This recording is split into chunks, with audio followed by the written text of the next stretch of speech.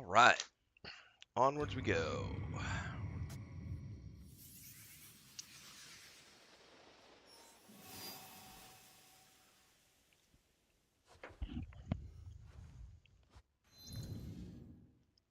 I think we wrapped up all of her upgrades yesterday, so I'm going to switch over to Yasuke. Upgrade his gear real quick. Hopefully I have enough. I probably don't.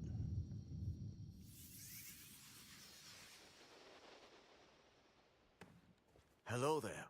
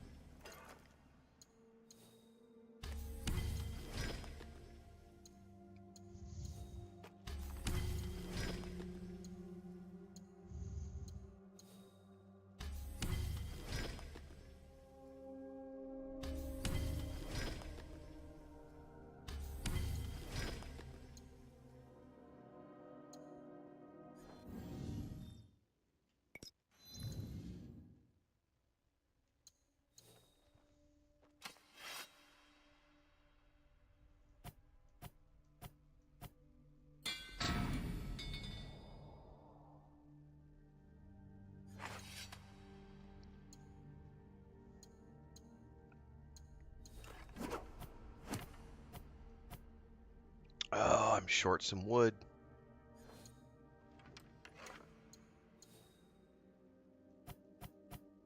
I'm going to be short a lot of wood because I'm going to need wood for all of his samurai armor too. Or no, wait, those are hides. My bad.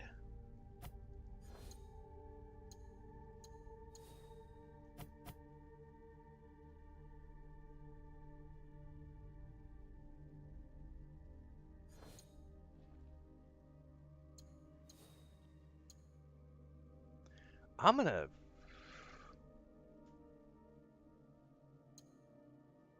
upgrade this. But I got to put it on and customize the look. And I got to engrave it too.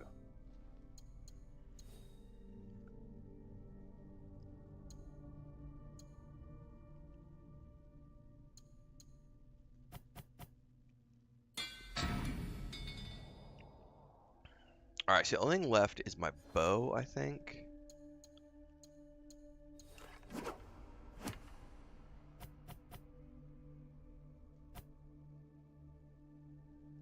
I need to make one run for wood. That's not that bad. Alright, let's engrave that armor.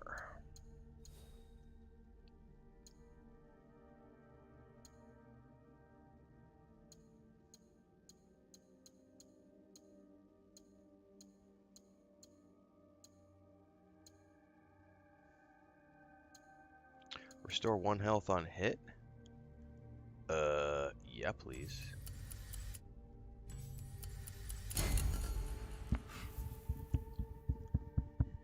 I should see if there's any higher versions of that too.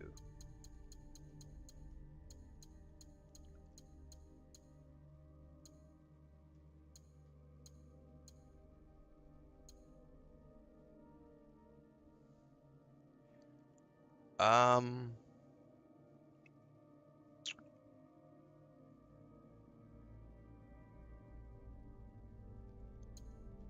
wow, that one's good too. I'll use the 1% on hit for now and see how that feels. Thank you. Change my armor.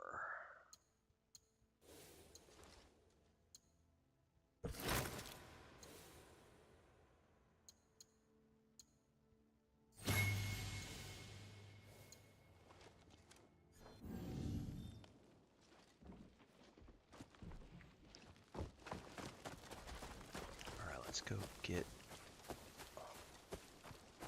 a little bit more wood to finish the upgrade. That friction is fine.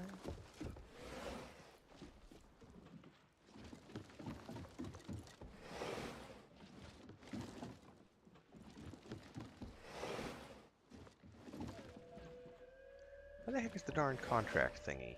There it is. Wood, give me wood.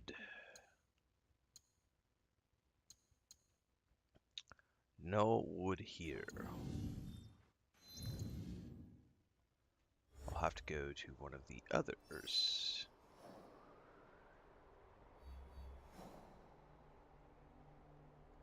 Let's just grab one of these.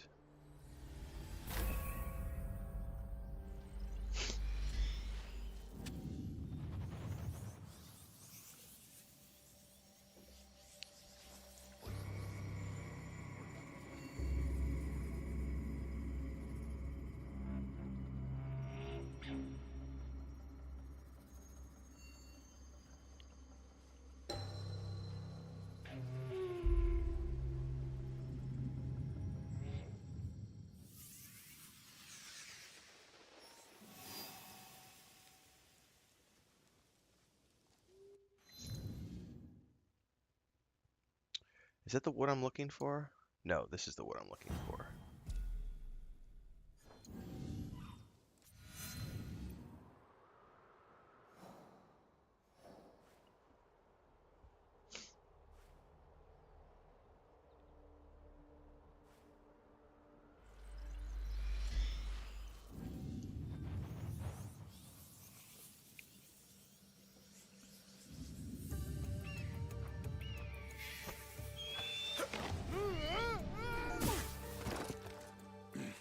That was not ideal. You're a big boy, you can handle it.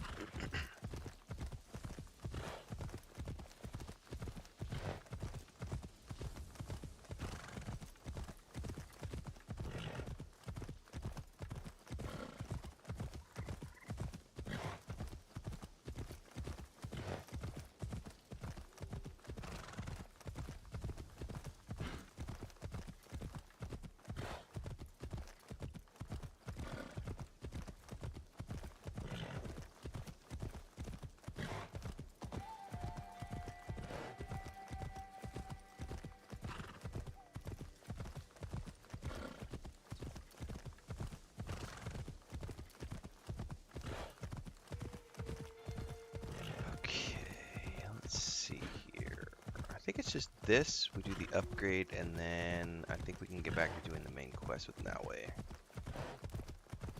Pretty sure we did, because we did her upgrades at the end of yesterday morning's session. I'm trying to think back.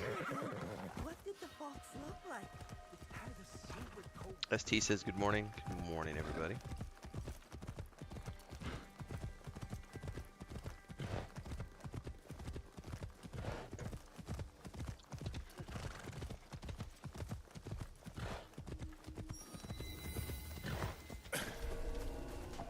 Someone be over here.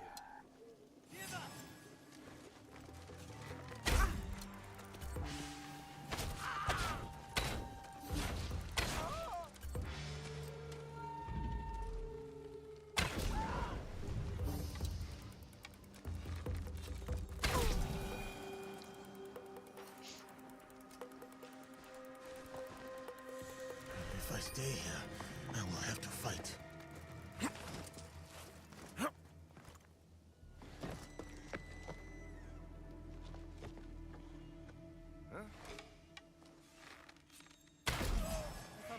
I will end you.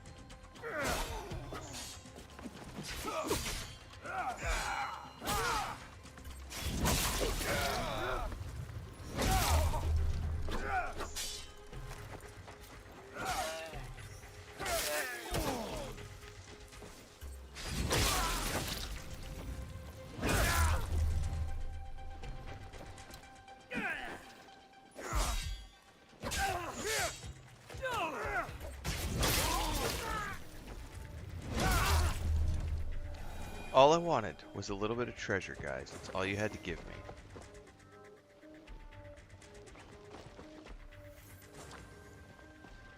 I'm still not done with the game? No, I am taking my sweet time. I think we have to go up and over.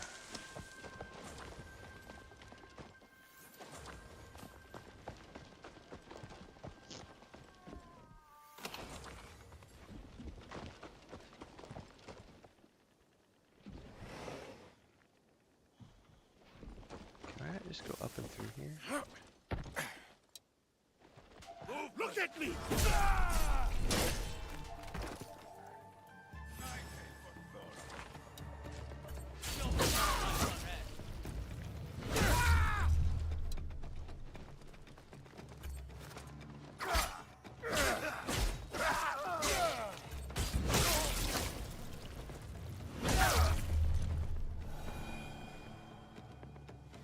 I'll need a key to get in that one. Yeah, that's what I thought. However, what I'm looking for is down here.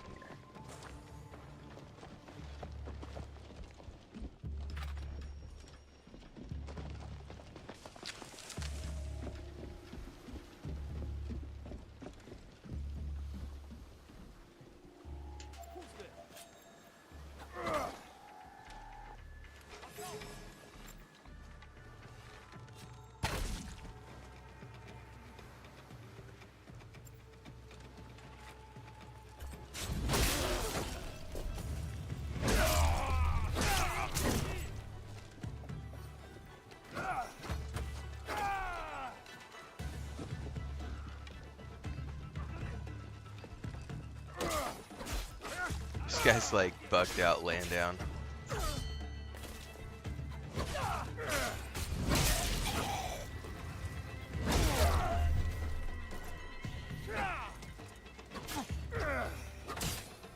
There he goes. Oh no, he's still like, I'm sleeping, leave me alone. No, Terrence McKenna was before my time, so yeah, never was able to meet him.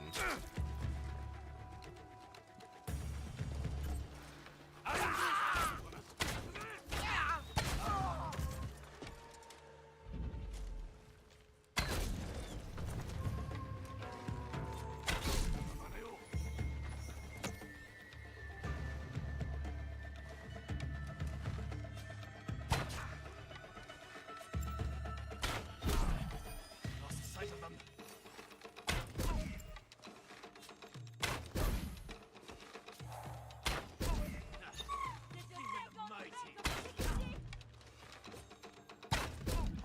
I did not mean to summon her. Oops.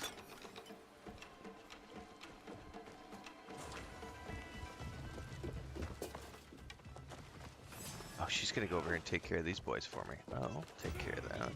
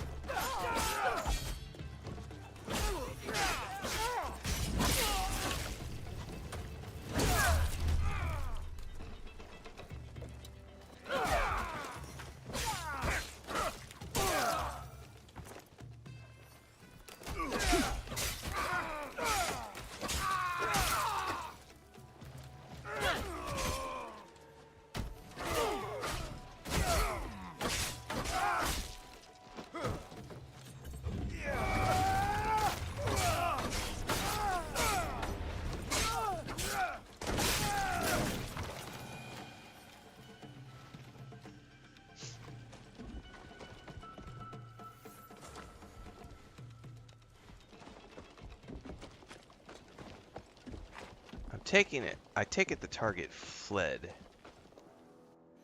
because he heard me coming. Yeah, he totally moved to a new location. That kind of sucks. So I've never had a target run like that before. Reminds me of Red Dead Redemption 2. When you get those bounty targets and then they hear you or see you coming and they just take off. I never even noticed that in the middle of the fray.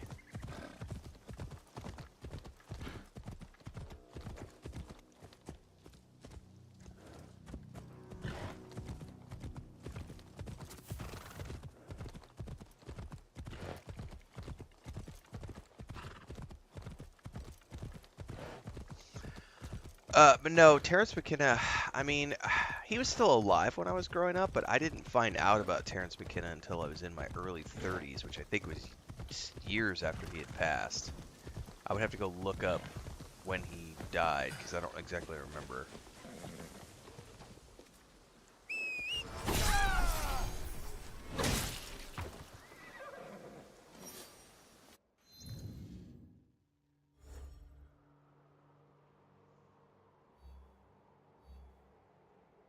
That was part of some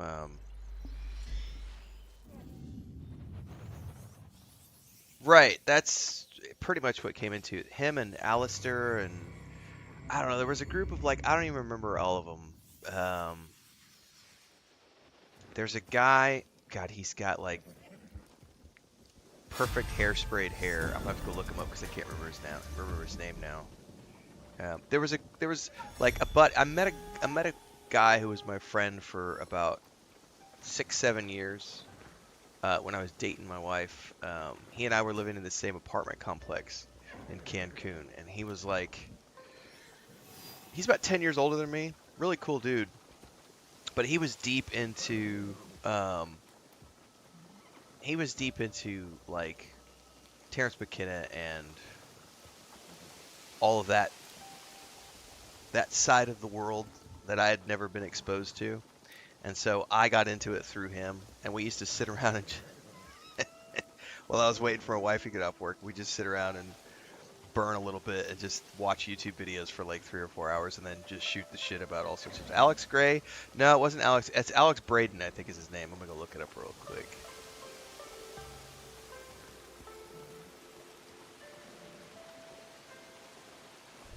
Or Greg Braden, maybe. Greg Braden?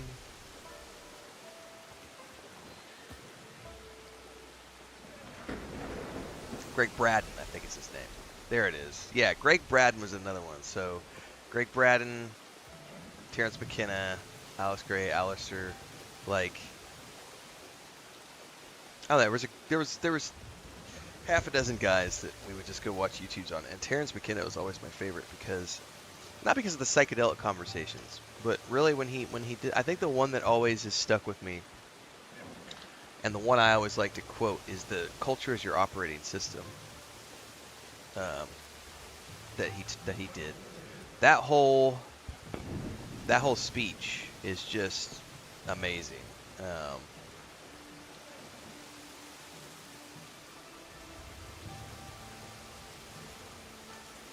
because it really tied into what I was also at the same time.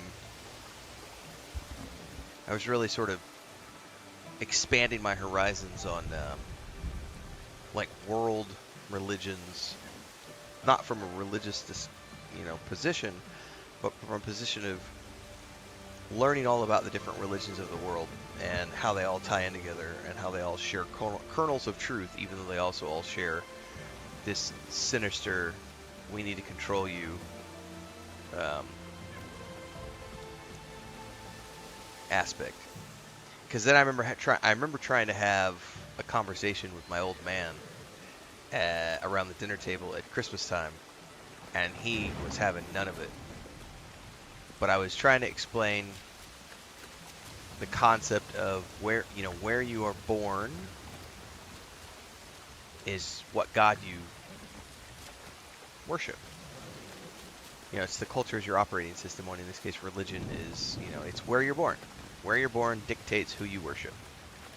If you're born in China, you might be a Buddhist. If you're born in India, you're going to be Hindu. If you're born in Bulgaria, you might be a Christian Orthodox or a Catholic. You're born in Mexico, you're probably going to be a Catholic. Born in Italy, you're probably going to be a Catholic.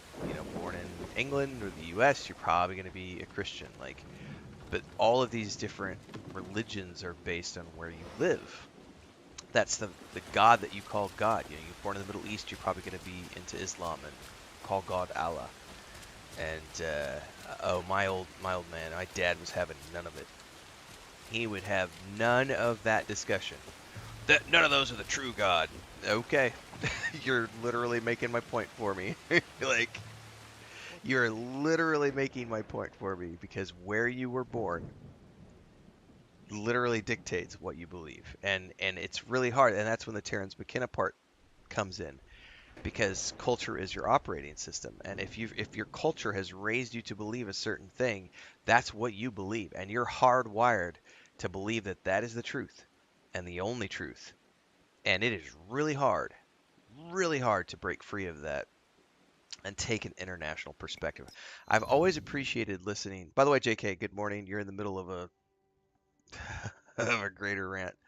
Um, I've always appreciated the astronauts when they talk about life on the International Space Station, because they always talk about how when they look back at the planet from the International Space Station or from anywhere in space, you don't see lines on a map.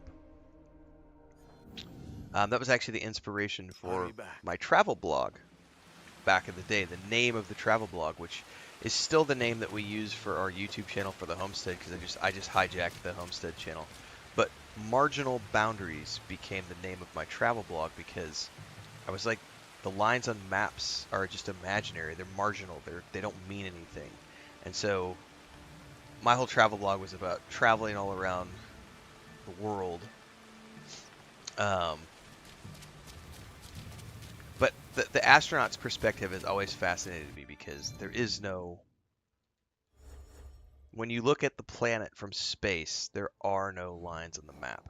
And you start to realize that everything that we do on this planet, every line that's drawn, is purely political or religious in nature. And once you can adapt that mentality, you start to realize how stupid it is. All of the song and dance shit that happens around elections and all the posturing, and it's never going to happen in our lifetimes, but goddamn, wouldn't it be cool if we could get to the Star Trek utopia where we've moved beyond politics, where we've moved beyond money, and we just celebrate exploration and creativity. But it's not going to happen in our lifetime, because, correct, there are people out there who benefit from dividing others and selling guns and selling war. It sucks. Kakagawa Estuary, which is going to be here, northwest of Horikawa Dock. Probably got to be somewhere right in here.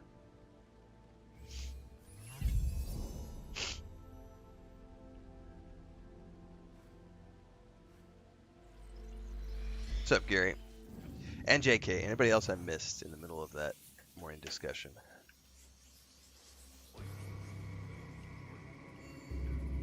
So that's the long version of... Yeah, I never got to see Terence McKenna live, but I did come across him in my early 30s. And I haven't read all of his stuff, but there are some really great YouTube videos out there that have some of his talks. Stick to the shadows. I don't want trouble. Like I said, I'm not necessarily into the whole psychedelic aspect of things, but he had a lot of good things to say about,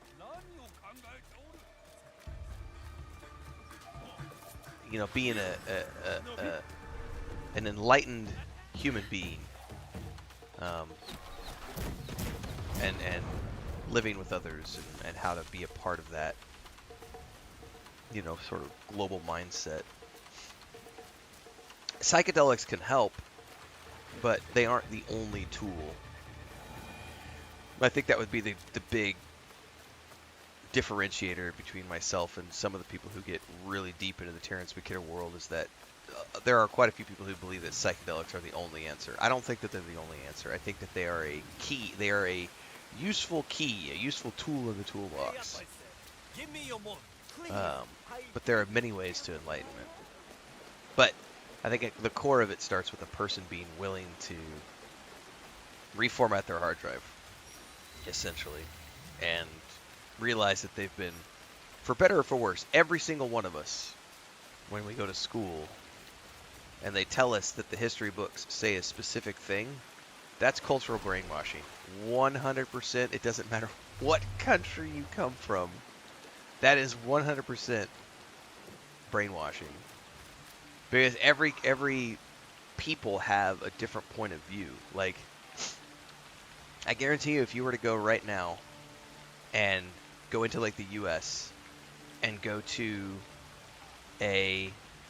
or Canada or England or Australia or Bulgaria or South Africa or whatever, when you go in and you go to a school and you're reading a government funded textbook, that government funded textbook is telling you a specific version of events that they have deemed appropriate for your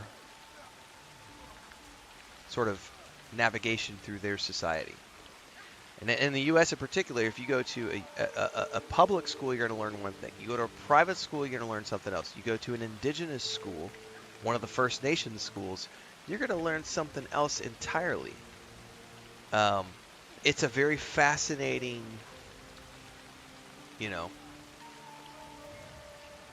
Are you Hiromichi's man? Maybe.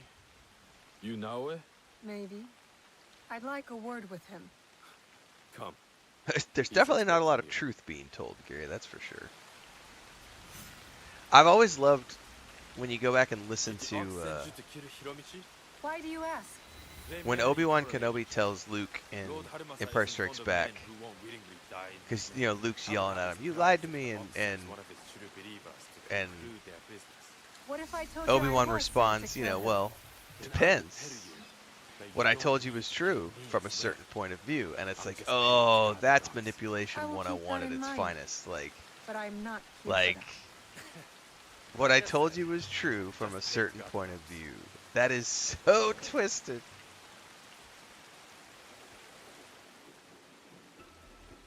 But that also goes back to showing you how even the Jedi Order was pretty corrupt. Even though they taught morals and the high ground, they still... Stop! No one goes in. Now, no playing with the gun. Let's talk through.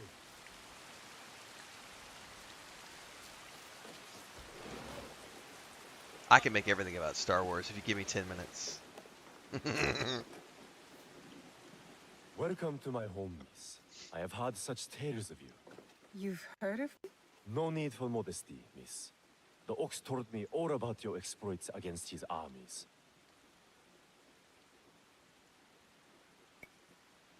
So you admit it. You're the Ox's man. Oh, please. Do I look like one of the best show's obedient dogs? Do you believe I come to here on command? Then what is it you want? What I have is a simple business proposal. And like any good business, it stands to benefit us both. Besho Harumasa intends to replace me with a faithful commander. He grows tired of my distaste for his grandiose speeches. His men are positioned at Takasago Shrine. Eliminating this mutual enemy would be quite beneficial, wouldn't you say? If I could get closer to the Ox, then I would say our interests are aligned. Do this for me, and I will smuggle you inside Miki Castle. A fair trade. Then it's settled. I will await your return. You'd be proud of me, JK. I'm doing such a good job of summoning my allies now that I do it inadvertently every time I'm playing the big guy and I'm shooting his arrows. I'm accidentally summoning my my companions. I don't even have a choice anymore. It's just like, wait, I thought I was shooting an arrow. Wait, how did you get here? Welcome, young warrior.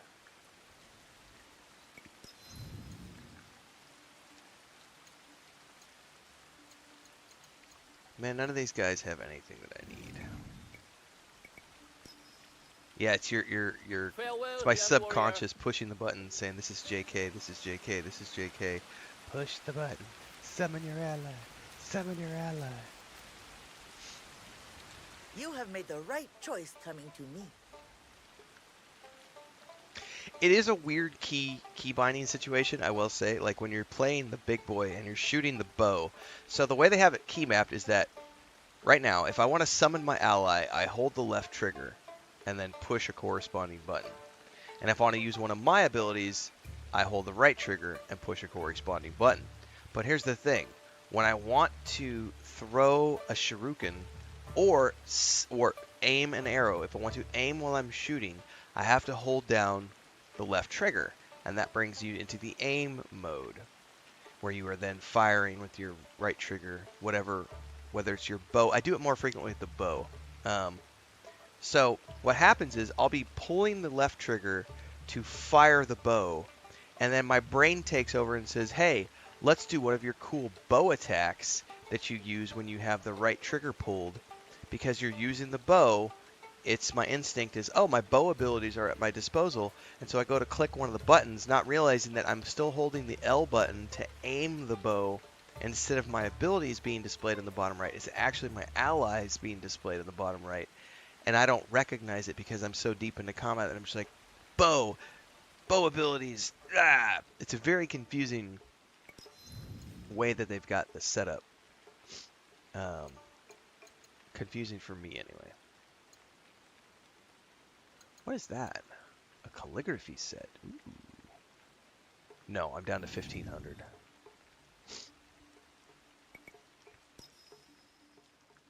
Come again. Okay, this guy's still in this area. He is in the Takasago Shrine.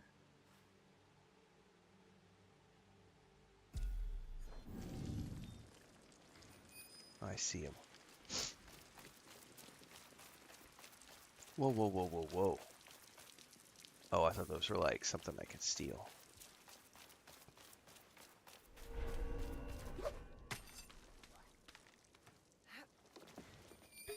Better to keep out of sight.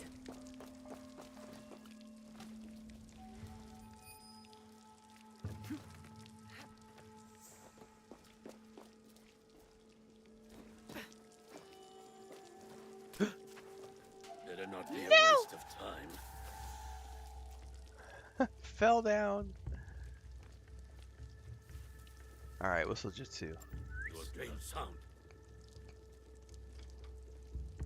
Oh, he's got to come around because he's too big to get behind it.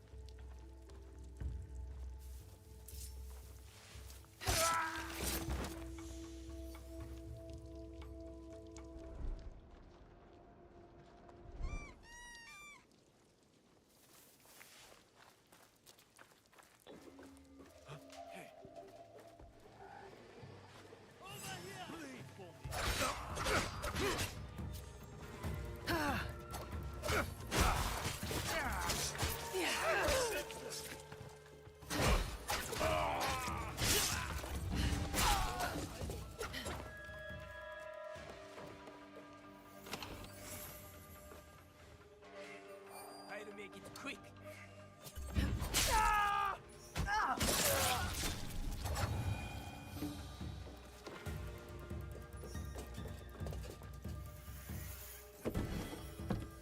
The Ox is asking his commander to stay on the boat and guard the ship. Regret this. Oh, I missed the assassination.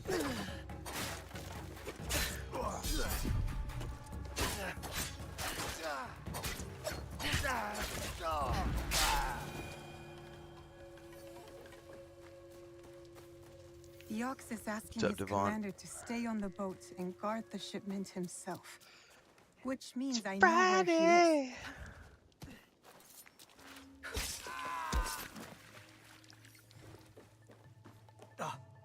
Prepare to die. There's a meme in Mexico for TikTok where it's like, it's Friday and your body knows it. And it's usually accompanied by some clip of like, it's party time. Party time, excellent.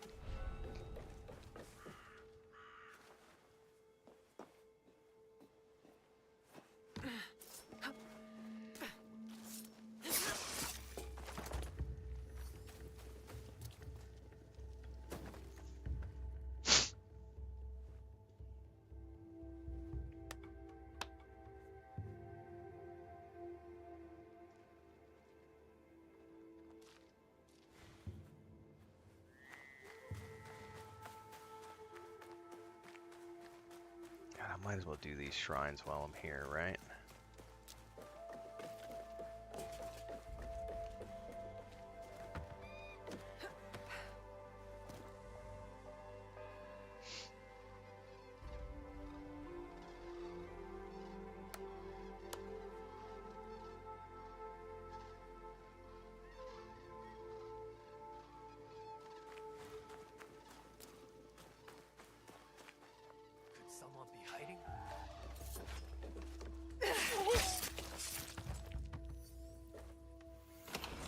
Mighty no. Taking all your stuff? Yes.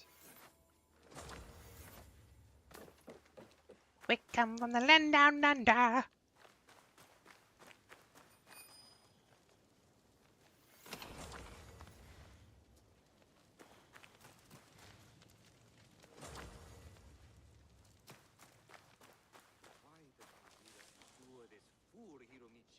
There is a Australian comedian I've seen a lot of on TikTok. I don't know if he's still active. He's a bald guy. Baron something? I need to go. Someone more loyal to the cause. And who is more loyal to the cause than one of our own? Look this up really quick. Oh.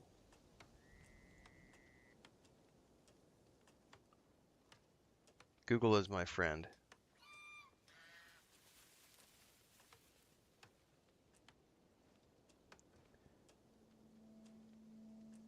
Yeah, Carl Barron.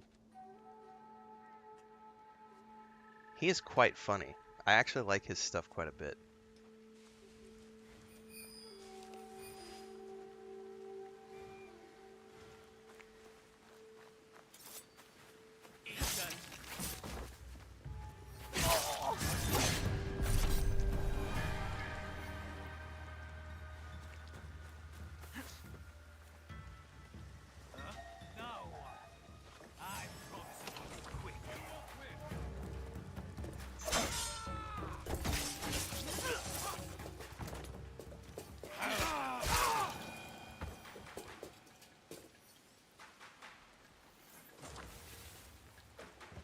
Oh, your kiwi doesn't count.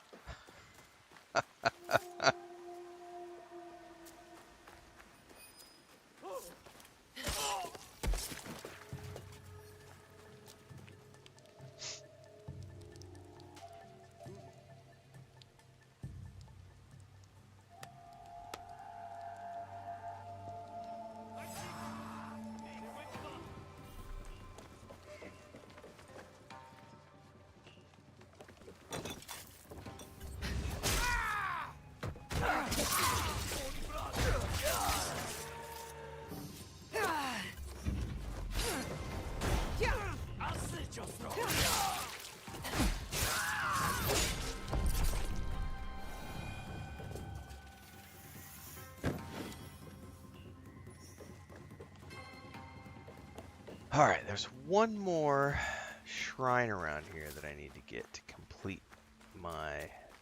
while I'm here. I will.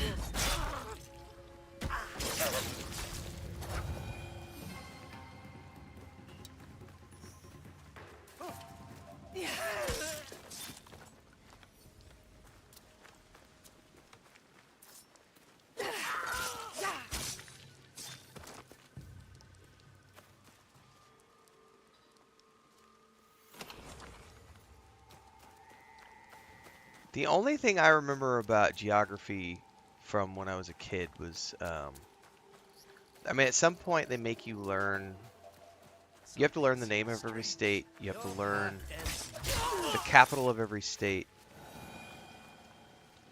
I couldn't do that. Like, I couldn't repeat that now as a 45-year-old human being. Like, I forgot all that shit.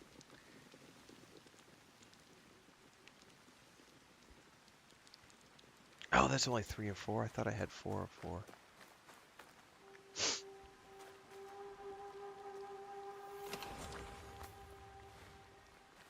Huh?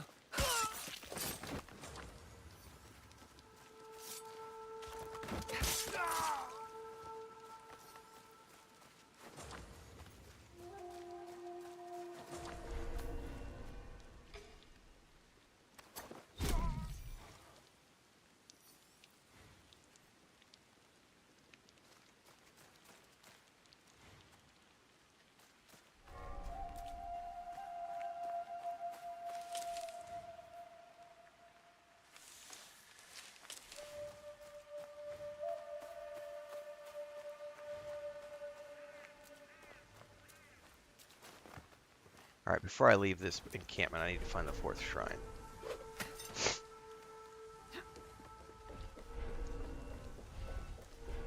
So go fill out a tech support claim, top down high speed gaming, because I'm not tech support.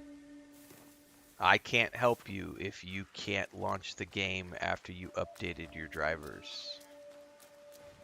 You're in the wrong place. JK says we have a North Island, a South Island. Yeah, there's a lot. I think yeah, especially when you start, because you guys also have a very complex in New Zealand. You have a complex. Correct me if I'm wrong. I may be incorrect in the pronunciation, but it's the Maori, the indigenous culture. Is it Maori? Maori? I don't know how to pronounce that. It's the, I think, isn't it technically what's considered part of the Polynesian culture? And that also brings a complexity level to it because everybody speaks English, but then you have Maori. Okay, thank you. Maori. So you also have the complexity of having cultural heritage where you have Maori names for many things, and you guys also have an added complexity because if I'm not mistaken, you also have an indigenous.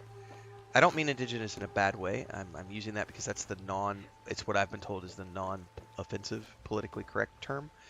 Um, in your New Zealand, if I'm not mistaken, has a native indigenous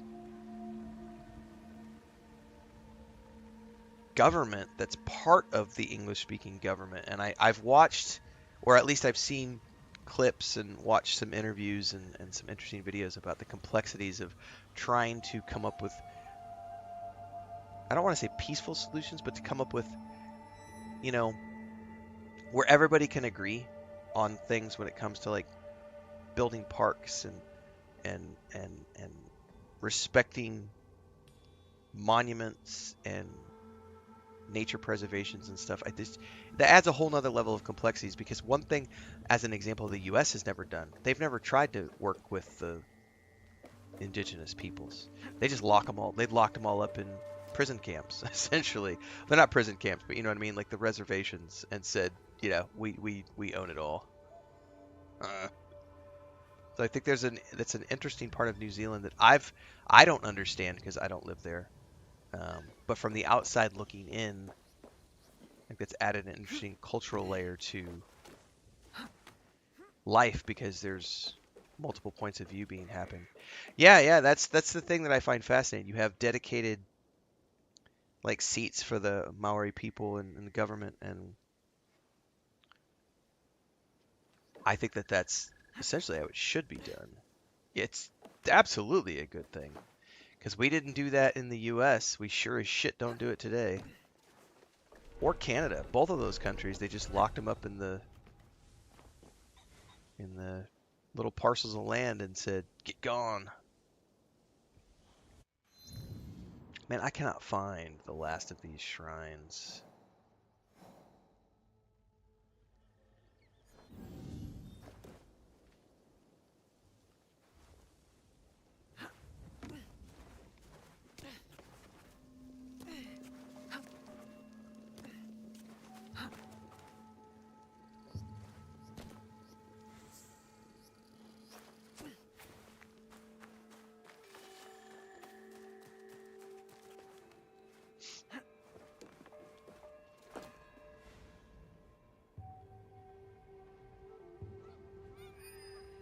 Where the heck is this fourth shrine?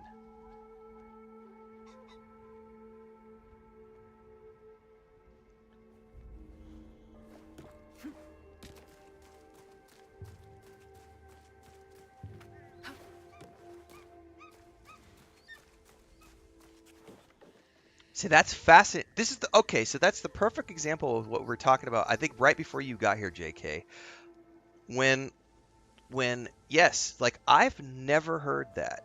I've never heard that about New Zealand. I think one could assume that because I know the same thing has happened in like Australia and also the United States, in any country where there's ever been an indigenous culture. But that's fascinating to hear you say that, at one, during the New Zealand Wars, they tried to kill off the Maori to steal their land. It wasn't allowed to be spoken in school. I mean, that sounds like the apartheid type stuff that went on in South Africa. It is fascinating to me because those are the things I've never heard that about New Zealand.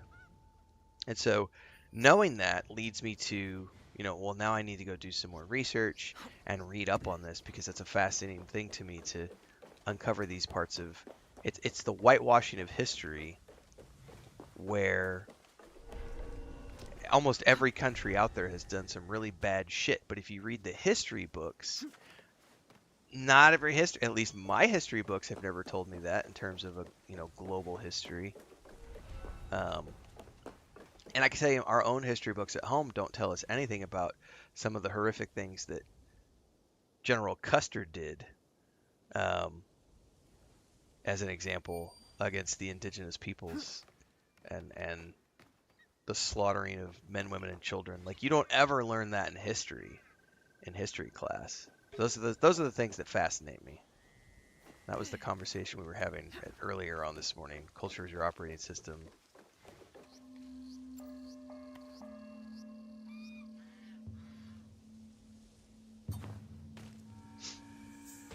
Well, I do not know where this fourth... Yeah, I was born in Missouri. Correct. So, Midwest. And then I lived in Colorado for about 12 years. And then my family went back to Missouri, so pretty firmly Midwest. There was a lot of stuff that I didn't know about or find out about until I was in my 20s and started traveling the world. Because I was never told about those things, because the history books didn't tell me. And my parents didn't know about them because they had never been told about those things. You know, one thing we never learn about in at least I never learned about in grade school, like when I'm growing up and I'm learning about history, and specifically World War II history, right? So we all know about Pearl Harbor. We learn about Pearl Harbor, and then we learn about the atomic bomb and Hiroshima and everything. But I was never... No textbook that I ever read when I was growing up told me about the Japanese concentration camps that the U.S. government had in the United States. I never knew about that. That was never covered in any of the history books that I read until I became an adult and found out that we had done that as a reciprocal thing to Japanese people after Pearl Harbor. I never knew that. There are things that are technically recent history that kids are not taught. And the one thing that's happening in the current generation is they're trying to teach kids now, the administrations, the current administration is trying to have new textbooks in school that say that that slavery never happened. It was just a type of like labor trade. I don't remember the exact terminology. I would need to go read up on the proposed change to language in the texts, but they're trying to basically say that slavery never happened, and that it was really just about this type of wage trade labor thing. And it's like, no, dude, there was legit slavery happened, but like there are things that just aren't taught in the textbooks because it's not convenient, you know. But like, yeah, I never knew there was Japanese internment camps, Japanese concentration camps until I was in my 30s and found out that was a part of American history that I had never known about. And I was just like shocked. I was like, we did that? Oh my God. Like, I had no clue. In school, you were taught that Tasman was first person to discover New Zealand, but was too scared of the Maori to land. Dude, yeah, that's the type of stuff I'm thinking about. Like, that's whitewashing of history. That's literally just making shit up so that you portray a certain people in a bad look. Involuntary relocation. Thank you, Devon. Thank you. Involuntary relocation is what they were trying to... That was the terminology that I remember hearing a few months back. Involuntary relocation. It's like that literally is but it's because they don't want to use the word slavery, because that word has bad... Dude, just call it what it is. It was horrible. People did that shit. People still do that shit. There's still slavery in the modern era. It's not as widespread as it used to be, but it still exists. Devon says it's mandatory in Florida and spreading more across the South. Ooh, I did not know that. Yeah, that's... Give us 2 generations, 1 or 2 generations, and people will never know that we enslaved black people in the United States. Sherrard, not gonna lie, that's where I found out about him too, as an adult. I did not know, and then I heard about his experience, and I went, that's real? That was the thing that happened? And I went and looked it up and went, oh shit. Like, that's where I learned about it too, was George Takei and his experience as a child. And I was like, I did not know that that was even a thing. I did not know that that was a thing that happened. Because it was never taught in the textbooks that I read when I was growing up in school.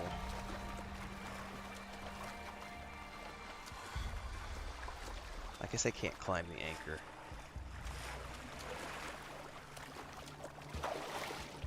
Is this guy following me to help me? Is he like rode his boat all the way around here?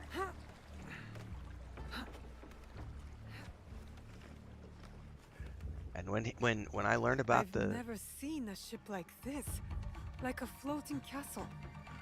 When I learned about it, my reaction was the reaction that he had to many things. Oh my. Like, I was like, what? We did what to people? I think that was when I first started really digging into realizing that the textbooks in school, like I said, this was all when I was in my early 30s, late 20s, early 30s. Realizing that the textbooks that I had learned in school were like not really telling me the actual things that happened.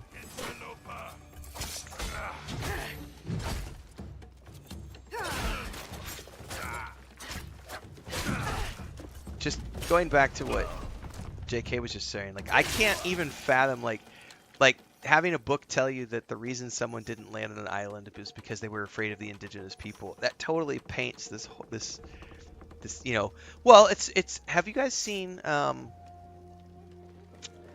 is it Taboo with, I think the show is called Taboo, with, Tom Hardy. He wrote it with his dad.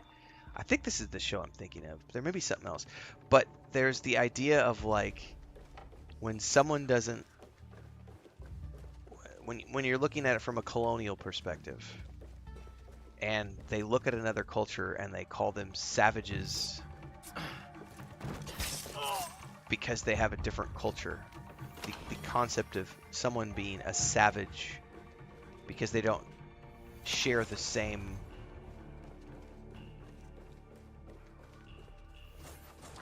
What's the word I'm looking for? I'm trying to be politically correct as I talk about these things on the channel, so that I don't be offensive to anybody.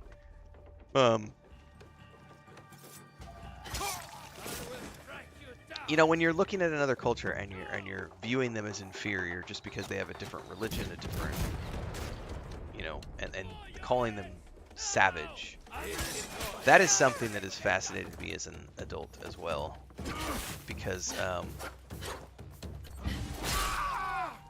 I think you start to see that when you go back and start reading some of the textbooks that you were given as a child to read through. You're like, wait a second, I was told these people were savages, and that's not actually true.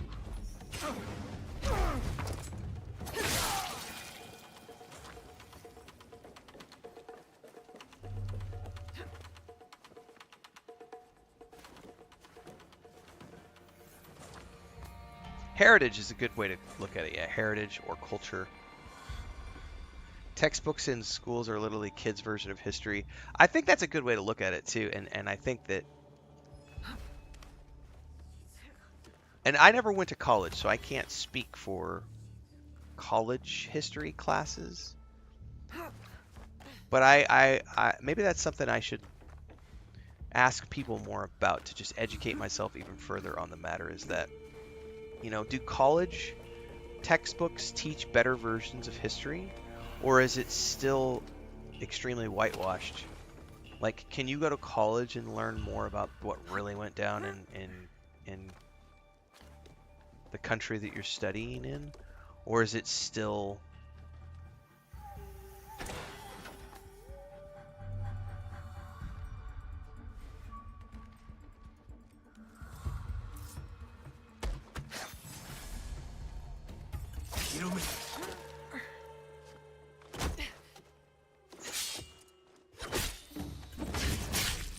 Oh yeah, that's a thing. That's what I was saying earlier, JK. Like when you start reading the textbooks, they don't tell you about a lot of the really horrible I shit should check the body. that Could people be did something I can use. um, A shipment manifest, against the Native including American suppliers population and in the cost United of goods. States, This must be the um, Ox's latest cargo. like killing off all the buffalo so that the native population would starve, and using blankets laced with smallpox to wipe them out from disease. And yeah, there's some truly horrific shit that has been done in the name of freedom. Not just in my country, in many countries around the world. I've heard some really horrific stuff from what happened in Australia to the indigenous cultures as well there. And then the apartheid in South Africa is, I didn't even remember. I went back and watched Lethal Weapon, the Lethal Weapon series with Chris. About, I don't know, around Christmas time. I had forgotten that Lethal Weapon 2 takes place during the apartheid in South Africa, and it has a whole theme. Because Murdoch is a black guy, and the bad guy in that film is like the South African consulate, right? And so there's a whole, like, I did not remember that from Lethal Weapon 2 at all. There was a legendary, I completely spaced out. Let me go back. I'm talking about stuff and not paying attention. Because apartheid in South Africa wasn't that long ago. 30 years ago? That's not that long ago. That there was a government in power that literally thought that it was okay to like eradicate black people off the face of the planet. Like, what? Like, I forgot. I had, like, that's something I just kind of.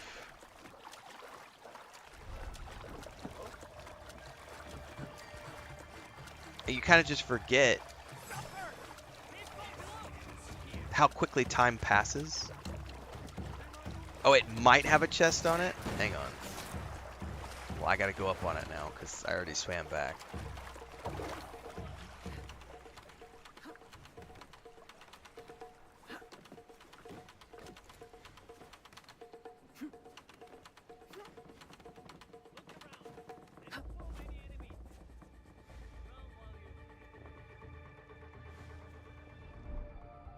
Well, there's only one other.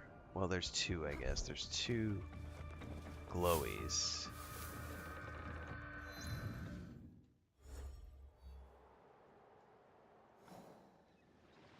Yeah, I don't see an icon. I do have a couple of glowies, though. I have this one.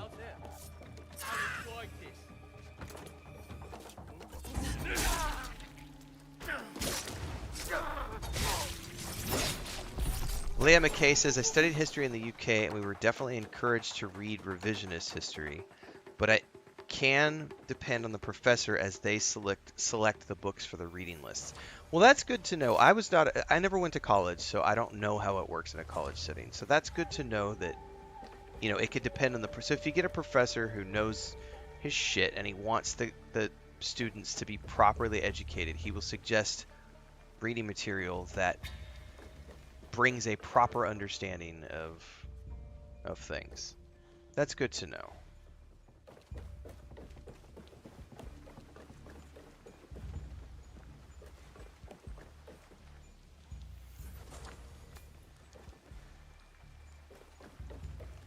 Well, I am sure as shit not seeing any chest on here.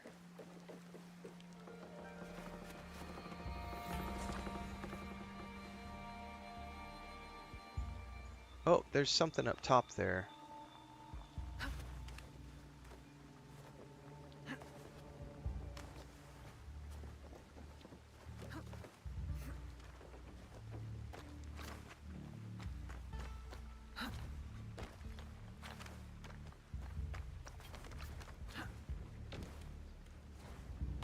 Involuntary relocation. Jesus, that's terrifying.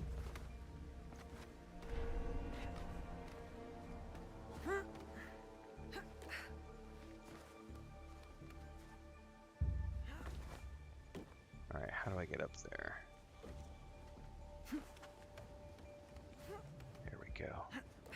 Oh, that's nothing special.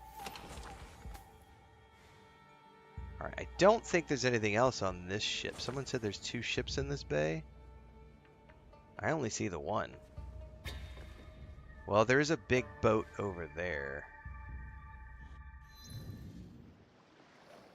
It's not... That's a long way away, though. Yeah, I don't see anything here.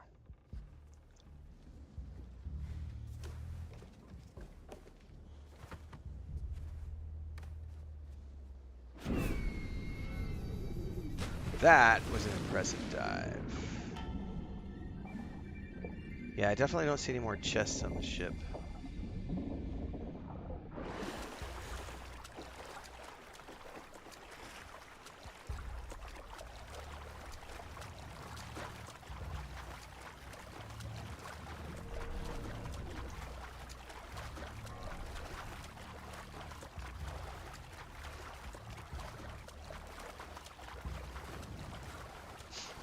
It's not the first ship. No, I've done 5 or 6 of those ships probably.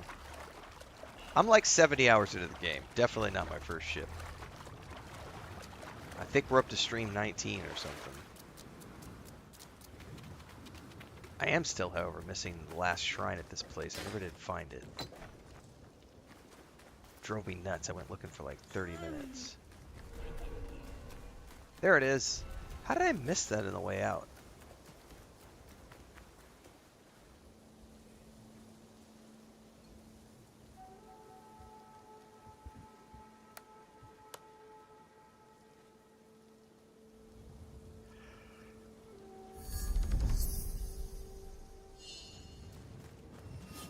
Something else they don't teach you about, and I remember this became a talking point maybe 10 years ago. It became a talking point. People started to finally question Columbus Day in the U.S. because we have a national holiday. I believe it's a national holiday called Columbus Day. And we celebrate Christopher Columbus for some reason. And then maybe about 10, 15 years ago, it started, you know, people finally, at least for my generation, people started to finally question, why does this horrible, horrible person have a day dedicated to him when Christopher Columbus was not a nice person and was a horrible, horrible individual and murdered and enslaved and violated the local population for the Spanish government. And I was like, what? And then, you know, you finally hear people talking about it. And I had already been spending a lot of time in Latin America. And so because I was in Latin America, I was hearing a completely different version of Christopher Columbus than what I had been taught in school in the US. And so when I finally started to hear the rumblings from people in the U.S. being upset about this man being given a national holiday, and there was a movement, I think maybe 15 years ago or so, to like stop celebrating Columbus Day. And I was just sort of like, I had a bunch of friends in Mexico who were like, yeah, we've been saying that for years, like, not a nice dude.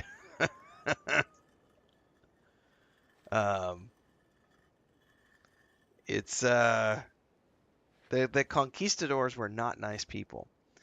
And especially having traveled a lot throughout Latin America over the past, 15, 20 years now, I can tell you that the Latin American culture has a completely different viewpoint of Spain and the conquistadors and the Spanish Inquisition and the the lust for gold and everybody after Columbus. It's stuff that I was never taught in grade school. Yeah, right. The Aztecs, the Olmecs, like there are so many indigenous cultures here that have horrifying tales to tell. The ones that survived, It's done. The Ox's man is dealt with. Your reputation is well earned, miss. I I may have gotten that Now, katana how about already, guys. getting If it's on one of the inside first Mickey boats we went to. We'll get you inside Mickey right under the Ox's nose. That will be easy compared to what we have done. With my Wife is up, by the way, gone, so here in about they will be desperate 2 minutes when I for wrap this up. I shipments. gotta go say hi to her. and get another cup of coffee. The Ox is a formidable opponent. It is good to have allies in this fight. Is that what you think we are? Do you think I care whether Lord Hideyoshi or some Besho ruffian rules Harima? Just make good on your promise. Certainly. Like you made good on yours. Speaking of which, you wouldn't happen to have found the ship's manifest on that commander you so graciously killed. If I were to have it, I could ensure the continued flow of goods into Harima. Make sure nobody goes hungry. It will also let me cut off competition at the root. But surely that's less important than the people of Harima. Hmm?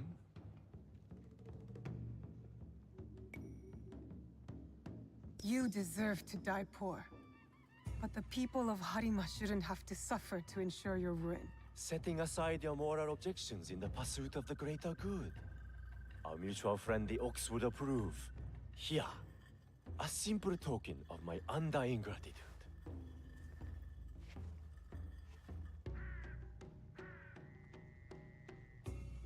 Hiromichi's a bastard, but he's the bastard I'll that be can right get back. me into the Ox's fortress undetected.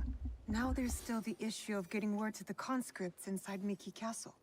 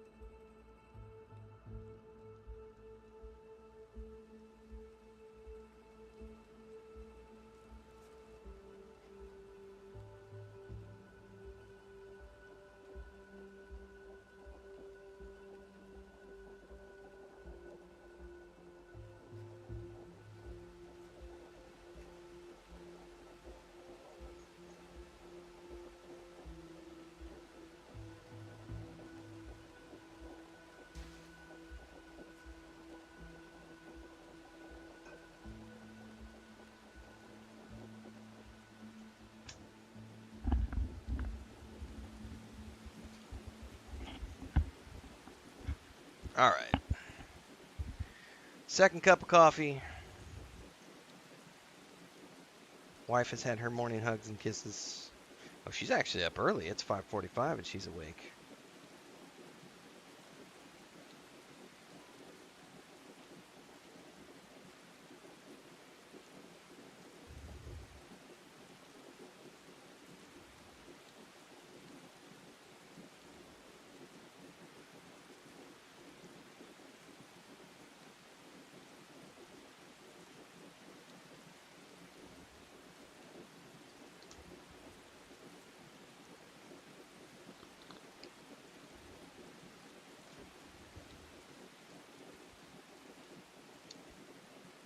Yeah, the Hollywood factor is also a real thing too, Sherrard.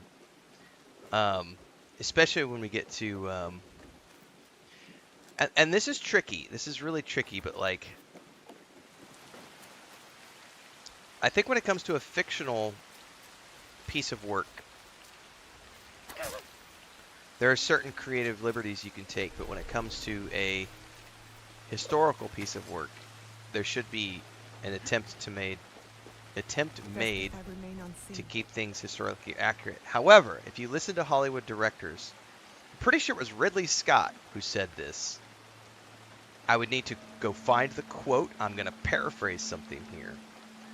But someone had asked him regarding, like, I think it was the casting. It was either the casting in, like, Gladiator or maybe Kingdom of Heaven, one of his historical, like, big budget historical films that he's done, right? There has been the question of why don't they use trying to find the correct wording here. Why don't they use an actor of that ethnicity to play the role of whoever is the main character of that movie? And we're not talking a direct swap. We're not talking it was a black person in real life and now they put a white person in the role. We're talking about maybe it was someone of Persian descent or someone of Egyptian descent or someone of a olive complexion, Caucasian complexion. But why aren't we looking, why isn't Hollywood looking for actors of the correct ethnic background to play these major roles? And I'm pretty sure it was Ridley Scott who said this. Don't crucify me if I'm wrong. But he said because that's not going to sell tickets. Like, I can't get funding to make these movies if I cast an unknown actor in that main role. Like, we have to have a big name actor in that role to sell tickets. That's how movies get made. And so it has nothing to do with being insensitive about culture. And some filmmakers, I think Ridley Scott has done a good job of this, they do attempt to find someone who is an approximation of that ethnic background to cast in the role. But then you'll have other filmmakers who just throw that out the window and say, I'm going to make a movie where I'm going to completely swap the individual because I think they just did this with that crazy lady who's married to Will Smith. She just tried to make a movie about Cleopatra, and I think it bombed horribly because they totally said, we don't care what the ethnic background of Cleopatra is. We're gonna make up our own agenda for her and make her this fierce black queen or something. By the way, I'm not trying to be racist or anything. I'm saying that's the type of stuff that Hollywood does. And I think that in a perfect world, it would be awesome if we could find, if we're going to have a movie about gladiators, right? And one of those gladiators happens to be from Spain. Let's go find a Spanish actor who has that background to play it. But instead, we have to cast Russell Crowe because that sells movie tickets. That's the shitty part of Hollywood because it's a business. And then you get kids who come up and watch those movies thinking that they're, because it says something like based on real events or based on a true story, or and so then people are like, oh well, this was really the guy, and it's like, no. Oh, dude, there's a comedian I love. He's a British guy. Can't remember the name of him right now. He has a great bit, JK, about how many Christians would lose their shit if they realized that Jesus wasn't a white guy with long white hair, with long, wasn't a white guy with long hair and a beard. Like, the bit that the comedian has is about how when you read about it in the Bible, and he's like, people are seem to be in awe of the miracles. It's like the real miracle would have been a white man existing in the Middle East in that time period with white skin, blue eyes, that would have been the real miracle. People would have been like, what? Who is this guy? Yeah, that's a fascinating discussion. He is north of Miki Docks. Well, this is Miki. North.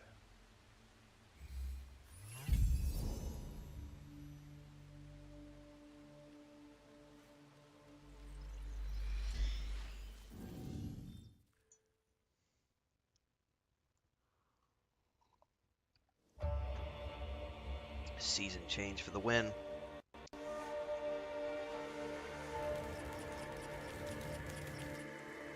Anyway, what Sherrod was talking about, that's for me, that's the part of the whole woke thing that I do, because I'm a pretty woke individual. I'm very woke. If you listen to most people, I am, as anybody who has been around my channel for any length of time, I am pro-trans, pro-gay, pro pretty much everybody. But the one thing I will push back against is like the idea that we have to have forced inclusion These just to onigiri are molded hit perfectly. a checkpoint, wonder an what the agenda filling is. checkpoint. And Hollywood is definitely guilty of that, where they're injecting things in for bullet points, and that's when you get a whole bunch of problems with historical films and series that aren't portraying anything even remotely close to what actually happened in the real world, because they're being required by the movie studios to hit certain agenda points, and that's when things get a little crazy.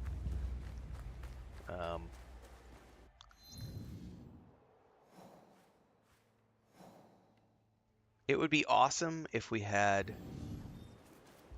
If it would be awesome if every country had a Hollywood of their own, to where we could get really great films and TV shows made that were historically relevant, with big budgets and native talent. But that's just not how it works, unfortunately, and that can become tricky. I think we were having this discussion a couple of weeks back. It might have been Mistra. I remember there was somebody in chat who was saying, wouldn't it be great if Assassin's Creed would stop, I'm paraphrasing here, wouldn't it be great if we could, if Assassin's Creed games would start doing, like, instead of going to these well-known locations like Italy and Japan, why don't they do it about South Africa or Ethiopia? And we were talking about how that's never going to happen because those locations are not going to sell copies. And so Ubisoft as a business wants to sell copies of their games. So they are going to stick to locations and historical settings that are going to sell as many tickets as possible, as many copies of the games as possible. And that has nothing to do with racism, that's just good business. Like, we're not going to go make a game about Ethiopia as an example, because no one, not to be rude, but that's a reality. Like, on a global level, your consumers don't really care about going to Ethiopia and doing something. They want to know about France, Italy, Japan, London. Like, you're looking at an international audience of people to buy your game.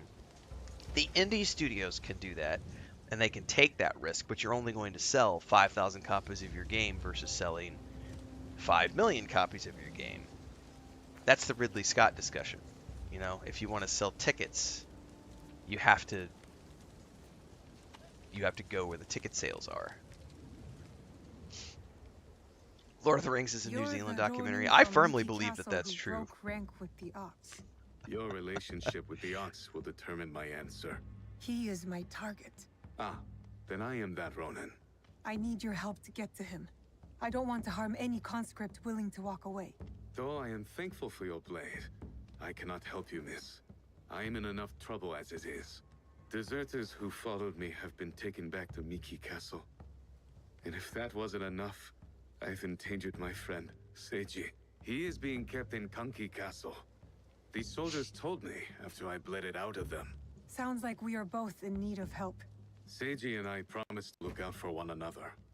I intend to keep my end of our deal. There are men in Hirata who need saving. Perhaps you could start by helping them. My name is Koshiro. I hope to see you again, miss. You fight well. Now,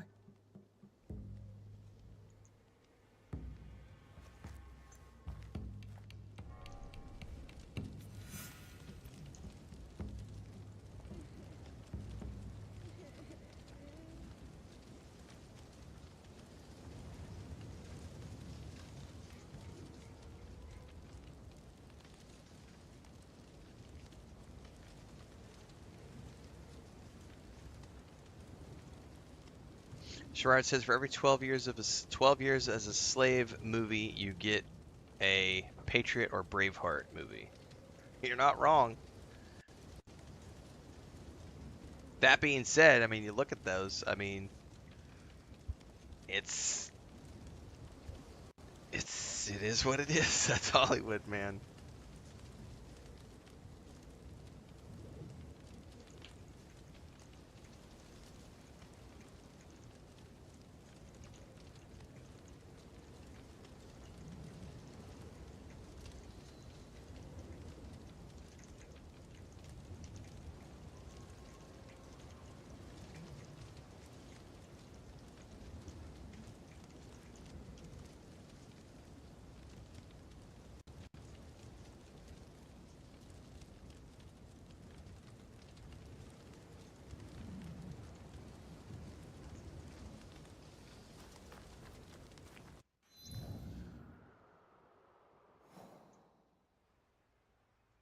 Ooh, that is a big search area.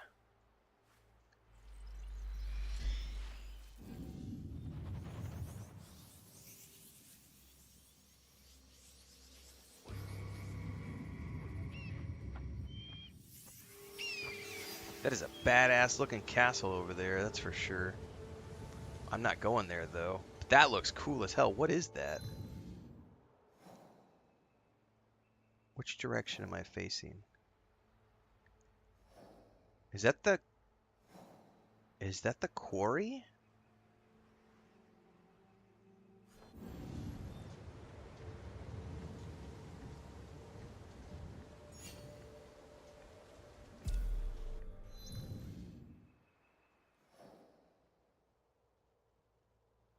Oh no, that's over there. The markers point me in the different direction. That's Mount Himeji. Dude, I don't know what that is, but that place looks frickin' massive. That's got to be somebody's. It's got to be a giant town. And then there's like a uh-oh, gunfire. I better stop Googling and pay attention. So actually, you know, Sherrod, I could actually, this is going to be interesting. We can continue this conversation a little bit. So, I'm not religious. My wife is. Amazon has a new show out right now called House of David, which is a show about the Book of David in the Bible. And it's a, you know, she had an interest in watching it, and so I was like, I'm happy to watch this with you, because I like television, period. And we've been watching that the past few days. It's in its first season. It just got renewed for a second season. It's currently being praised because of its biblical accuracy and representation of Jewish culture. And so we've been watching this show, and they did a great job of finding a cast of people who are extremely close to the ethnicity of the people who would be who those people would be in real life. And yet, if you go look at the IMDb page, which I was doing last night to find out who all these actors are, because there's some people in that film who I've heard of before, and other people I'm like, the vast majority of the cast I have no clue who they are. Well, there's a bunch of Israeli, a bunch of Palestinian actors, but there's also a bunch of actors who are from London and who have a very wildly different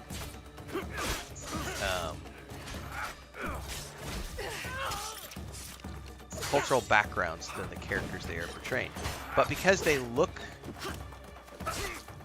ethnically,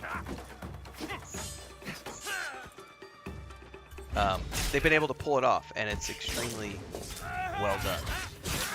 It is still obviously a Hollywood version of a biblical telling, even though it is being praised for being accurate to the biblical description.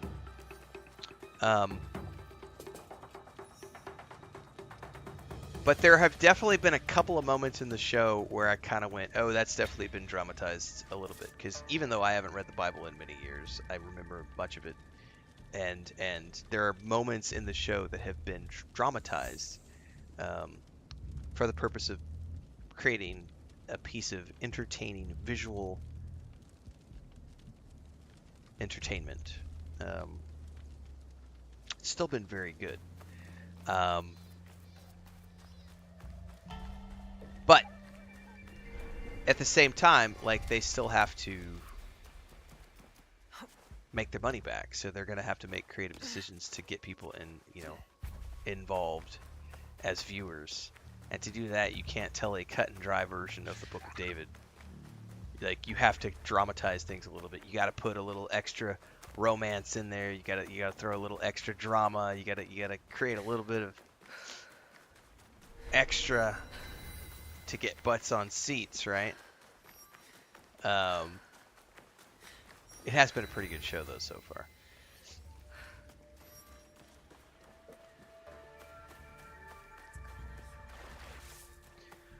Yeah, you're not wrong. And something like Roots too, Sherrard, I don't know that Roots would be able to be made in the modern era because you would have so many social justice warriors who would be up in arms about portrayals of certain themes or certain actors who should or shouldn't be allowed to play the roles.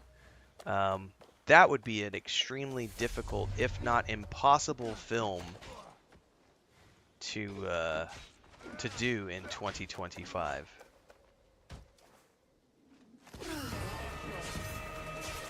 This is one of yours, Koshiro?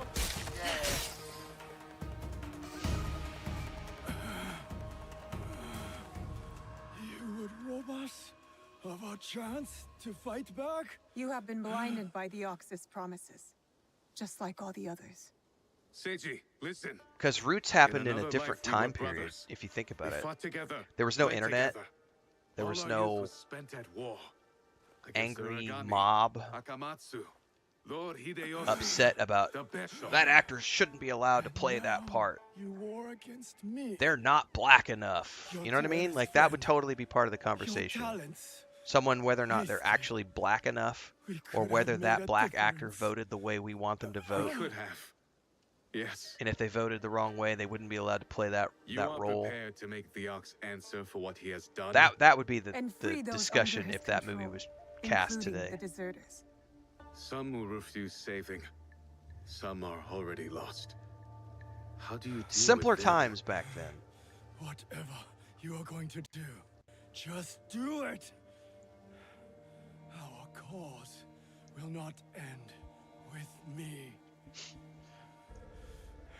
Our history clouds my judgment. You will have to decide. Is Seiji worth saving?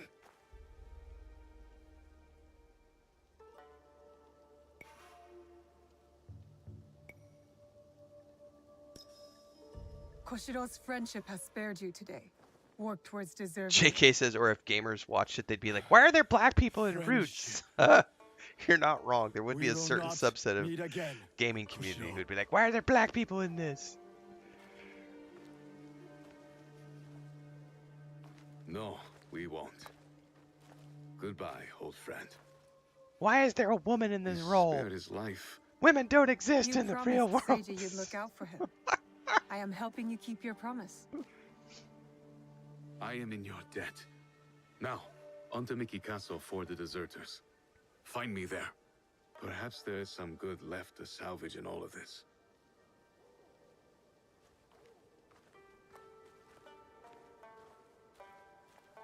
The other thing would be, Tadashiko here's an is example. expecting So us in Miki I'm Castle town. The Ox will be the next to fall. I'm married to a Mexican who also has a Mayan background. And so I am pretty, at this point, after 15 years of permanent residency in the country, I'm pretty well ingrained into Mexican culture. Not completely, but you know, I'm deep enough in the culture that I'm allowed to make jokes that would be considered racist by other people because I live it, I breathe it, I speak the language. My wife's a Mexican, and she has a deep Mayan heritage as well. But if I was to try to make a video game in the North American market, and I wanted to make a game about the Mexican culture, or the Mayan culture, I would be criticized immediately for even attempting to make that game because I'm a white guy. And so it would be instantly assumed that as a white person, especially as a white male in my 40s, it would be assumed immediately that I was the wrong person to make a game about something with a Mexican background or a Mayan background because I'm white. And there would be an assumption that I'm not allowed to do that, or that I'm somehow misappropriating, or that I'm have racist intentions. And that's a sad thing because they would never consider my relationship with my wife. They would never consider my immersion in the culture, study of the history, all those things. None of that would be. Yeah, I would just be accused of appropriating culture. That's exactly what would happen. There would be no acceptance that I would be able to make something culturally appropriate because they would say, no, you can't. You're not the right person. You shouldn't be allowed. And I just don't agree with that. I don't agree that you shouldn't be allowed to do something. I think that there is an obligation, if you're going to create a piece of art around something, there is an obligation to work with local people and get it right, but I don't think you shouldn't be allowed. But Denzel Washington had something very interesting to say about this, which is part of the discussion, which I think if I was going to be involved in a project like that, I would find the right people to help work with yeah, Pepsi Cola. That's what I was just getting ready to say. So Denzel Washington has an interview where he's talked about there was I can't remember what film it was, but he was talking about this film that he was in where it was like directed by a person of color, like a black person. And he was like, this is the right person for the job because he was like, they know. And I'm paraphrasing here because I don't remember the exact clip, but they were having a conversation about culture and backgrounds. And he was talking about this person knows what it's like to have a hot comb against the smell of the hot comb pressed against our hair when our mom is. And I'm like, and he's right. That's something that I, as a white person, would never understand because I didn't have that cultural upbringing. But there are other things that I can understand. So if I was trying to tell a story about a certain thing, you make sure to bring in the local experts and work with those people as closely as you can to get it right. Um, Sherrard says, unless I've missed something about South of Midnight, it's escaped controversy. No, here's what it is, Sherrard. It's not a very big game, so it's been flying under the radar. It's definitely had its share. The developers have been accused of being woke. They've been accused of putting a black woman. There was people who've already said stupid things like, "Well, the character was a black man first, and they changed it to a woman just to fulfill their agenda." Like, there's definitely been controversy around South of Midnight. The big thing is that South of Midnight is such a small release that it's not generating a lot of noise, because it's a very small budget independent game. It's only a 12-hour long experience, so it's not something that people are streaming for 10, 15 days. It's something people are streaming for a couple of days and then they're done and they're off to the next thing. So because it's not a big game and it's not a big budget, it's just not generating a lot of noise and therefore it doesn't have as much visible controversy. But it definitely has its share of people attacking it because the main character is black and she's a woman, and they've been accused of. The big thing is they were accused because they're not a um, if I'm not mistaken, they are a Canadian company and they are making a game about the Deep South. And so there was accusations that they appropriated the deep Southern culture to create a game just so that they could have a black person in it. Like, there's definitely been some accusations thrown in their direction for South of Midnight. Um, but it's the same stupid shit that the grifters always say about things. Um, Yeah, it's the train wreck thing, Pepsi Cola. People love watching train wrecks as opposed to paying attention to the Are good you stuff. ready to move against the Ox? Ready.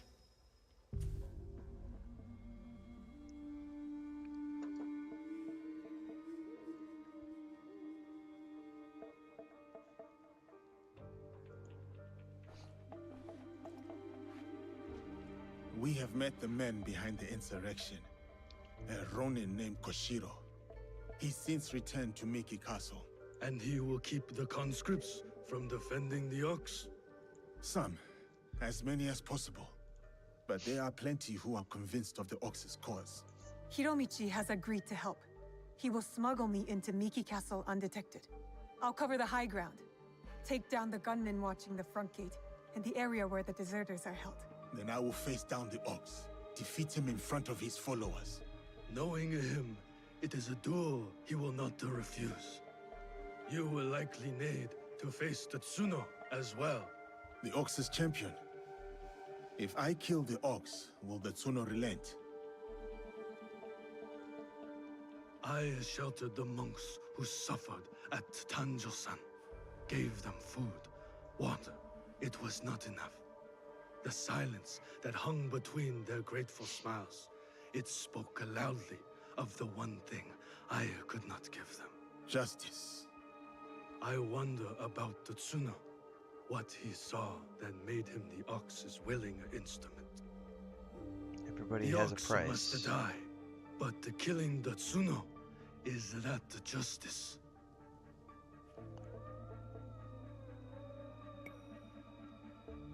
It's justice for those who were taken by force. What kind of justice is it for them, I wonder? That is for them to decide. Forgive me. Tatsuno's words at Tanjo-san still ring clear in my ears. He accused you of letting down that boy and his grandmother. He spoke the truth. I no longer know what I am fighting That's for.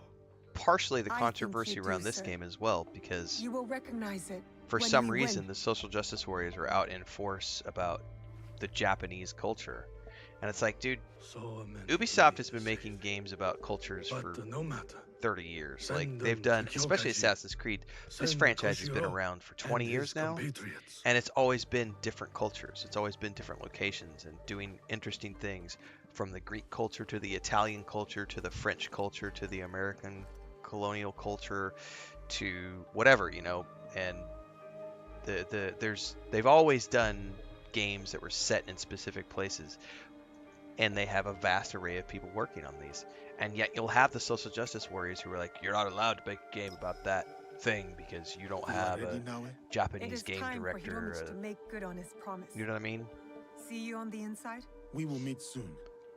Be It's careful. been a few years. I haven't done any major projects in a while, but I remember when I was working on the I had published a book, a fantasy novel for the MMO, and then I was doing a bunch of short stories. And in one of the short stories, I had a character who was gay, and I got attacked by a small subset of people who had read the first book, and who were upset that I included a gay character. And then that spread into people were upset that I was writing a gay character when I wasn't gay myself. And it's like, wait, what? I'm not allowed to suddenly, as an author, I'm not allowed to create characters out of my imagination. Like, well, you're not gay. You don't have the authority to write a gay character. And it's like, what? I'm not allowed to create a gay character in my book because I'm not gay? Like, that makes no sense whatsoever. Like, it's a fictitious fantasy world. Like, there are some people who are going to be upset with everything you do, period. Right, so I can't have, because that book had, I think, 9 protagonists, one of which was the main character was a young girl, you know, like 19, 20 years old or whatever. And there were people that were upset that I was writing a female character as well because I'm not female. It's like, oh my god, you know, there are some people who are just going to be pissed off no matter what because they I want can to find climb up something to from be here. upset about. Get a better view of the ground level. If our information was good, there will be gunmen. Many of them. That's a good question, Sherrard. What are one or two things we Americans have misconceptions of Mexico in your opinion? Oh, okay, I can tell you number one.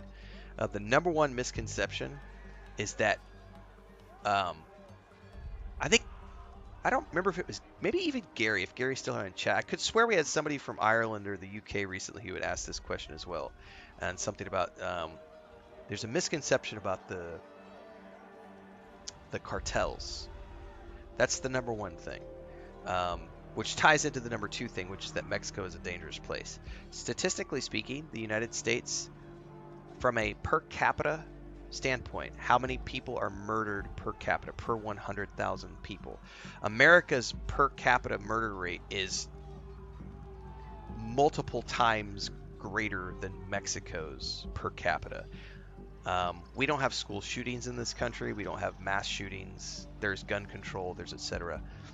This country is on a safety level far safer than the U.S. is on a per capita level. It is true that there can be dangerous areas, aka cartel-owned locations in the country. But the counter to the point to that would be, have you ever been to Philadelphia? Have you ever been to Chicago? Have you ever been to Hollywood and gone to Skid Row in Los Angeles? There are pockets of really nasty places in the U.S. as well that no one goes to because they're controlled by gangs, homeless people, etc. You just don't go there because they're dangerous. You don't go to the outskirts of Los Angeles at night because you're going to get shot. You don't go to the outskirts of Philadelphia because you're going to get shot. You don't go into the suburbs of Chicago. You're going to get shot. Like that. So that misconception that Mexico is a dangerous place and it's filled with cartels, that is not true. There are a couple of places in the country where the cartels have operations.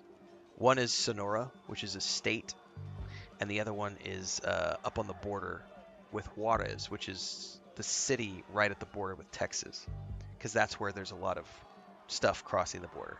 Those two places are dangerous, for sure, but only if you are a part of that world and you are a narcotraficante or you're part of the cartels. If you're just a normal, average, everyday person, none of that is real. That's the media scaring people about how this is a dangerous place because they don't want you to go visit, because they don't want you to leave your home country. They want you to spend your tax dollars at home. Spend your tax dollars here. Don't go abroad. Spend your tax dollars here. So they want to make you scared about going places. So that's definitely their cartel and Mexico is dangerous. Those are two things I would say are immediately false, not true. Yeah.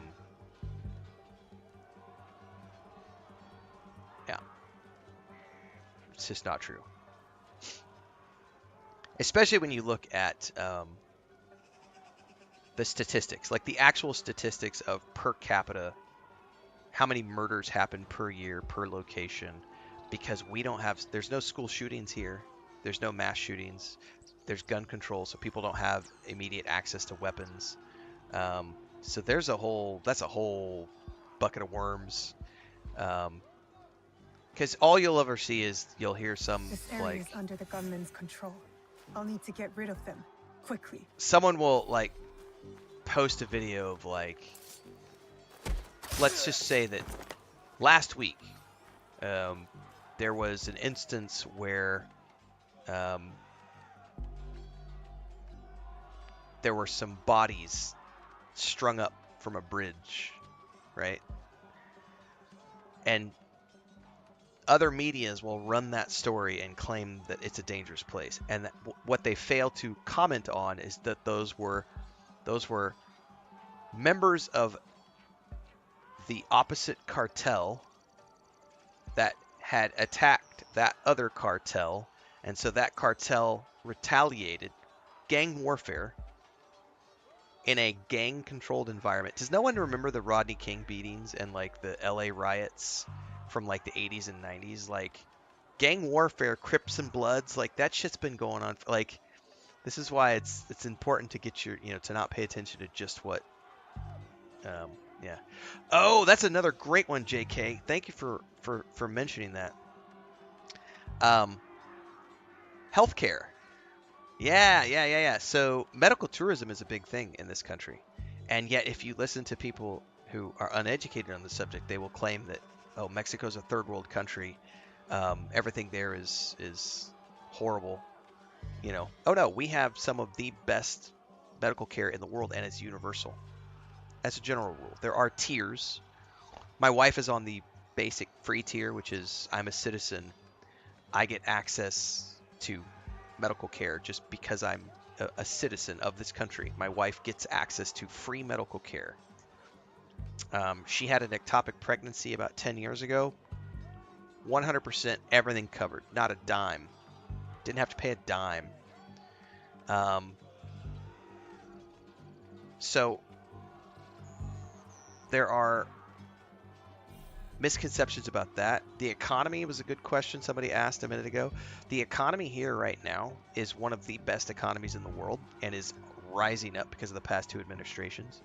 There are still issues with inflation and wages like there are in every country in the world.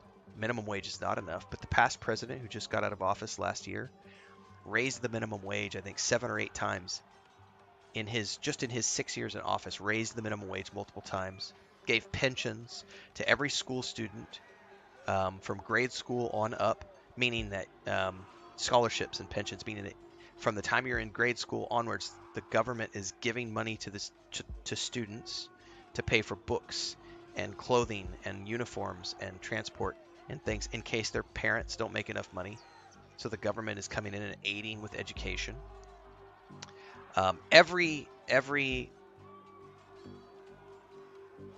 Because it is a universal healthcare system, every food product. I don't know if I have one. I'm trying to see if I have I don't have anything in here. I would have to go grab one from the kitchen. Every food item sold in the grocery store here has huge labels on it that says excess calories, excess sugars, excess salt, excess whatever, and then breaks down the ingredients for you on the box because they want the consumers to be aware of what they are purchasing, because they don't want people in the hospital for diabetes and for obesity because it's government funded. So they want to try to keep people healthy. I could go on about all sorts of misconceptions about this country in particular. All right, see ya, Pepsi Cola. I appreciate it. Somebody said something about Stephen King earlier. Hang on, I gotta scroll up and find it. Stephen King had his wife help him with the female characters. Yeah, same with Robert Jordan. His wife helped him with all the female characters in the Wheel of Time. You know?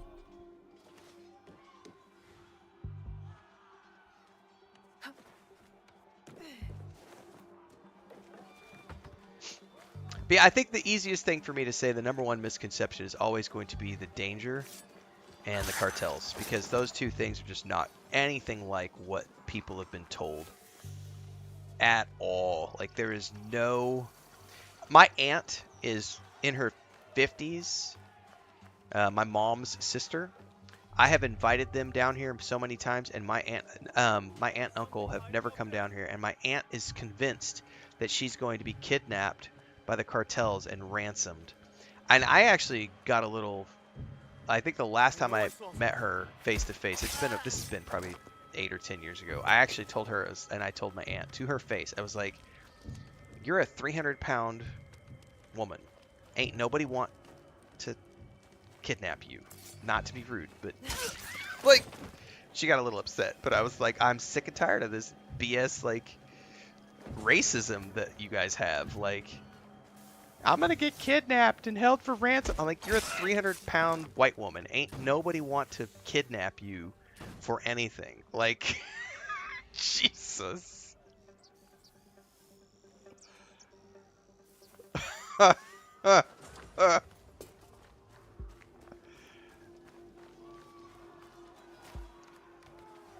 Yeah, that's you're not wrong, Gerard. It's all about that. That is a for especially from the U.S. perspective, it is a the border policies and immigration have always been a massive talking point for any election and for any elected official. So they are always going to spin that story as much as they can about how, oh, you know what another one is? This is the low-key racism that I can talk about a little bit too.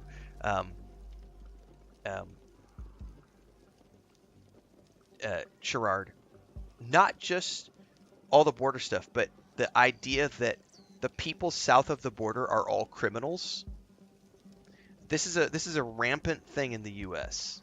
I don't know about Canada because I'm not from Canada, but I can say from the U.S. and because I have family members who are like this, unfortunately, who believe that everyone south of the border, everyone with a brown skin who's Hispanic, they believe that they're all like criminals because that's what they have been told by their administration and the people in power. Like, that's why we need the wall.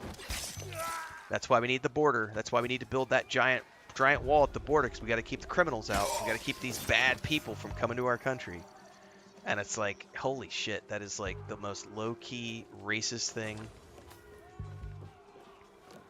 ever.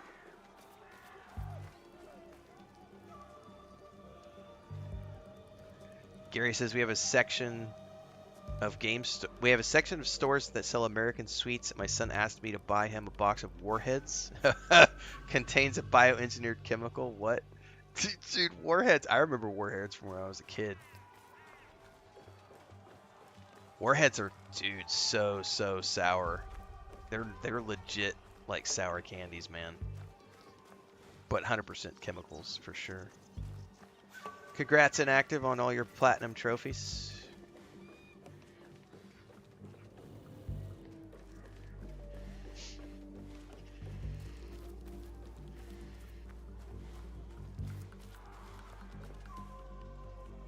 Oh, they're delicious. I used to eat bags of those things when I was growing up.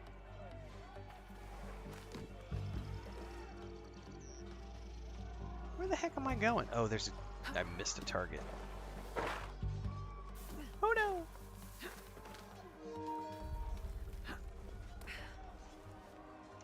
I need to just turn off the vibration for this game because it totally drains the battery on my controller.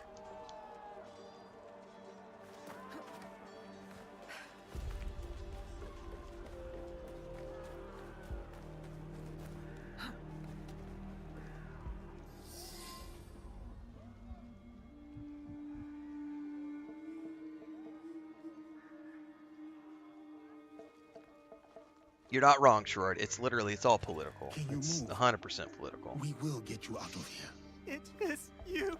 There's a beautiful film if you've never seen it. I think it's called A Day Without Mexicans. The enemy is... And it's probably 15, 20 years old by now, but I would urge every person to watch that film because the U.S. economy, which they're finding out right now, all the vegetable and fruit farms are shutting down. All the construction work sites are shutting down. So, the rumors are true. Yasuke, you cut down lives. Yeah, Gary, does your kid have 3 arms now? JK wants to know because of the warheads and the biochemical engineered products. To the masters of the land, a koku of rice is worth more than a peasant's life. More lives thrown away. For a cause built on impossible promises, a cause built on bloodshed. The Besso lords gave up their lives to end the bloodshed. You tarnished their name. A lapdog of Nobunaga has nothing to offer in the name of peace. Have you come here to continue your lord's campaign of cruelty? I am simply here to claim your head, Besho Harumasa. To show your men the hollowness of your words. No, Andy Black, it's a horrible game. I've been streaming for 19 sessions and over 70 hours because it's the worst game ever. It absolutely sucks. What guides yours?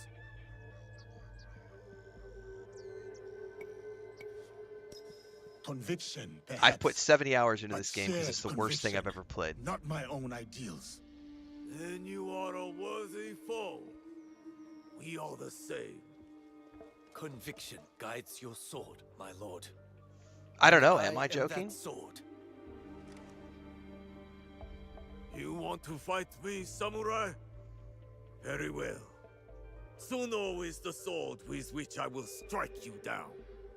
I fight through you now, Tsuno. I await news of your victory at the Tenshu.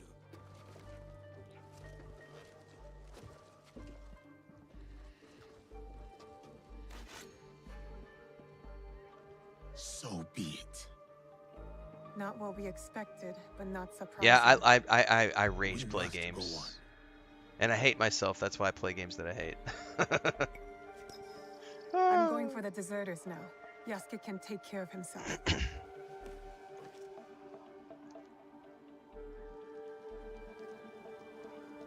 All right.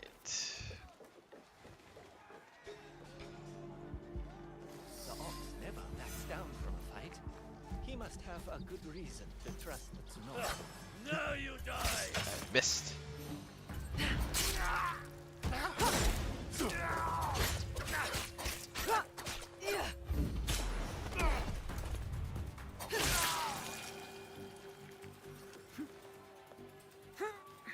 The ox never backs down from a fight. He must have a My good aunt was reason not to happy trust with me Tsunoda. for that digital. She was definitely and but I was tired of like the low key, I like need to take care of the guards before I can rescue Koshiro's men.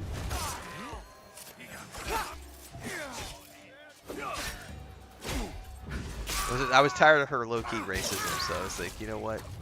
No.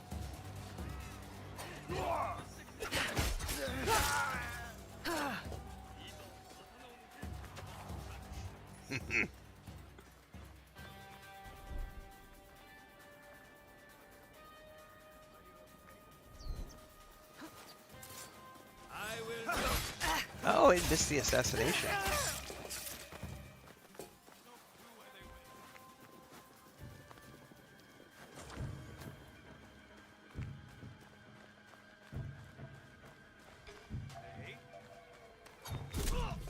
These are the deserters. I have to be quiet.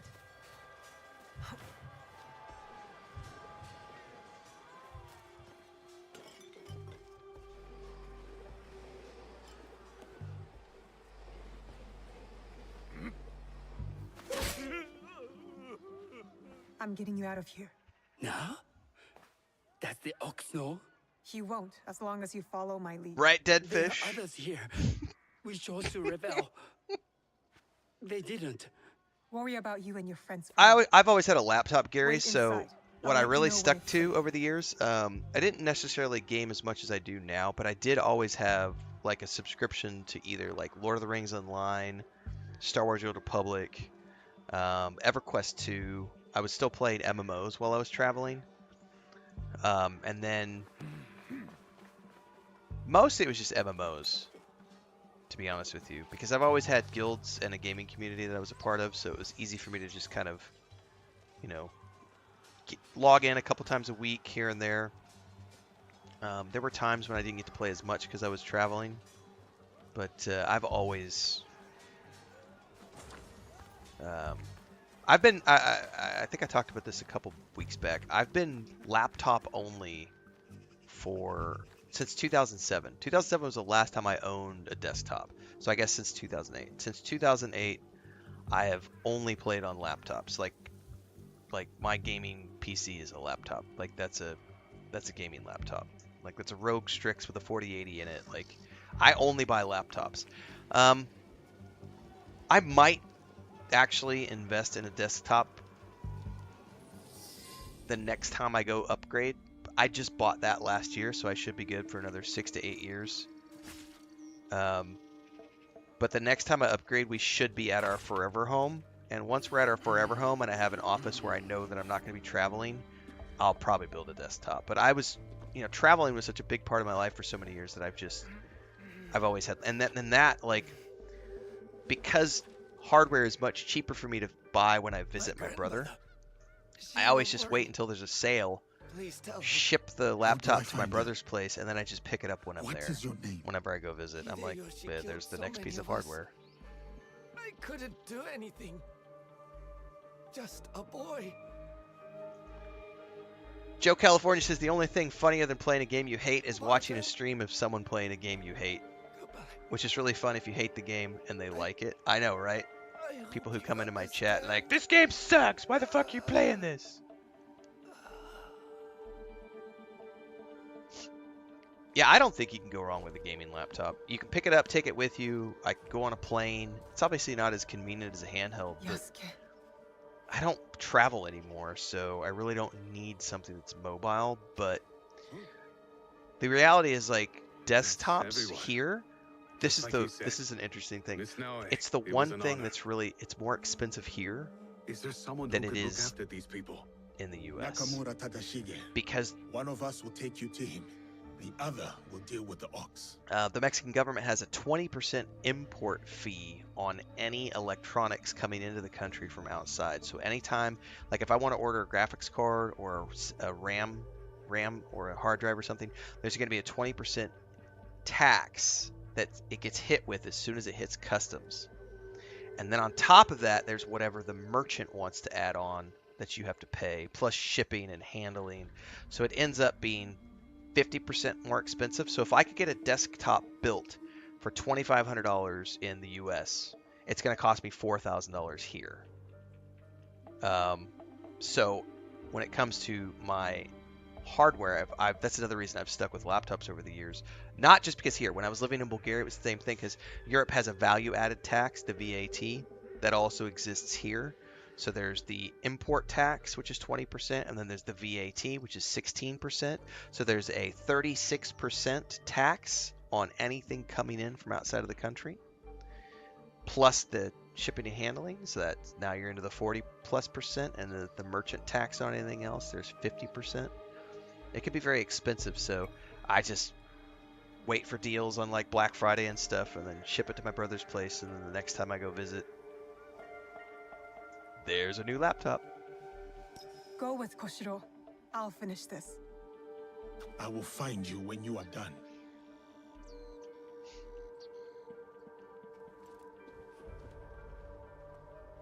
We're close.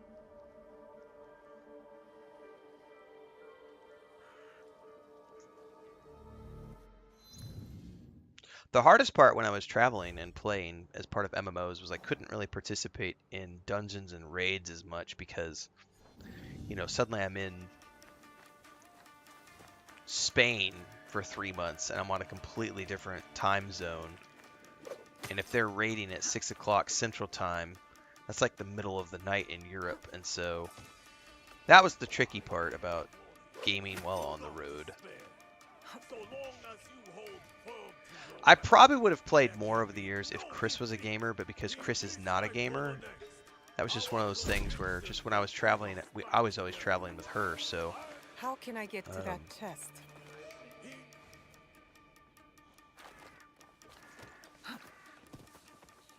What's up? What are you looking for? Your red sandals? I don't know.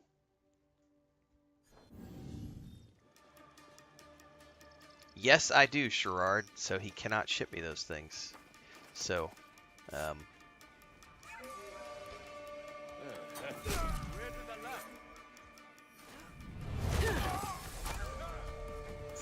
knew what you jeopardized by coming here. Oh, he blocked. That's not good. Blood is on your hands. You knew what you jeopardized by coming here. You will be...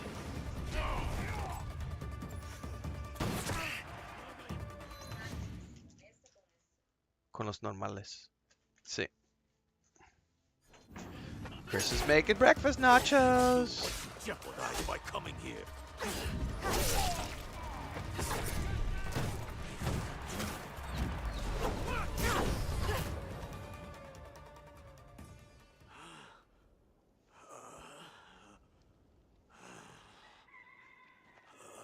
So we were talking about this yesterday during the stream too, like because I have an Amazon account in the US and an Amazon account in Mexico.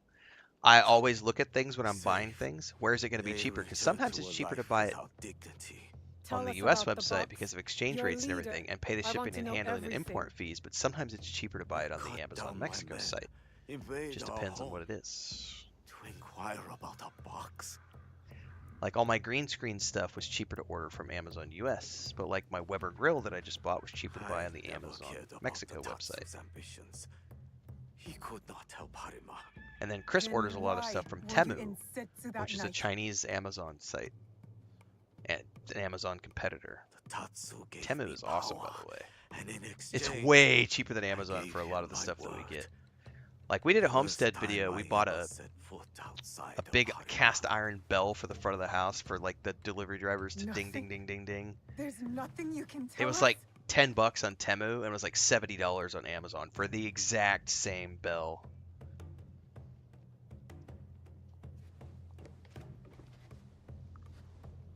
The Tsuno. Who was he? The massacre at Tanjo-san was his first death. Now, he dies as the Tsuno. That is all that matters. I will see him soon. What of those that remain? What can you offer them that I could not?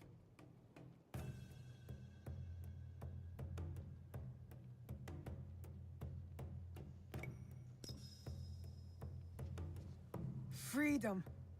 We have given them the freedom to choose their own paths. In a time of war, freedom is the coward's way.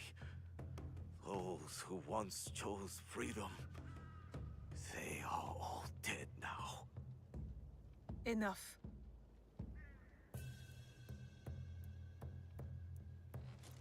There's all sorts of stuff that Customs gets Alive funny in about too. wartime. Like I got that creator kit from Atomfall that got shipped to my house a couple weeks back, Yasuke, and like Customs took some of the stuff out of that creator kit and didn't let it pass into the country because it was considered like prohibited stuff. There was like a little His cause dies effigy with him. made out of straw. It's done. Straw is an organic material, He and so offered wayward men Customs a way said forward. nope, For many, and they actually wanted that me to was enough. pay No. an import Harumasa was fee just a man. for A this man who cricket exploited bat the suffering of this land. because it's made out of a specific type. Circumstances It's made out of drove the poplar two to wood, join the ops. and they didn't know what And kind there of will wood be it more was, like and that so in I a got an month. email from UPS going, "Hey, Customs has stopped this box at the border, and they want you to pay an inspection fee and an import fee for this piece of wood." And I was like, "I'm not paying nothing." Like, that was sent to me as a gift. That's on the if the game company, if the game studio that sent me that creator kit wants to pay an import fee and an inspection fee for that, they can pay that. I'm not going to pay that. And then magically the box showed up like 2 days later, and the cricket bat was in it, but the effigy was not. Yeah. And then like a couple years back, my brother had bought a bunch of miniatures for our tabletop stuff, like 125 miniatures, and he sent them through FedEx to me so that I could paint them and get them up on our Patreon. And when he marked them at FedEx, he had put them down. I forget what he had marked them as, but when they got into the country, and it's exactly what happened here, JK. The straw got held because of it's an organic substance that could have bugs in it, things of that nature. Anyway, my brother was shipping me a bunch of miniatures for painting, and I had to pay a release fee at Customs because when they got here, Customs stepped in and told FedEx, no, you can't deliver that unless he pays an import tax, because we suspect, and this is the thing, they're like, there's no reason that someone should be receiving 125 miniatures unless they are going to be selling those for commercial use. And so I had to pay a release. I had to pay $102 in tax to release those miniatures from Customs, so that I could receive them to then paint them and sell them. And that's because my brother. We learned of I say we. I had to pay it, but it was a business expense. But still, our company, our gaming company, paid a valuable lesson that day, which is don't mark things that way with FedEx, because otherwise Customs is going to flag it as a commercial sale and they're going to want a cut of the pie. So next time, just put it down as a gift. I can't answer that question, Digital, because I don't play handheld, so I have no clue. I would assume the Asus, yeah, like Gary is saying, I would assume the Asus Rogue is pretty good, but I'm biased because both of my laptops are Rogue Strix. I've got an Asus Rogue Strix monitor. Like, I love the Asus Rogue brand. I think they are phenomenal, but I don't know the stats that well. Oh, that's a great question, Sherrard. See, this is why I wish my Homestead channel was bigger, because then I could go do these types of topics over at the Homestead channel. But that YouTube channel is not monetized. So, Sherrard asks, home squatters are a big deal in the U.S., and they're hard to deal with. How does Mexico handle that, or is it not even an issue? So, in the United States, there is something called squatters' rights, which is a fascinating subject. It does vary a little bit state by state, but what it kind of means is if there's like an abandoned building and somebody is living on site for a certain amount of time, they get what's called squatters' rights, and they have sort of this right to stay there even if they're not necessarily paying rent. And this is where you get into issues with people who like will rent an Airbnb, but then they won't leave the Airbnb. Or they will rent a property and they don't pay rent, and then suddenly as the owner, you're 3 months, you haven't seen the rent in 3 months, and the people won't leave, and then it becomes this legal battle of how do you evict them from the property because of this thing called squatters' rights. So, here in Mexico, it is an issue, but there's not the same issue that is in the United States. But here's what it is. What'll happen is you'll get people that won't pay rent.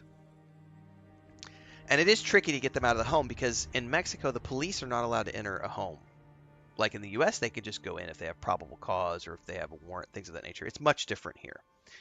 But as a result of squatters,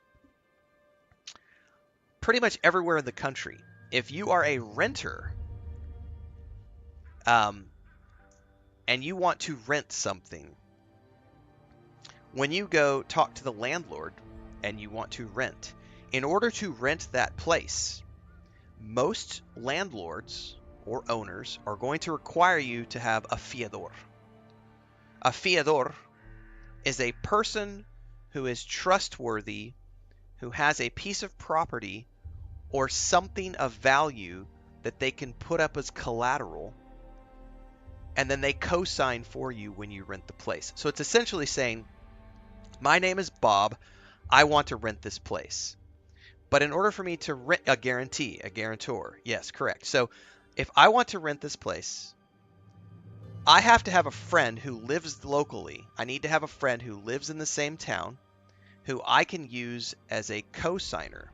That person is going to co-sign on my rental agreement, and they are guaranteeing the homeowner that if I don't pay the rent, they have something of value, an asset, that the homeowner can go after if I don't pay the rent.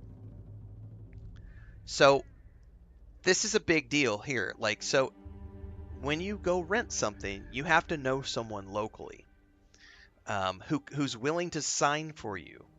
Now, we did not know anybody locally when we moved to Mexico City. This became an issue for us that we had to deal with.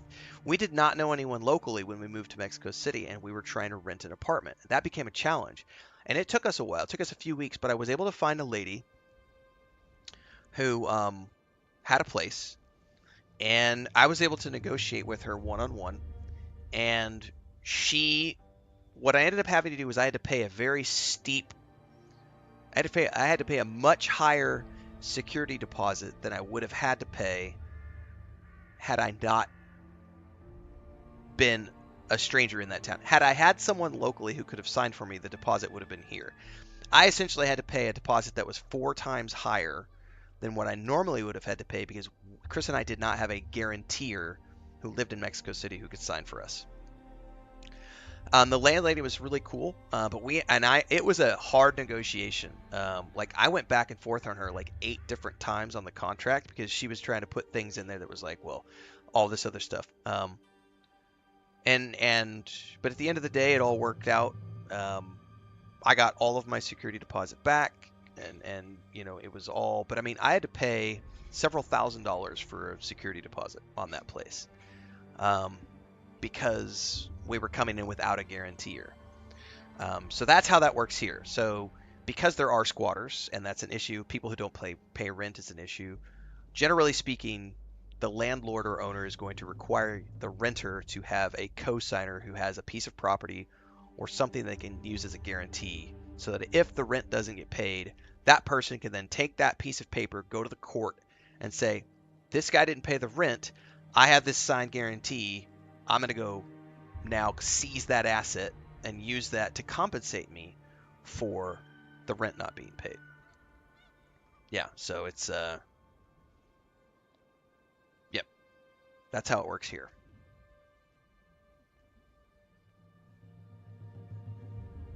That's fascinating, just George. In the UK, the owner has to go through the court to get them evicted.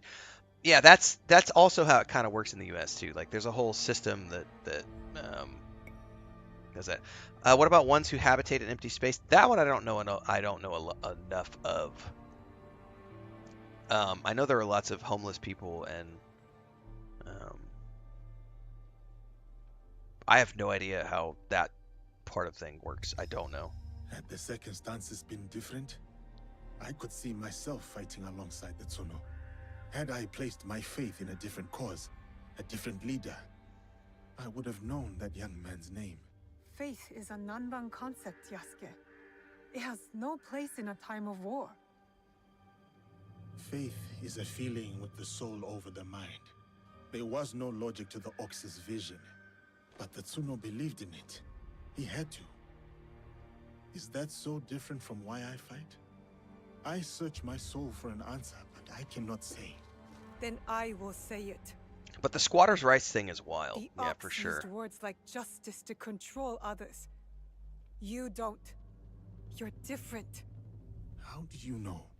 You don't speak of justice, you embody it. You seek to free people, not mold them to your vision of the world. I know your vision, because we share it. Know it all.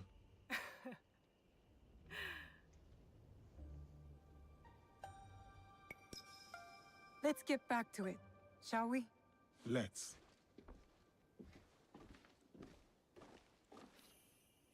All right, that's one more assassination target down. I think we only have 2 left on the big wheel. Do, do, do, do, do.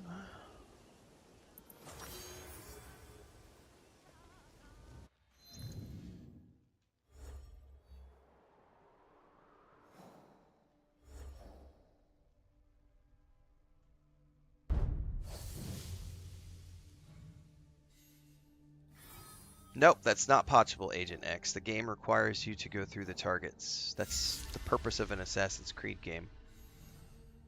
Like, there's a storyline, and that ties into the targets, so you are required to do the targets. The current plan is yes, Sherrard. Unless there is something else that's taking place around that time, I'm going to be balancing Expedition 33 and the Days Gone remaster. That is the current plan. However, if Baldur's Gate 3 drops patch 8 in that same time period, I will probably go do another playthrough of Baldur's Gate 3 with one of the new subclasses, because I haven't done a playthrough of BG3 since it first released. I will prioritize that, so it just depends on timing.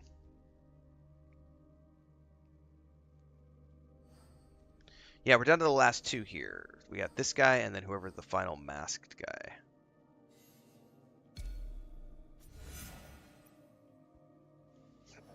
All right, I'll be back in a moment or two.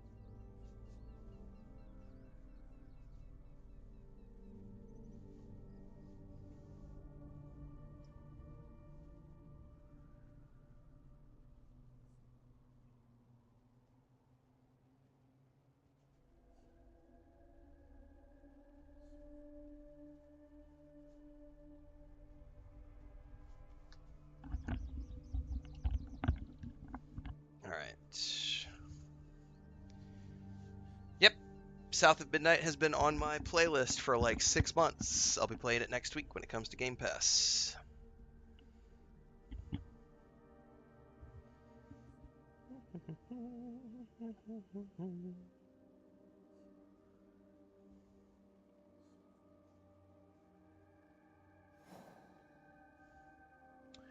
Harima, south of Himeji Castle.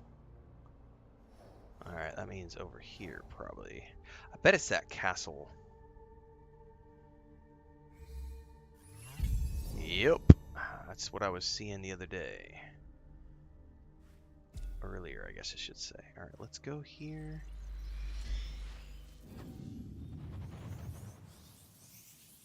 That's exactly why, Sherrard. If patch 8 happens around the same time, I will prioritize patch 8 for Baldur's Gate 3 and do another BG3 playthrough, because I will probably still get really good traffic to do a Baldur's Gate 3 playthrough. It'll definitely be bigger numbers than a remaster playthrough. And I do love Days Gone. I had a great time playing Days Gone when it came out.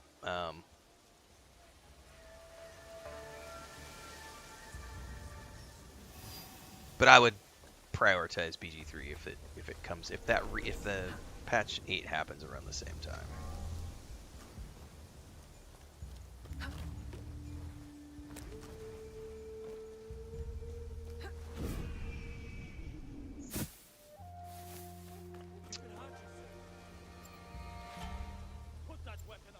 All right. Fine.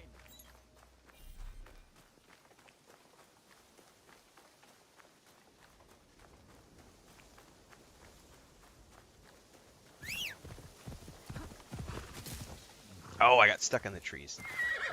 Stupid bamboo.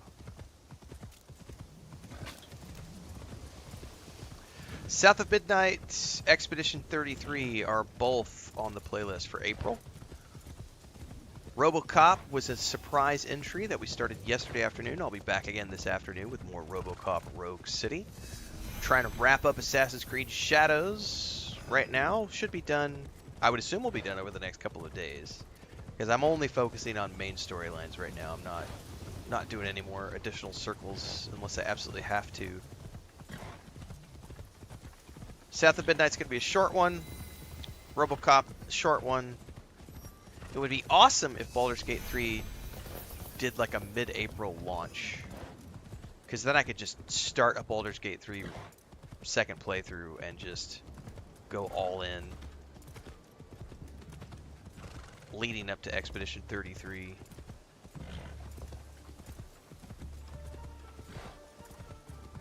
But I don't think they've announced a release date yet for patch 8.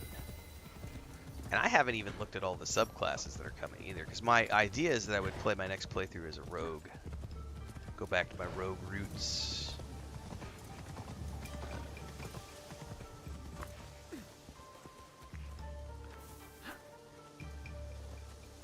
But I would also love to play a ranger. I've already done the druid. I did a sorcerer partial second playthrough. I did like 50 hours or 60 hours on a sorcerer playthrough right after my first playthrough when the game came out.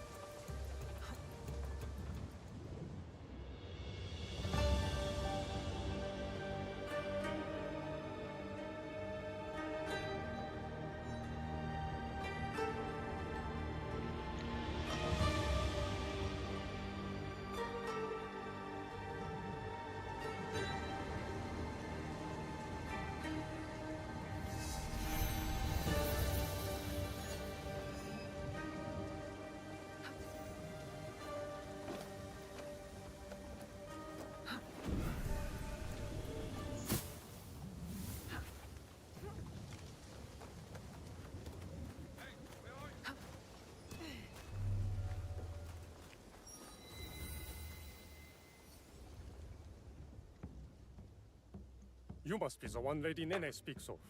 You could say that, yes. Good. Come. Lord Kuroda Kanbei awaits. I was expecting something more discreet. My lord will soon join Lord Hideyoshi on the front lines. But before he goes, Ah, hang on, I was supposed to be following this guy. I'm out looking at patch stuff for Baldur's Gate 3. What is it with warlords and their poems? An affirmation of the ties that bind our existing alliance. To be clear. So on March 27th, they did the final. It's the final invites to stress test the patch, so I would assume we're pretty close.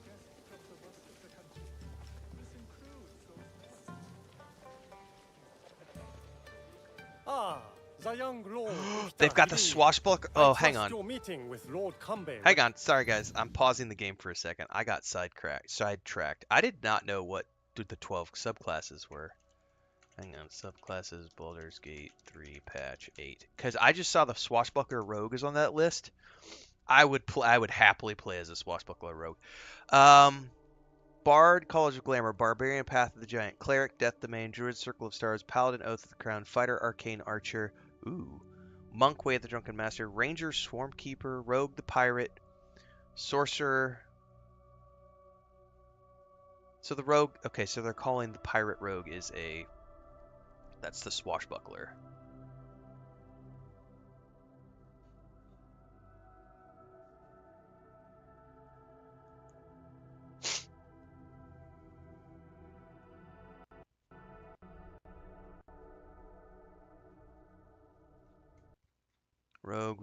Rogue, the swashbuckler.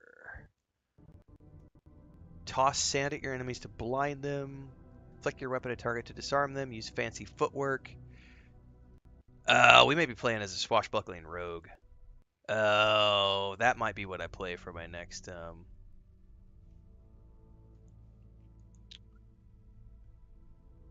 We'll see.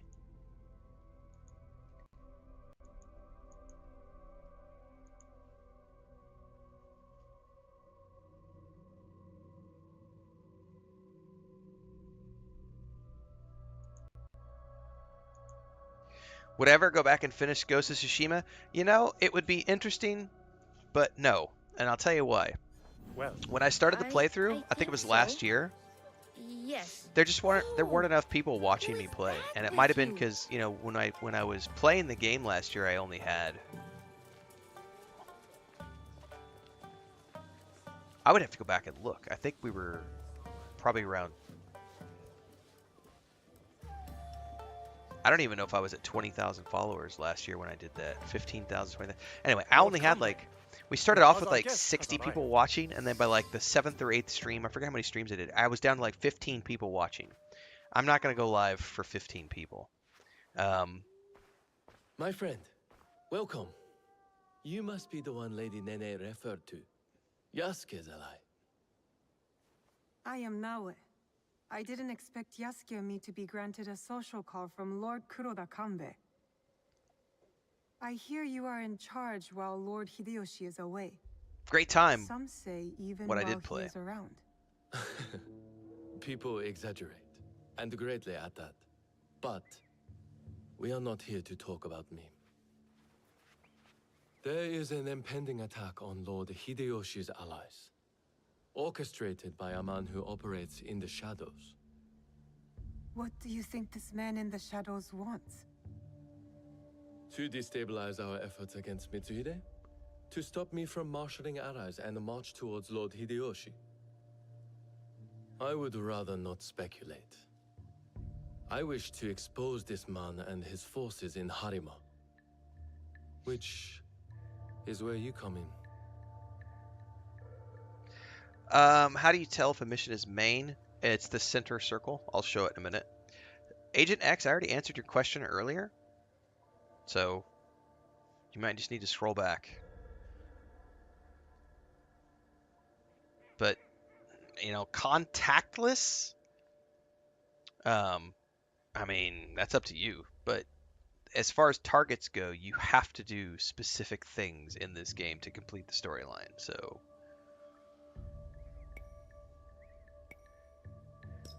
I'm not here on behalf of Hideyoshi or his wife. Nor you, for that matter. Yes. Forgive me. A curtness that comes with one too many nights spent on the battlefield. Of course. I'm sure if I rage played Ghost of Tsushima, Like if I went and made a Today's YouTube title that said serves something as a like reminder of our alliance with Lord Renfail plays a Naoya. real we samurai rely on to game secure and put the Harima's real in borders. all capital letters, The I'm boy's sure I could father. stream Ghost of Tsushima and You've get met them. a lot of people to watch. Good.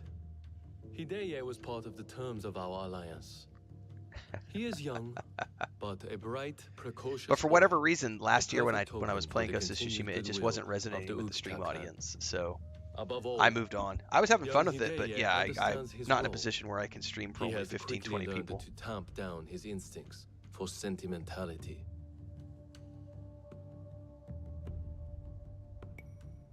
Your token is a hostage not here by choice. Of course, he is sentimental. I wonder if we should try that just for funsies, In our Hunter. work, sentimentality is a liability. I should go reinstall For Ghost of daimyo Tsushima, and and we'll lord put a rage alike. title on it. Oh, maybe we should do. We Remember where I was judge talking about ourselves how on I'm going how to we create a fulfill character our and we'll do a rage obligations. playthrough of something? If you did not Maybe I could believe do the this, first of my rage playthroughs with then that we would character, not with be that talking persona. now. That might be a fun social experiment to do. Lord Kanbei, I must interrupt. We will be starting soon. My father has arrived. Of course. Thank you, my lord.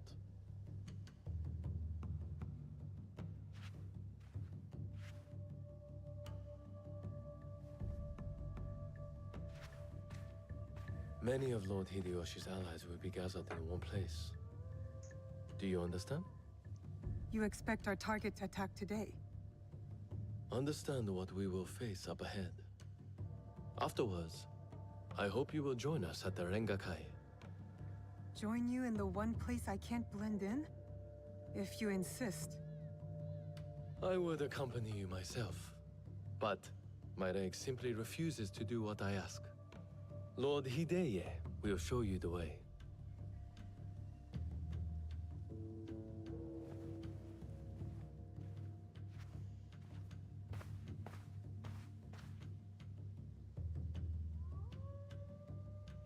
You're an accommodating host, my lord. What should I know about the Rengakai? A Rengakai can be many things.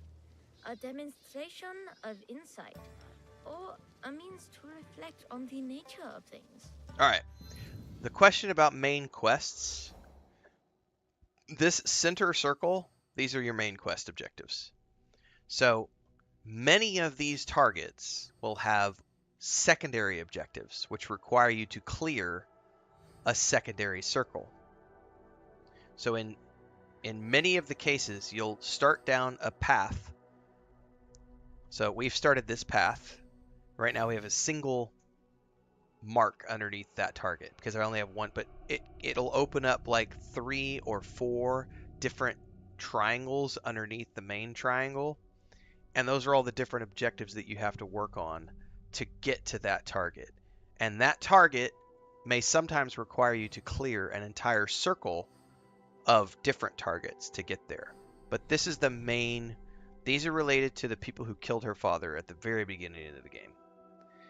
Other things that are tied to the main storyline are anything related to Naoe's story or to Yasuke's story. But these are not necessarily the main missions. These are just story missions for the main characters.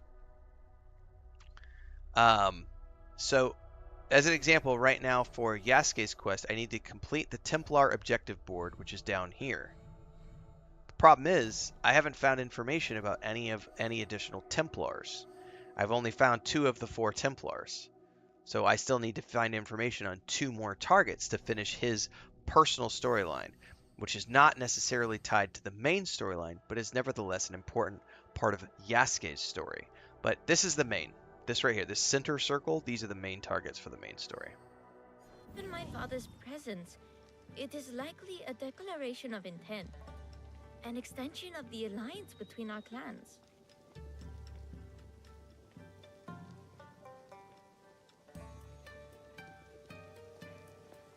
Lord Yukinaga, on the way to the Rengakai? I don't believe we've met. I am Lord Kanishi Yukinaga. I'm Naoe. What brings you to Harima, Lord Yukinaga? I am assisting Lord Naoya in the reconstruction of the temples and shrines that were You know what we're gonna have to destroyed do in if we do previous that rage I thought playthrough of Lord Ghost of Naoya was a Tsushima? I gotta play it in military black ally. and white with Lord only Naoya Japanese is concerned with the dubs. well-being of the people, especially now that it is Lord Hidea's home. I'm totally gonna do that These shrines and temples in the are a next week or reminder so. to the I'm young gonna Lord use the Hidea persona. I that gotta his come up with a father final is name for the always present, persona. even when he is not. It's probably gonna be the headband and the sunglasses. So he'll be like a biker dude, rage playing. Yeah, it's got to be real and authentic. So it's got to be black and white with only Japanese subs. An autumn's breeze fades. It's gonna be great. And obviously that whole stream will start off with me admitting to the audience that this is a parody, this is a joke, but you're going to get people who tune into the stream an hour in and who are never going to pay attention, or they're not going to read anything other than the subtitle. They're not going to read anything other than the description or the thumbnail, and they're going to think that it's a legit thing, and they're going to come in and be like, yeah, that's right, Ghost of Tsushima is the only real samurai game. This is the game that actually respects Japanese culture and fuck Ubisoft. Oh, that'll be fun. Oh.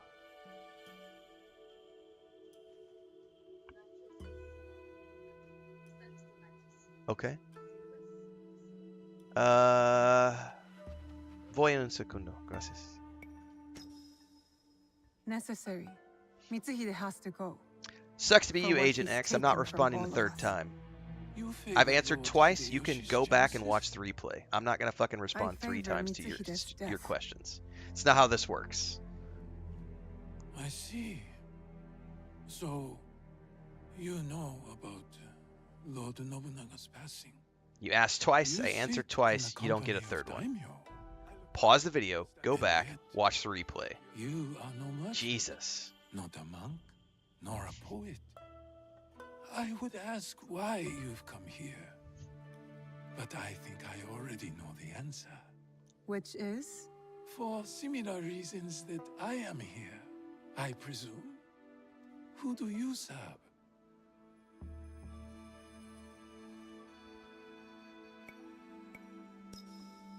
I seek to help the people of Oh, I could get a Harima, lot more crazier, if Wizard. that's what you mean by similar reasons. A conundrum. Despite all we do, all our capacity for greatness, we are inevitably bound to someone in our power. This Rengakai. The terms of engagement are All right, guys. I set by gotta Lord take some Kanbei's notes here. Hokku on the imagery of seasons. The third poet stanza should reverse the Hokku, right? The third poet must not speak of seasons. Even if his heart tells him it is the correct choice. It looks like you've prepared your lines already, my lord. A stanza my son wrote for me. We do not see each other often. Arengakai seems to be a good place to put his work to good use. I will read it once my business in Harima is settled. My visit here has informed what I will speak about. What might that be? Regret. Ukita Naoie. The huggy flower. Yearning for soil it knows. Petals fall silent. The huggy flower. Uh-oh, we're getting attacked. Unhand him now! Hideye, don't let them escape! It seems Lord Kanbei's hunch was right.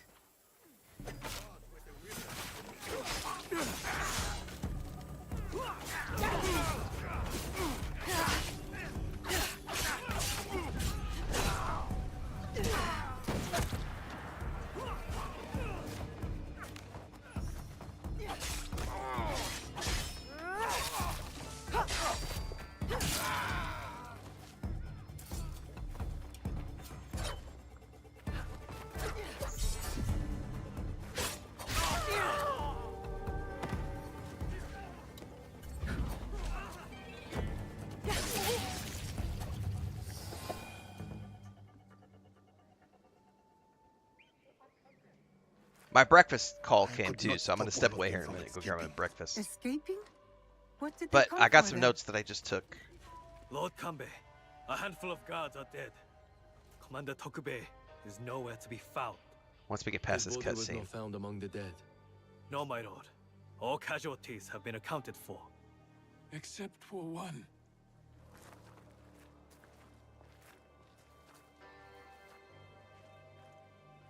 They have taken my son. My son! Lord Naoya, we must trust that whoever took Hideye will not harm him. There is no value in doing so. I will order a barricade of all roads in and out of Himeji. We will find him. A barricade! I want our men on alert.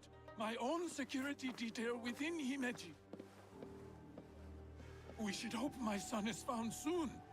For his sake, and for the sake of this peace Lord Hashiba Hideyoshi so desires.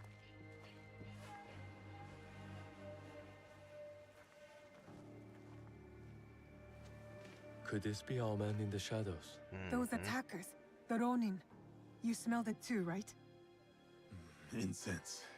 An overpowering smell. Unlike any incense I've ever come across. I would love them to release In a few days' time, Lord Naoya an and I actual will draw date up the next terms of our agreement. A meeting for in Ghost of Himeji Yotai, because Castle. then it would give me an Not objective without to be like, Hideo. okay, we're gonna do a full We'll set playthrough. out on a path to find him. And I that might suspect happen if I that have same time path and will they lead do us it to in the a man place where I have responsible. time to play the full Lord full Kanbei, first game. We've arranged I for would love to. transport I had a back great your time home playing in it. I Himeji. just quit playing it because You at will the be safe time there. last year Yasuke, I was only Naoya, getting like 15 people exercise watching the caution streams, and and it's like discretion. I'm not The gonna Alliance play this game cannot for be 15 threatened at people. this time. Like, Hideo is innocent. I got a business Just to a run. boy. His safety comes first. You have our word, Lord Kanbei.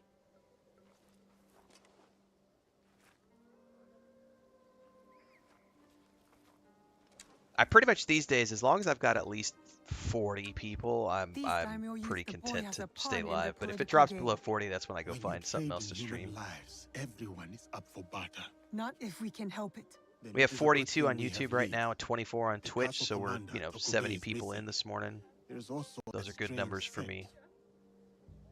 All right, I gotta go grab my breakfast. Before I do, I put some notes down. One of the things I can tell you we're gonna do here in the near future, we're gonna do a rage play or a rage stream. We're gonna do a fake rage stream of Ghost of Tsushima. It's got to be black and white. It's got to be in Japanese subtitles or Japanese dubs. And we have to have the words real authentic in the title of the stream and in the thumbnail. So it's going to be something like Renfail plays a real authentic samurai game, Ghost of Tsushima. I'm going to have the headband and the glasses, so I'm like an old biker dude rage playing Ghost of Tsushima. I want to see what that does. It'd be really interesting to see if we even get any reaction at all out of people, or if it's just going to be something that people just go whatever. But it would be fun to see if we get a reaction out of people. That I'm gonna do that sometime in the next couple of weeks. We'll see when I get the time to do it. Anyway, I gotta grab my breakfast and we're gonna continue onwards because we are working on beating this game over the next couple of days.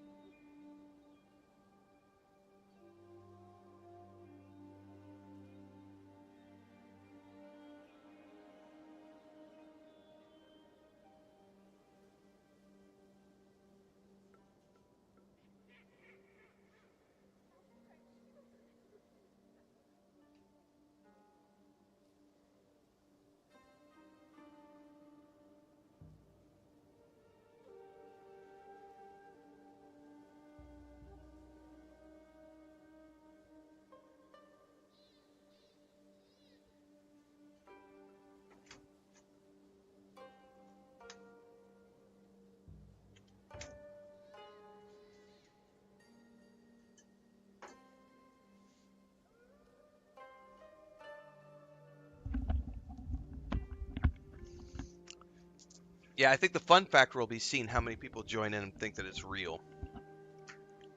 And they're like, oh yeah, that's right, Ubisoft sucks. This is the only real samurai game.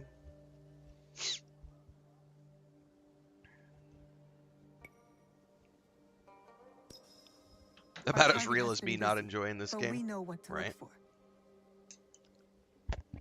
for. I have breakfast nachos for breakfast this morning, guys. With some leftover chicken, I think.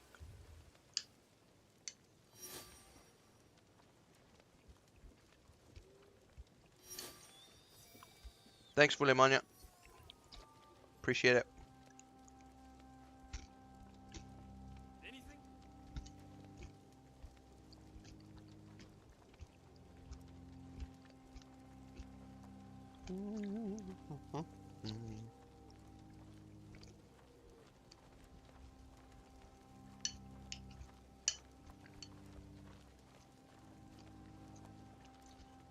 As always, shout out to my wife.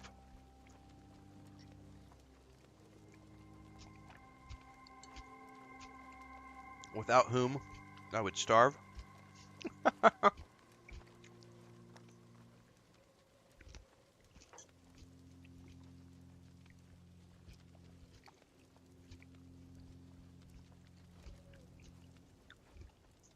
So Digital Tiger asks, what would make this a fake samurai game? Well, if you believe the haters, one, simply because it's Ubisoft, and every game Ubisoft makes sucks. Two, would be the fact that I'm playing with the English subtitles on, therefore I'm not playing the authentic version of the game. Three, Yasuke was never a samurai in real life, therefore the game is by default insulting Japanese culture and Japanese history by having a black man be a samurai.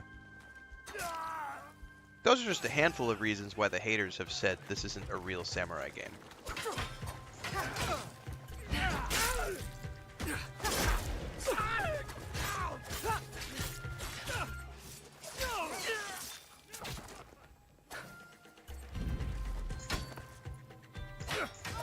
Oh, he blocked my kick.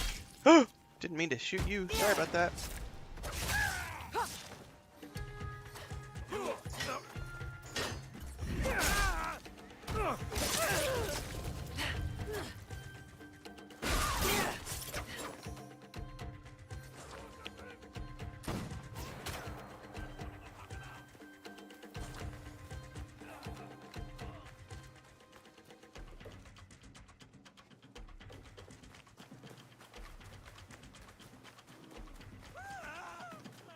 I need to go hide somewhere.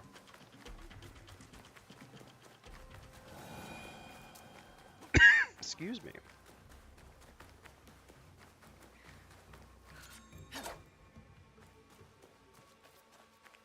I think we're okay over here.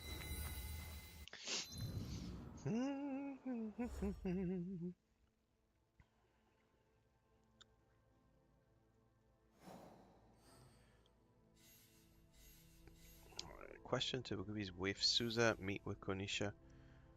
Let's question the wife, maybe.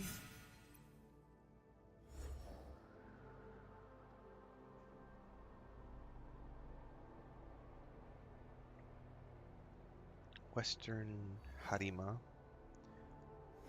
and Western Himeji at Tobuki's house. Oh, we're right here. There's someone right over here.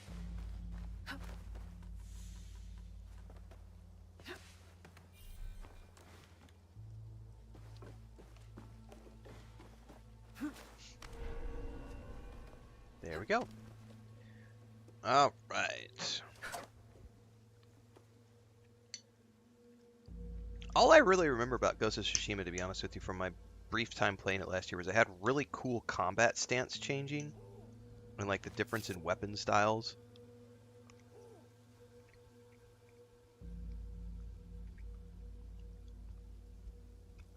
Exactly, Digital Tiger. You're a bad gamer. So, this morning, let me see if I can find it. I had a typical anti-Ubisoft troll this morning. I gotta find it.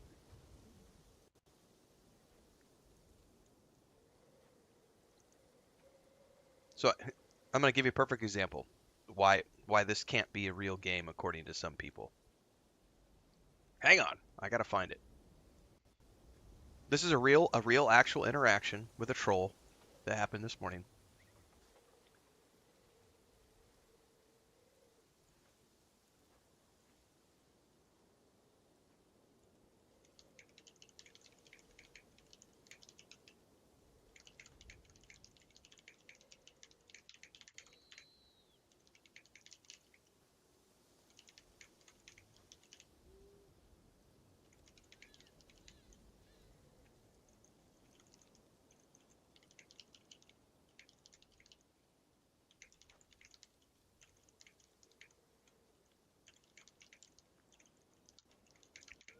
He literally just left another comment, and I'm responding to him. Hang on, I'm gonna open this up for everybody. This is why, you know, this is your typical anti. This is your typical anti-Ubisoft troll. So remember that video we did the other day about, but the grifters told me Yasuke was gay. So this guy says, I understand. If I had a channel, I would have shilled for Ubisoft too. Money is money. Ubisoft leak the other day confirmed that they spent $1 million. This is what he's referring to because Asmongold told him so. Asmongold made a post the other day about how Ubisoft paid $1 million to influencers to play their game. So that's what he's referring to. Ubisoft leak confirmed just how much money they spent on YouTubers, and it still did so poorly they're getting restructured by Tencent. The restructure is not true. Has nothing to do with Assassin's Creed. But anybody who actually pays attention to the press releases and the Tencent stuff, we've already talked about that as well. So I responded with my traditional, I am federally obligated to disclose if I have been compensated for a review, gameplay, or stream. Do you see such a disclaimer here? Of course you don't. I was not compensated in any way, shape, or form to play Assassin's Creed Shadows. So I said, get out of here with that nonsense, you grifter bot. You don't have a clue. P.S. This is what a disclaimer looks like. And I linked him to one of my Adamfall videos, which has a disclaimer because I was given a key by Rebellion to play the game. He came back and said, you mean you glazed the losing side for free when they were paying everyone and their brother? That's just sad. So this is a troll. I love to keep them going because their clicks, comments, and views pay my bills. So it's really easy to convince these guys to keep coming back and dropping more clicks and comments on my videos. So I responded, sweetie, I play video games for a living. It's the best job in the world. I win every time regardless if a company sponsors me or not. Don't you know how YouTube and Twitch advertising revenue work? Your clicks, your comments, you are my paycheck by simply existing and being here, giving me your views, your clicks, your algorithm love. Ain't no losers on my team. The only ones losing out there are the ones crying in the comments about how miserable they are while the rest of us are too busy having fun to listen. Then he was like, Cupcake, your subscriber and viewer numbers are public. This is my favorite. They always come back with, you're only making pennies. You've only got 50,000 subs. You've only got 300 views on this video. Whatever. You basically get nothing for comments, and I paused your video 10 seconds in. If you call that getting paid, I'm happy to throw you another penny, so the first one won't be so lonely. And my response just a minute ago as we went to go show this off was, a penny saved is a penny earned. And I earn thousands of pennies per day. It's a living, honey. Your comments, clicks, and views pay my bills, and I'm happy to have you here. And then he'll come back with some insulting comment and in the next 30 minutes or so, because he'll have to be right because he's a grifter bot. You keep him coming back because every click, every comment, every dipshit makes me money. So I'm happy to have them here. But that right there is the exact person who claims that this isn't a real game, that Ubisoft sucks, that anybody who's playing this game and actually having fun is full of shit. They're obviously being paid. They're obviously a shill. There's no way you would be playing this game for free willingly.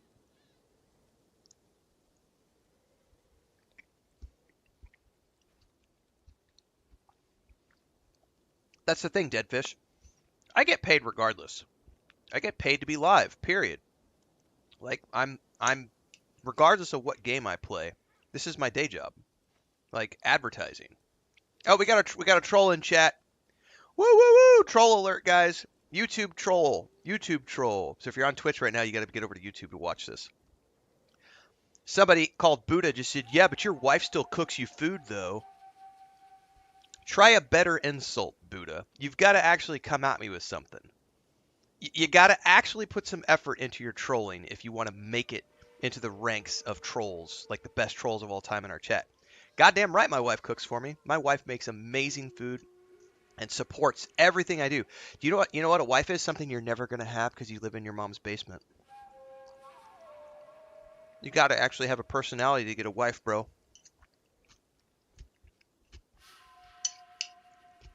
Got to get out from living underneath that cave.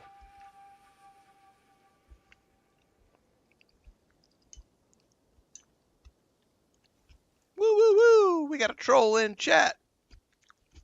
Oh, he's like, you want an insult? I'm going to give you an insult. Bring it. Bring it, Buddha. My strong hand is ready. I got my strong hand just waiting.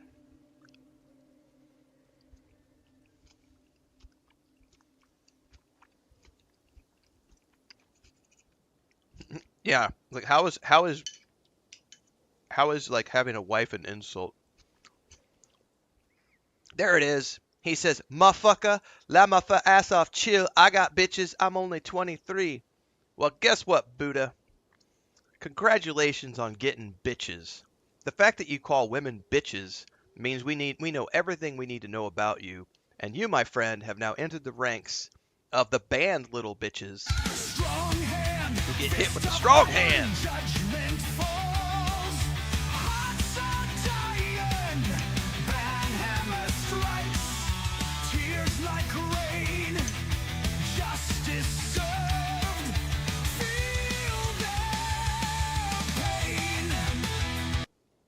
The moment you call a woman a bitch, you are the bitch.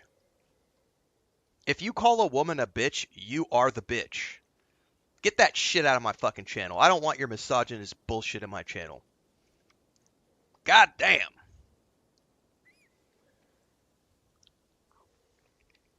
I guarantee you that was the guy who's been over on the YouTube video railing. He got pissed because we were calling him out in real time.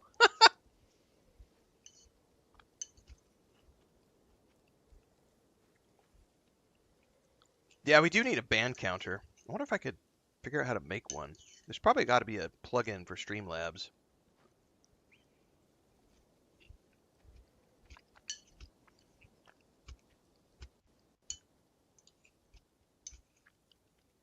Oh, look, our first troll of the day.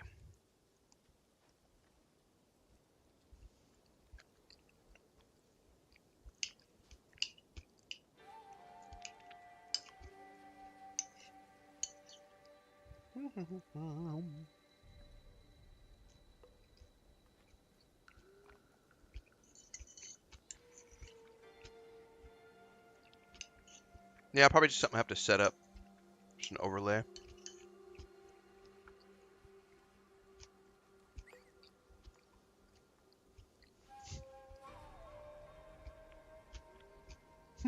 Mommy, I've been banned.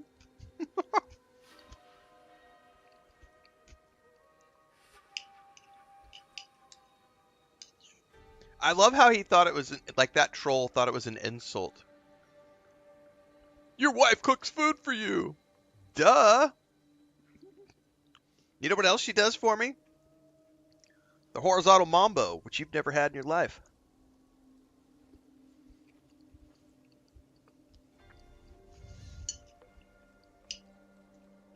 Sherrod says, as cliched as it sounds, it's not fair to have a fight of wits with an unarmed person.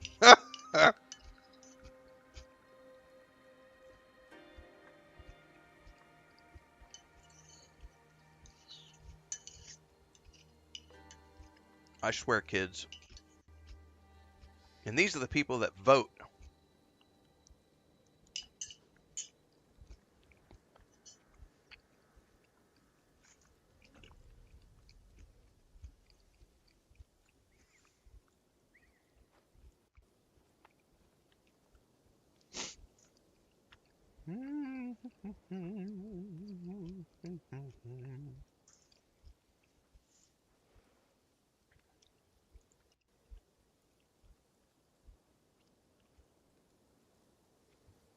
It's a great game, Dante Must Die. Glad you're having fun. I think we're over 70 hours at this point. I think. I don't actually have a count right now because I haven't looked at the stream times in a while. Surprised to see a castle guard can afford this. I'm not a fan of sushi. I'll eat it from time to time, but I don't go out of my way to eat anything raw.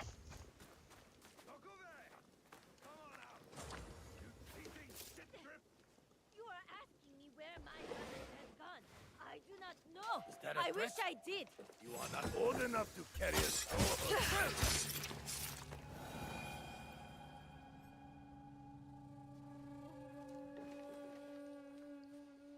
Are you a friend of Tokube? What has that dolt gotten himself into this time? I'm not sure. Can you tell me where to find him? He has likely started gambling again, based on how many people he owes money to. Again.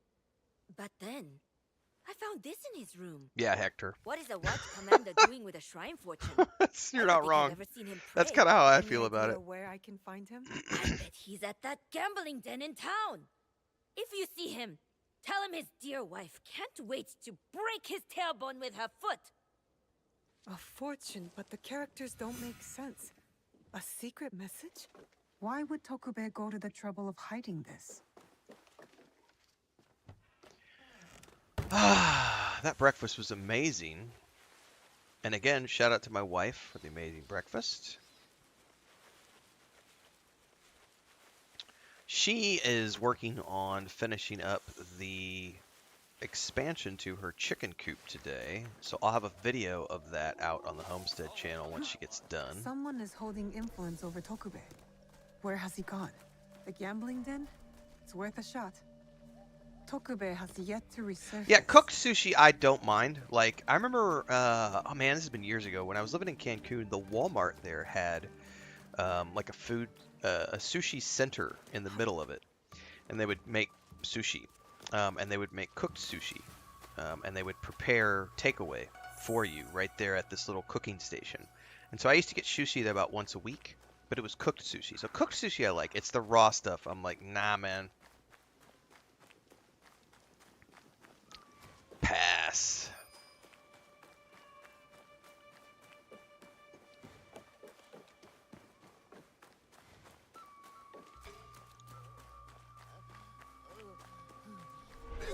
I think this is it. A gambling den.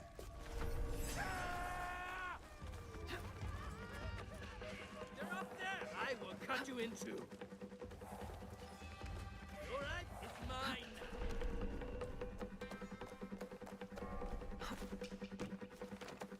Oh, it's a highlight of my day, Sherrard. Like, I love... I love messing with the trolls. I mean, get them for 5-10 minutes on the stream, I'm okay with it. We ban them every time, but it's fun to play with them for a few minutes. It's like a cat playing with its food, you know? You gotta bat it around a few times. Let it think that it's getting away. It's what adds to the thrill, man. It gets its heart rate up. It thinks it's winning, and then next thing you know, strong hand! Go bam!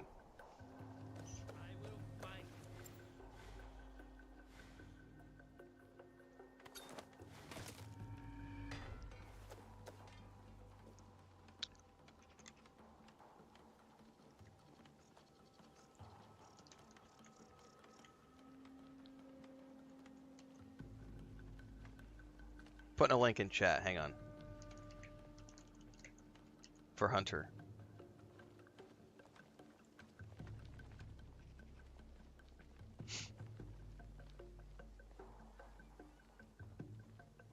That's the Homestead channel. And if it ever gets monetized, I'll probably turn it, we'll probably start doing some more travel again, but just locally. But I don't put out a lot of content there, maybe a couple times a month.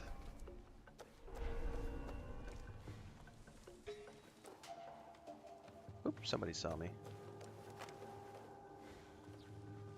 I can't wait for you forever. What? You will not.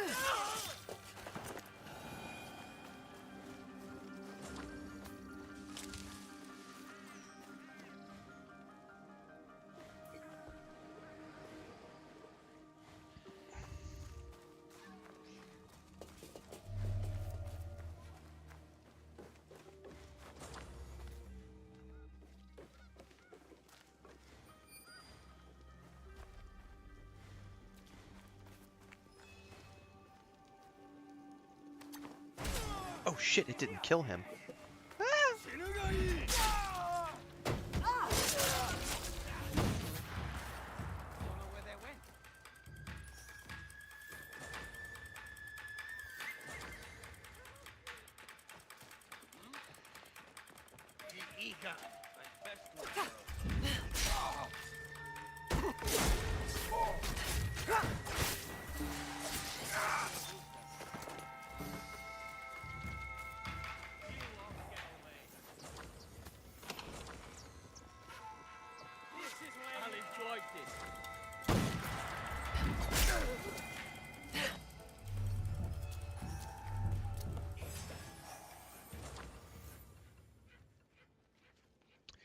So that channel, yeah, that was part of the discussion earlier, or maybe that was yesterday, I don't remember.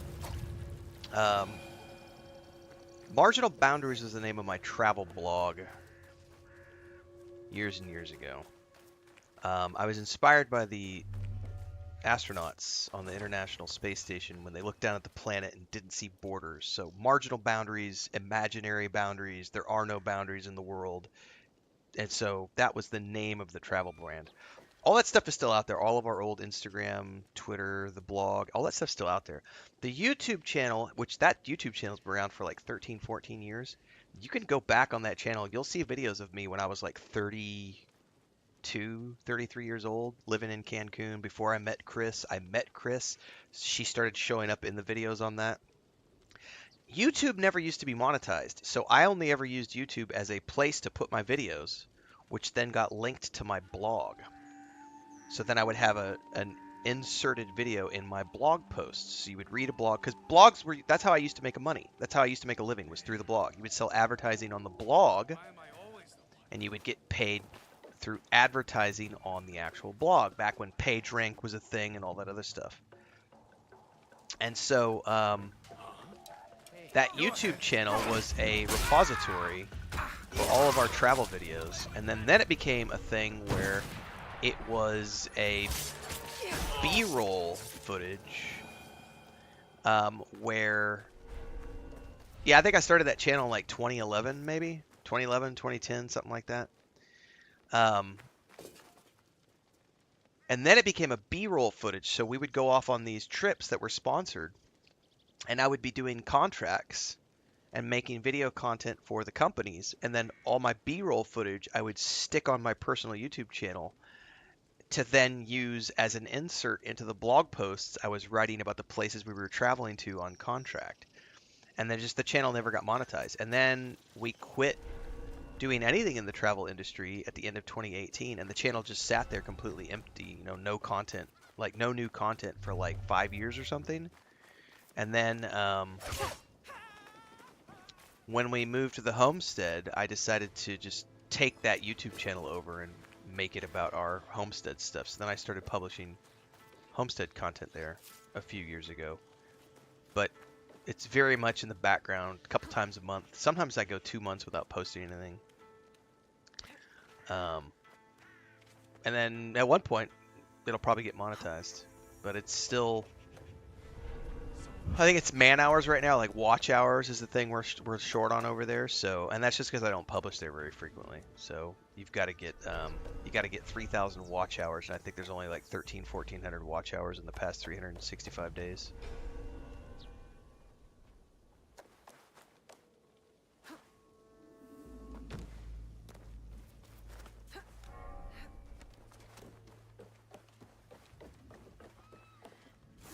Yeah, 2015 or something like that was when YouTube got monetized.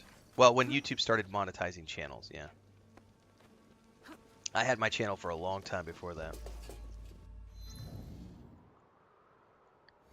Alright, supposedly he's around here.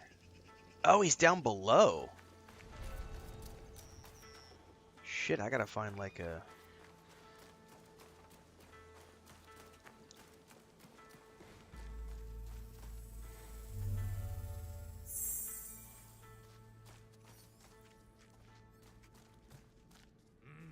Tokube, you're quite naked. It's you, from the Renkakai. Who sent you here? What do you want with me? Calm down. What's just my want to opinion ask on you some Nintendo selling questions. $90 games? Published a video last night about that Fine, topic, fine. so you can find that over on Let's go YouTube. outside and talk about it. So we had a discussion yesterday morning during the stream about Nintendo, and then I published the video yesterday, not last night, but yesterday afternoon I published that video. It's on YouTube. Talking about the Nintendo $90 price thing. Just this way. Don't worry. I'm no threat to you, which is why you should leave me alone. Hey! Little shit, get back here. Give up. You'll never catch me. I might never catch you considering how fast you run, you little shit.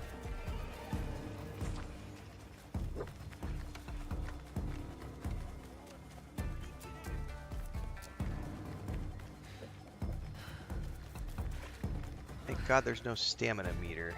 Come on, give me in. I still have my life. No matter how little it's worth now. No more. I can't run anymore. What do you want from me?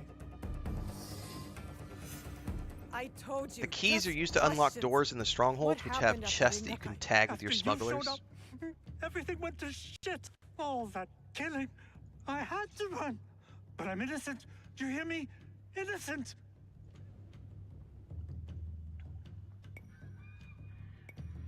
I went to your house and your wife was being threatened by thugs because of you. Oh no. Oh shit. No. Oh, is she okay? Is my wife okay? Oh, she's mad. But it's a rage born out of love, I think. This is all my fault. She will never forgive me. Tell me what you know about the attack at the Rengakai. Men from Bizen offered money to stay at Himeji Castle. Who ordered this attack? Some samurai from Chugoku. On behalf of his master, I followed them, and they've infiltrated the castle. And once they received that weird code, all hell broke loose. I didn't think they would kidnap the son of a daimyo. A strange fortune. Oh, those keys. Those are Keep just it, burn it, I don't coins. care. It's a bad omen. Just like me.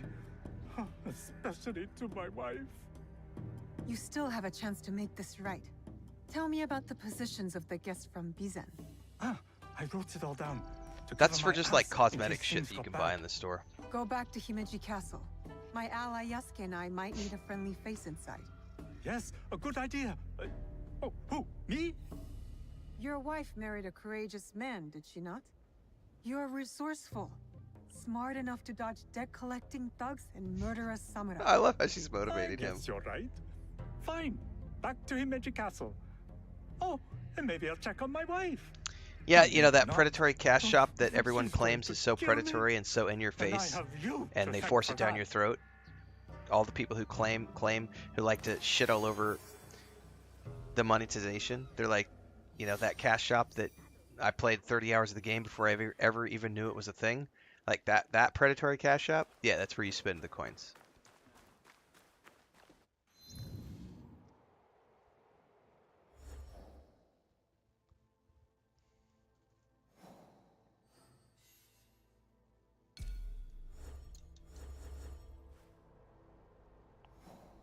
Oh, he's gonna be down there too. Okay, so I can actually travel to him.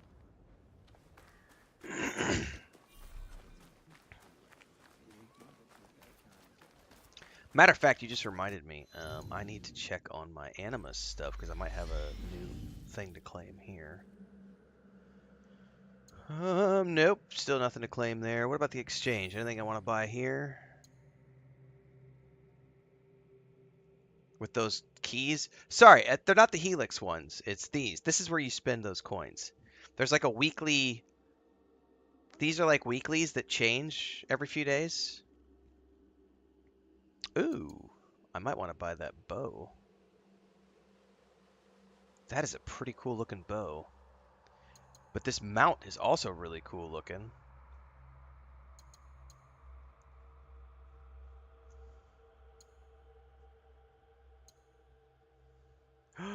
Ooh, that's interesting.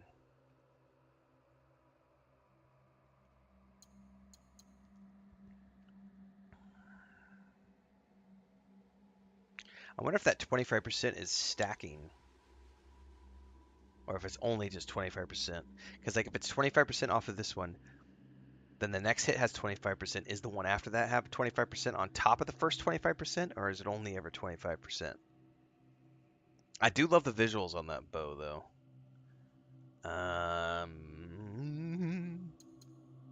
That mount's pretty cool, too, though. Hold that thought. I might go back and spend those points later. Yeah, there's two different shops, Salty Crow. There's the Helix shop, but then there's the shop that Sherrod was asking about, which is the Animus shop, which is like that's what you're getting those Animus coins for, and that's like related to the battle pass and then like the weekly cosmetics that change every week. Yeah, and so many people are like they don't even know what they're talking about when they're asking about it.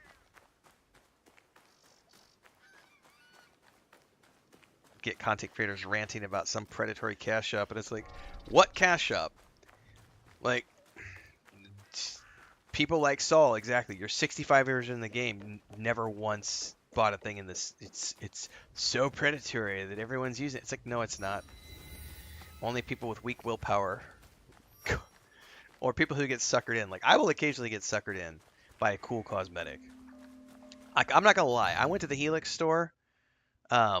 When I was doing that video about it, there is, or there was at the time, a hideout pack. Where's it at here? Hideouts. One of these hideout packs, like, it's this one. The animals that you can get for your hideout, that I will 100% spend money on. Like, if I'm really into a game like an MMO, and I'm going to be playing it for hundreds of hours, I will 100% buy things like a animal pack for my house. Because that kind of shit, I'm just like, this is so cool. It's $5. Bloom. You know? But that's not predatory.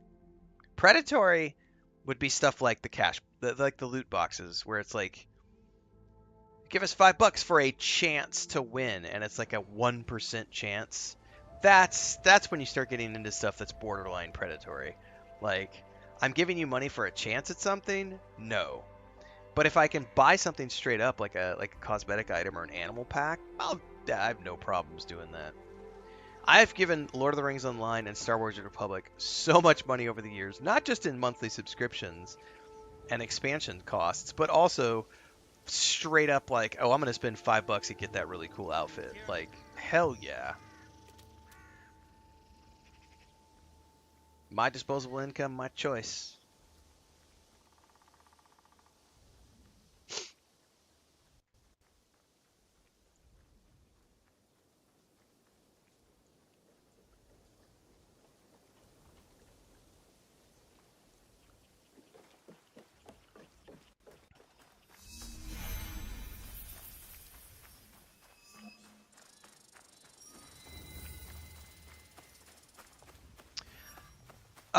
It's not the only reason, Sherrod, but it definitely is contributing. Anyone who claims otherwise doesn't actually understand the tariffs or what's going on a global stage. That the smell of incense. Like, tariffs are impacting, like, somebody did a video, I can't remember the name of the channel. They're really big into, like, tabletop stuff, and they did a great video yesterday on how the tariff stuff is affecting tabletop games. Because the costs, many of the physical books that we purchase as far as tabletop are printed in China, as an example, or in Canada. And because now there's a tariff on all this stuff, the costs on all the miniatures that we buy, the books we buy, all those physical tabletop items that we purchase, all of those are now increasing in price like 50% because of tariffs. And that's a fact. It has nothing to do with politics. It does not have anything to do with whether you're part of one political party or another. There is a simple economic fact that there is a tariff war going on now between different countries, and that tariff war is absolutely impacting the cost of physical goods, the cost of physical hardware, GPU sets, chip sets, graphic sets. What's up, Zernanthium? Thanks for the raid over on Twitch. It's just a fact. Has nothing to do with politics. It's just a simple economic fact. Lord Yukinaga, you look troubled. It is a good game, Naoe, Mitch. You remember that smell, yes? When Lord Hideya was taken. I remember that scent. I'm hoping it might lead us to the young Lord Hideye. Tell me more about it. I have encountered this particular fragrance before. Many times, in fact. Business associates of mine. They are keen on helping Lord Naoya Correct, Ribram. and It I affects with food prices, reconstruction of energy holy prices, sites. so many different They are a things. strange group, to be sure. And that smell is unmistakable.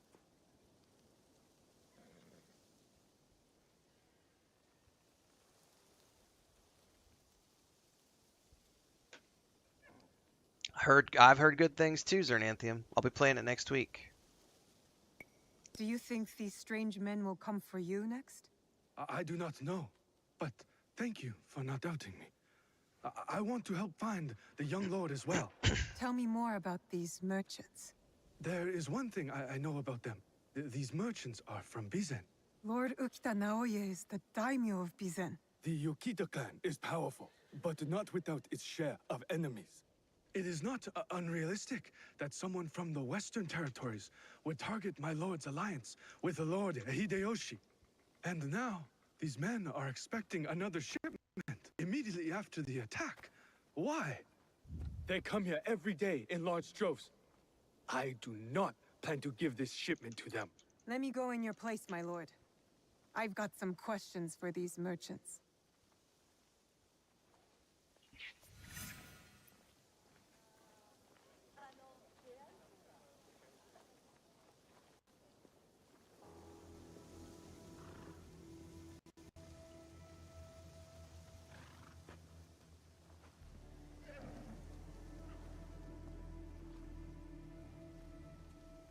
You just reminded me to go check my key mailer to see if I had any keys for that.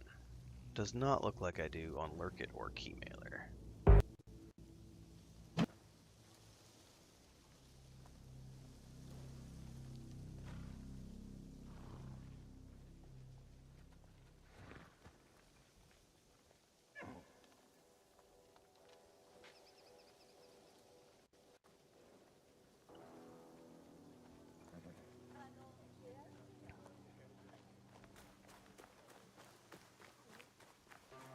Yeah, it's a very short game. The developers stated during their dev stream a couple months back that it was Never about 12 seen hours merchants' long. arms like this. Who So are it's pretty these short. men, really?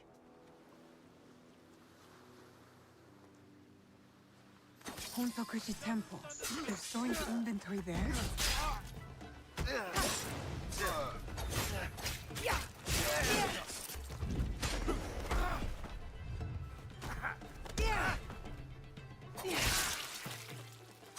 A boat might help me reach Hontokuji faster.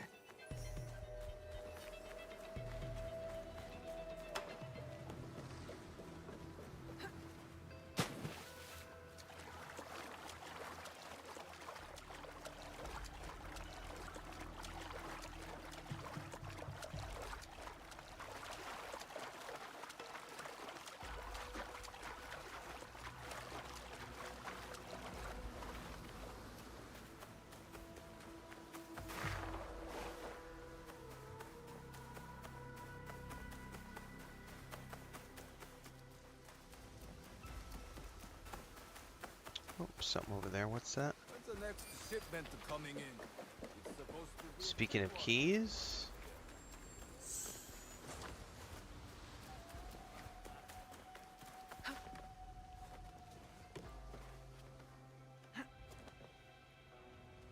okay.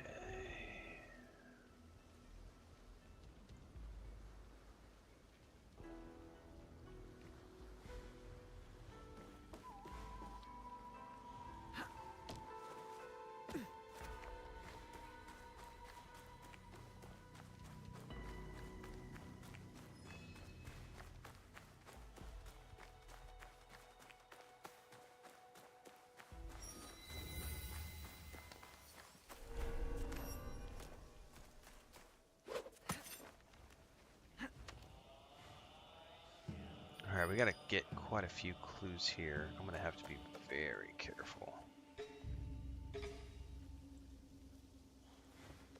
If I were going to hide something, it would be in some place like this.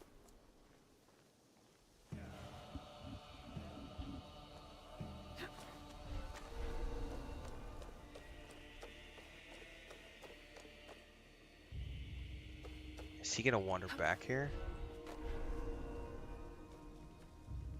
Yeah, he is. I'm gonna wait.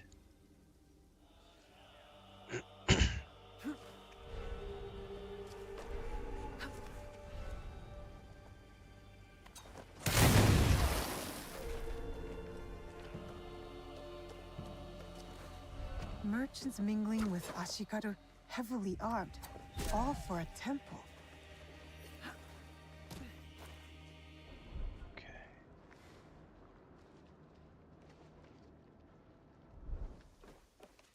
Incense and the acrid smell of gunpowder. No wonder it stood out at the Rengakai. Lord Yukinaga's hunch was correct. His business associates are gun runners.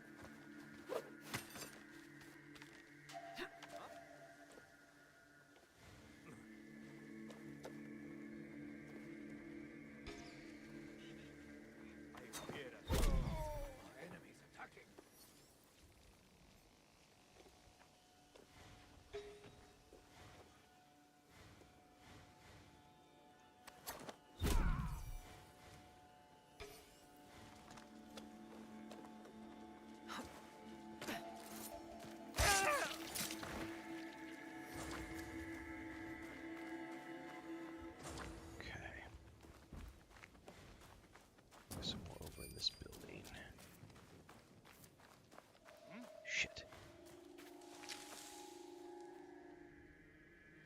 I want to be ninja.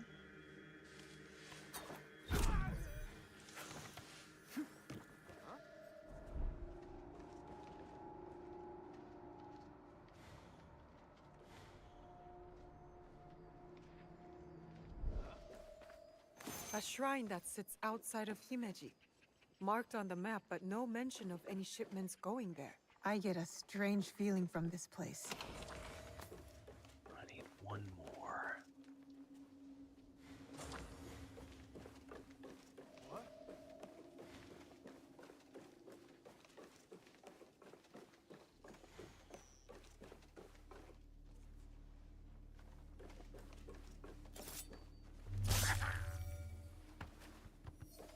These were all shipped from Dizen. Signed by Lord Yukinaga. Interesting. Why does Himeji Castle need temple supplies? I need to talk to Lord Yukinaga. Let's get out of here.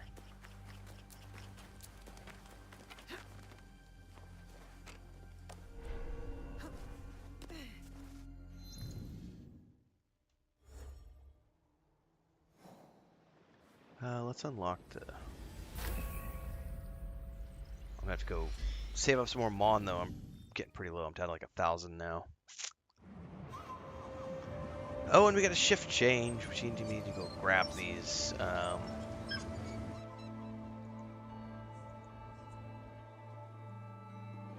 Grab my supplies from back at the base.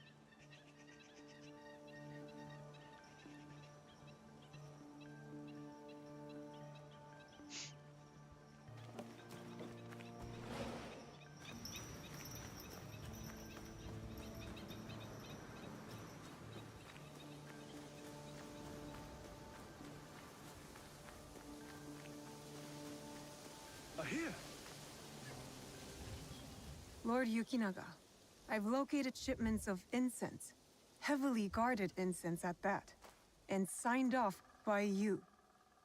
Incense, ring any bells? For example, those Ronin that attacked the Rengakai? You've been shipping weapons, my lord, disguised as incense. Did you know this? Incense, Bizin. Yes, of course. But weapons? Of course not.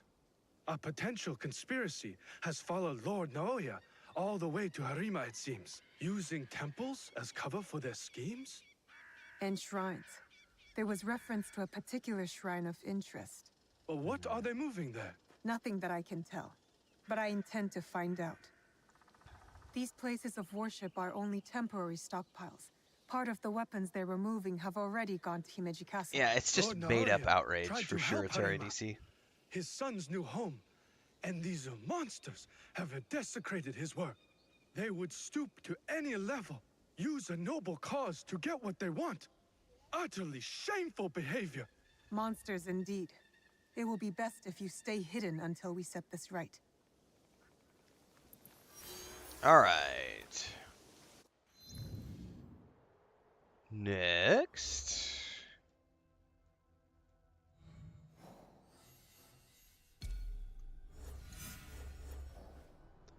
They're in Hajime in southern Himeji at the Junshino Shrine, which is right here.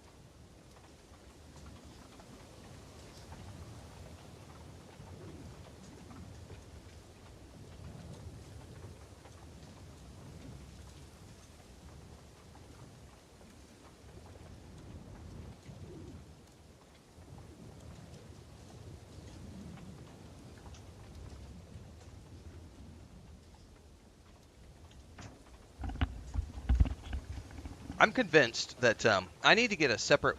I need to get like a Wi-Fi webcam to mount back in the catio, because like Chris does so many projects, and she does not like to pull the camera out and record. She just likes to go work. She's been out there for like 30 minutes working on this new chicken coop roof for like an expansion in the chicken coop, and none of it is being documented for the Homestead channel. I'm going to sneak out really quick, everybody. Give me about 2 to 3 minutes.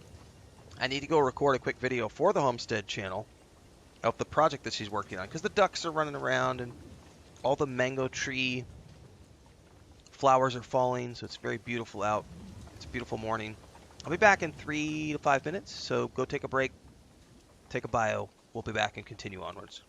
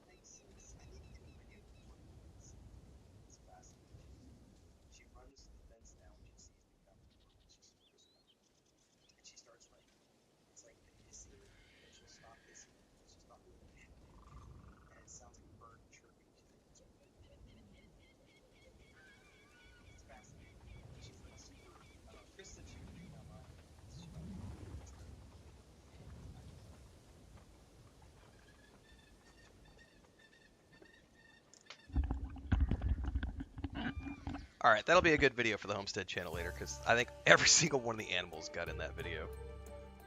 Because Blanca was in the woods, so I had to go take the... We have a piece of firewood that we keep over this entrance that she uses to get in and out of the woods underneath the chain link fence, and then the ducks are in the video, and then chickens are in the video, and anyway, Chris is out there with a hammer and nails. All right, that'll go up on the Homestead channel later. I'm looking for information at this shrine.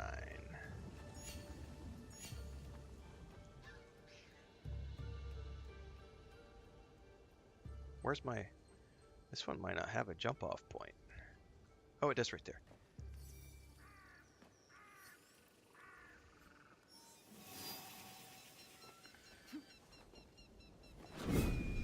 Oh wow, she jumped all the way from the top. That was impressive.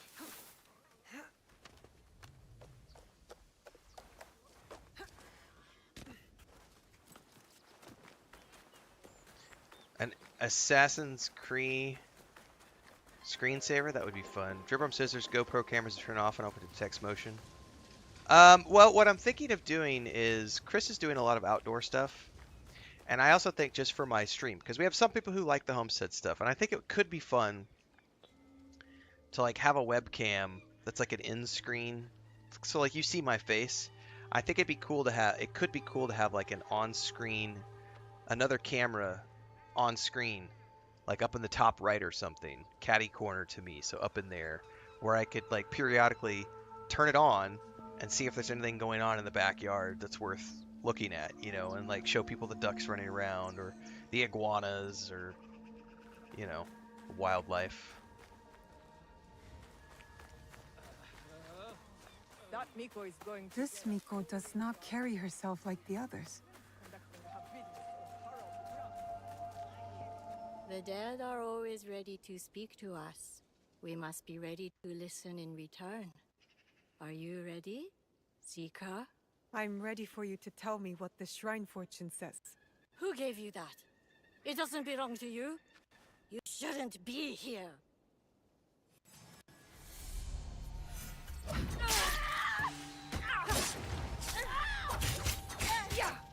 You will not interfere. Oh, she blocked me. What if I'm ever gonna get to the point where they can't block me?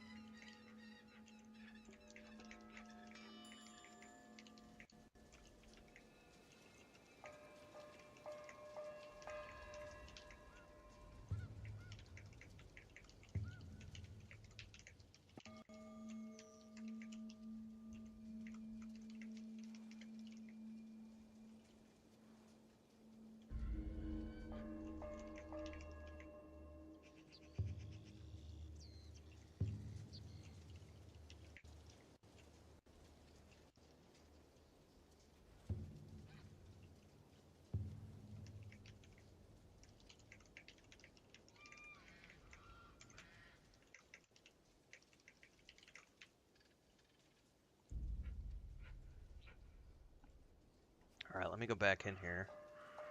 Oh, Chris Shop just upgraded their membership over on YouTube to Guild Champion. Damn, son!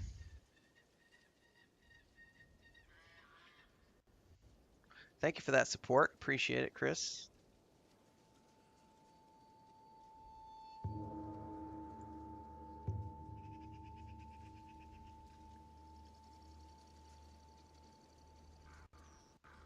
Yeah, we don't really have any raccoons here, Zonanthium. We do have possums, but no raccoons.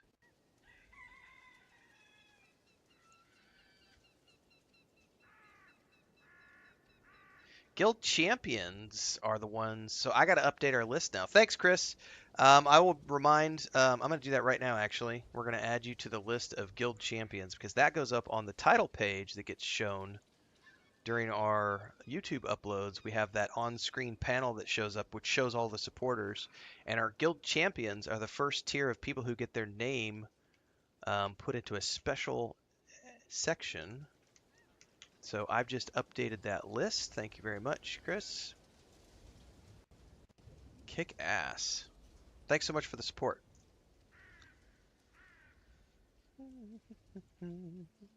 Yeah, I think you've posted a couple of shots of one of your raccoon friends or anything over in the Discord. Raccoons are awesome. We don't have them here, though. Southeastern Shimeji at the Itsuharu Shrines. We're going over here now.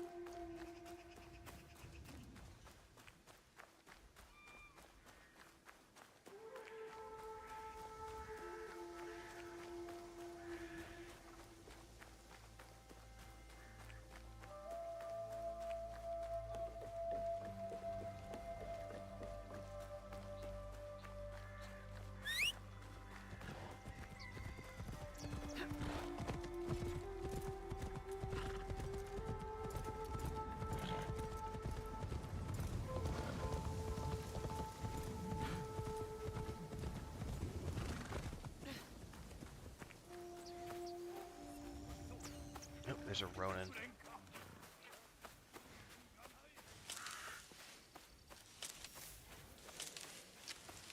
Definitely want him because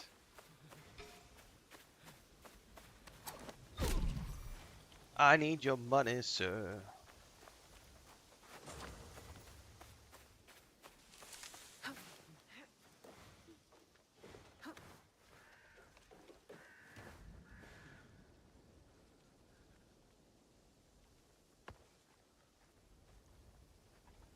Rescue the special guest. I don't see anybody here at the moment.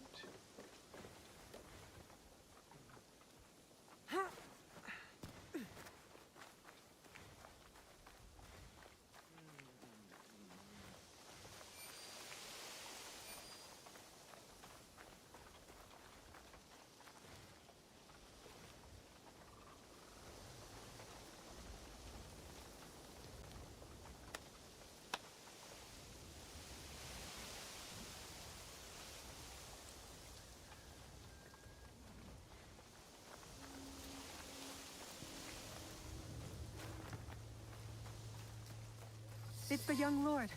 He looks injured. Good health for all those we care about.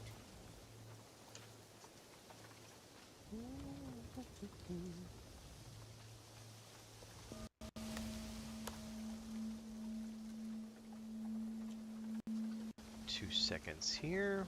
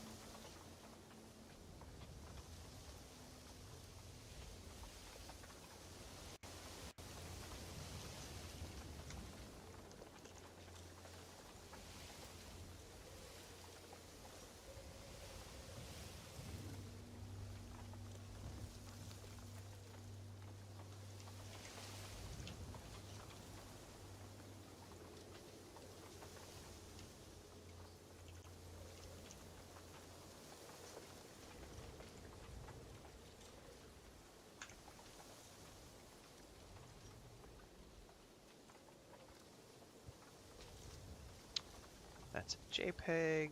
Save that out. That's that. Save that to here. And we save it there. Okay, I had to upgrade that while we were sitting here, because otherwise I'd forget. Upgrade our YouTube panel. Because a champion membership is a pretty high tier, so that one's worth taking a pause for a moment and upgrading the panel. Who did this to you? Atari, thanks for subscribing over on Twitch. Appreciate it. It hurts, but Atari it is DLC. getting better. Atari DC, sorry. Such chaos and confusion at the Rengakai. I thought those Double Ronin dipping were going on to YouTube kill and me Twitch. to get back my father, but they brought me here. I spoke with your father at the Rengakai. You did? May I ask, what was a stanza about?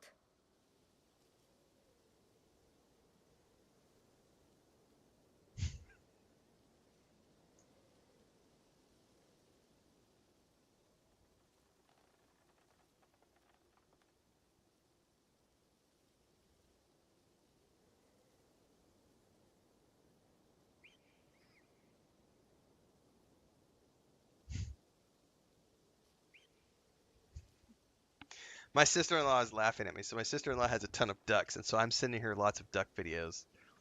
And I just sent her a video where I was making the noises of. I was like, "This is what the ducks are doing. Have you ever heard this before?" So I was doing sound effects, and she's just laughing at me. Shit. I gotta send her some videos later of the noise the ducks, because I just went out to record that movie with Chris, and the female duck came running up to the fence, and she's doing a new sound that she's never done before. She just started doing it last night. So she's like doing this weird chirping thing, and I didn't quite get it on camera because it was before I started recording. So I was like, what is this? What is she doing? Loyalty. I had prepared a stanza for him. It was a message for the both of us. Perhaps he misunderstood what I meant. My poetry was not as skillful as I hoped. We should go. We can talk on the way out. Of course.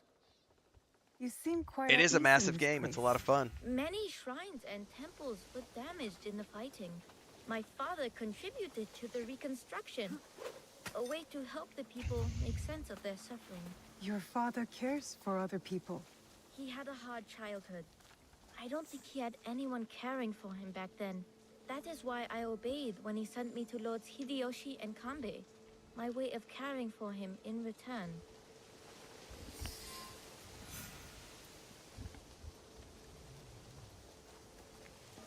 Oh, have you come? Well, to I take our appreciate young that, lord Chris. Shop. Thanks. Such a pity. We are quite fond of him. Do you not find it odd that you are asked to hide the son of a daimyo? It is not for me to question such things. I am but a humble servant. As you are, I am sure. Good day, then. Until our paths cross again. So, you serve both Lord Hideyoshi and the Ukita clan now? I suppose that's true.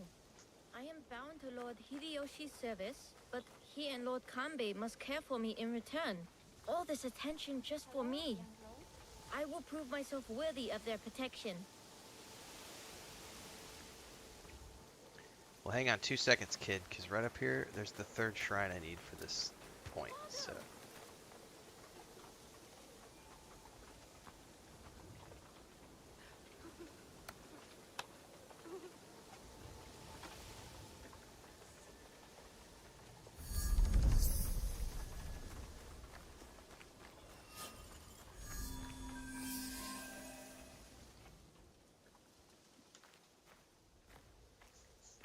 Father! It is good to see you again. Have you come to take me to Himeji? You must go with my men to Okayama. I cannot take you to Himeji Castle. In Bizen? But are you disappointed in me, Father? Did I do something wrong? Of course not. Please, just go with them.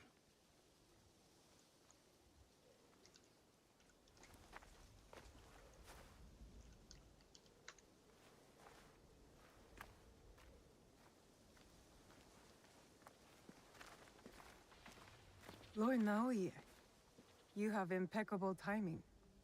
Yes, we both do. Why are you here? For my son, of course. One of the servants told my men he was spotted in the shrine. Never mind that. Why won't you let Hideye return with you to Himeji Castle? This is no concern of yours. No concern of mine. Lord Hideye was badly injured. Why rush him away? He needs time to heal. What I wish for is irrelevant. He is not safe here. You seem confident your son will make it to Okayama Castle. Enough of this badgering. Does Lord Kanbei know you're here? I work by myself. You have grown into quite a major annoyance since Setsu. He was the bad guy. So it is you. I know about the weapons in the temple, and your soldiers tucked away inside Meiji. You are planning another attack. But why capture your own son during the Rengakai? He was almost killed. I hid him to keep him safe until my business was completed. But you complicated things. I cannot have what I want as long as Hashiba Hideyoshi and Kuroda Kanbei both live. And you. I promised my father I would kill you and your friends.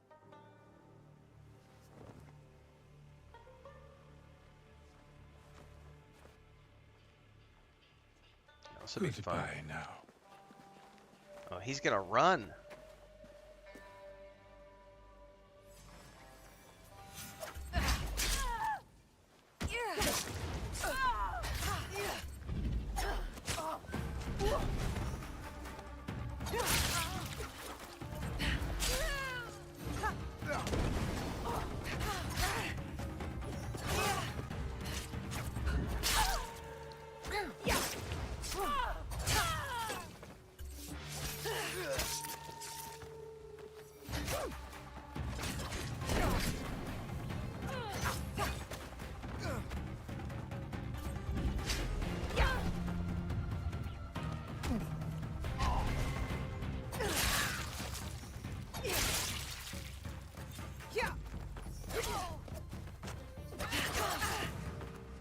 I can jump around and duck too. I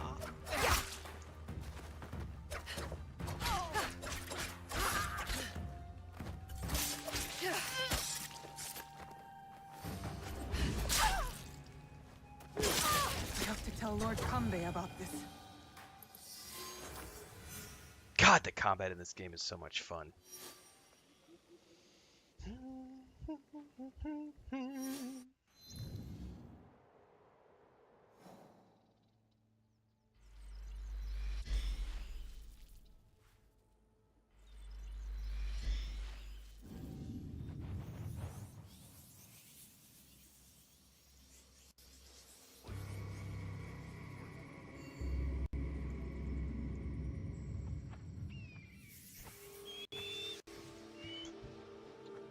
Alright, I gotta get over there. Inside. This was tricky if I remember correctly.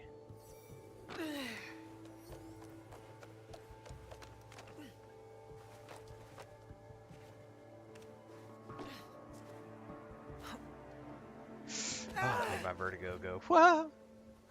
You should calm down.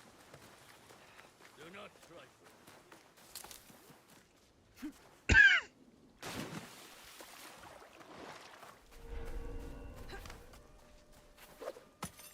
I need to keep out of sight. I remember this was kind of a pain in the butt the first time I did this.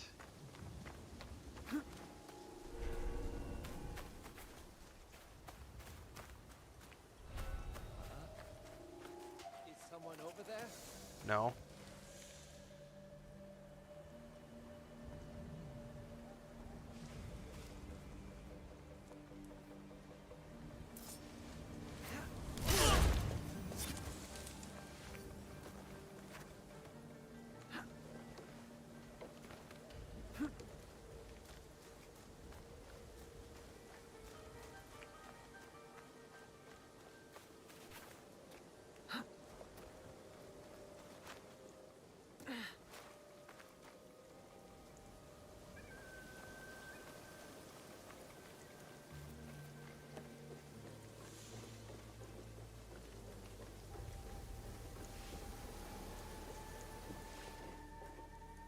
You have something to discuss? I do. We need to talk about Lord Hidei.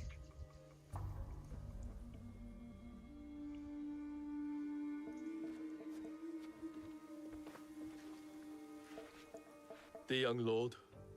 On his way back to the province of Bizan, the home of his father, Lord Okita Naoye, the same man behind the attack at the Rengakai.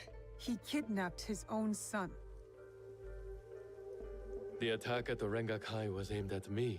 With Hidei caught in the middle. He has stationed a private force at Himeji Castle.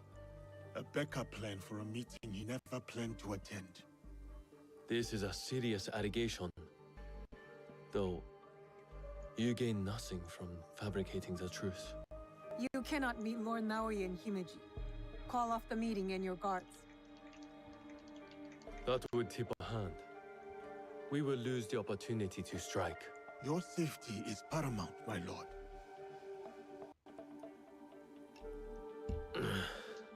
No. My safety is a secondary.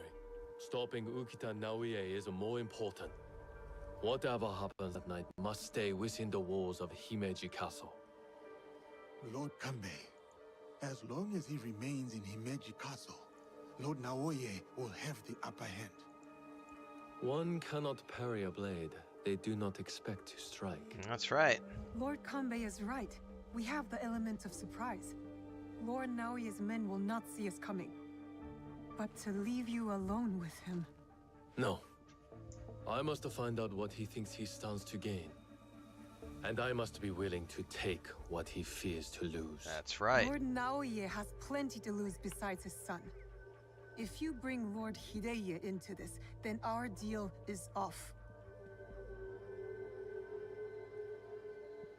I will talk to Ukita Naoye in terms he can understand and appreciate.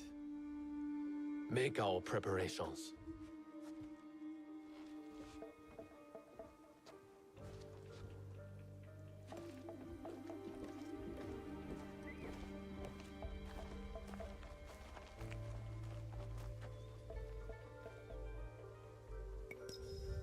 I don't know whether Lord Kanbei is a genius or a fool. I'll lead. Wait for me at the Honmaru.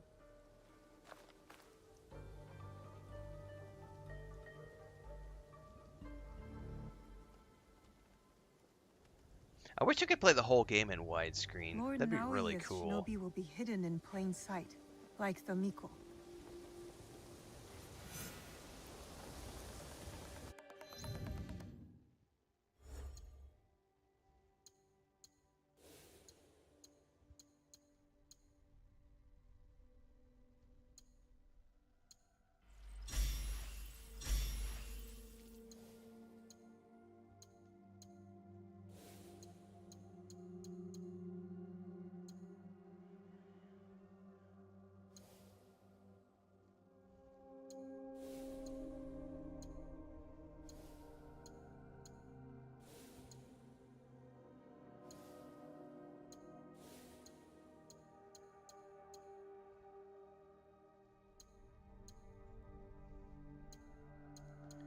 I mean, honestly, I think I have everything I want.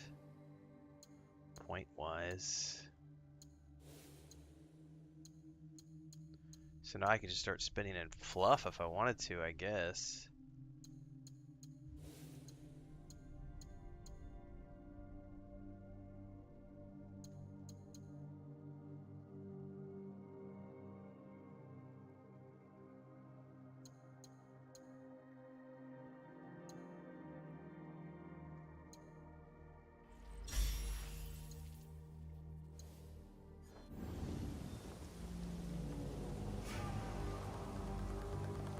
Alright, it's gonna be a big castle.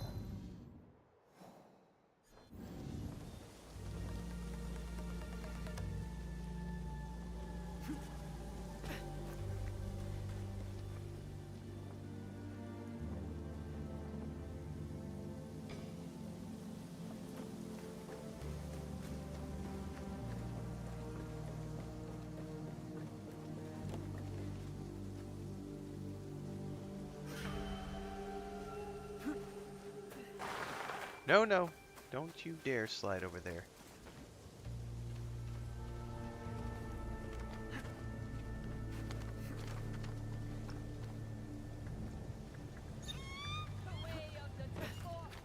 Oh, I didn't mean to call her in. I swear I misclicked, man. Miscalled an ally.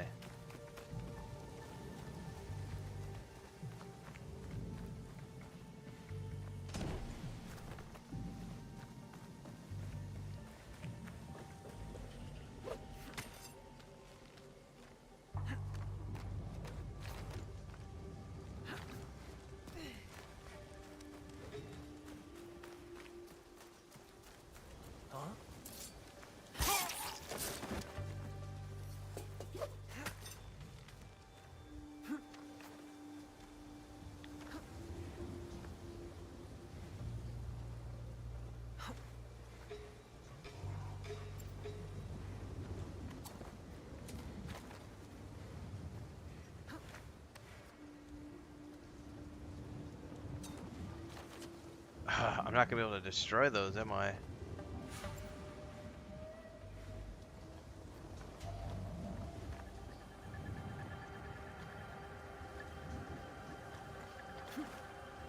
This could be trouble.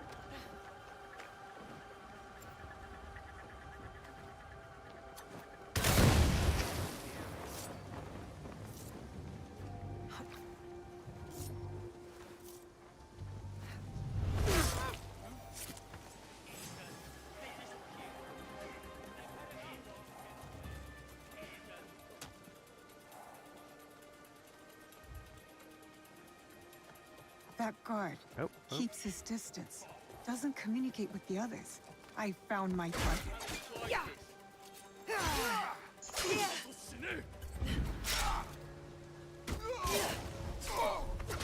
There will be more.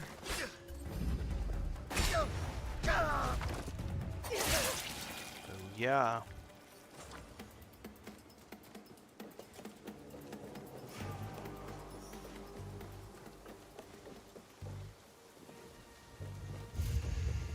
I'll search over there.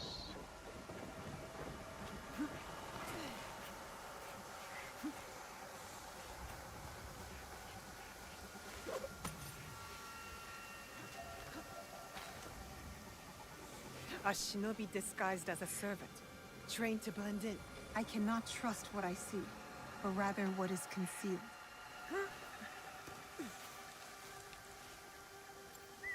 Come here. Sounds strange.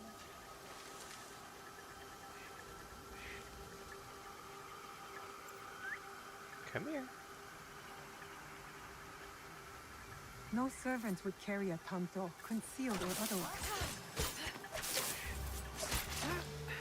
She blocked and I missed the assassination. That's on me.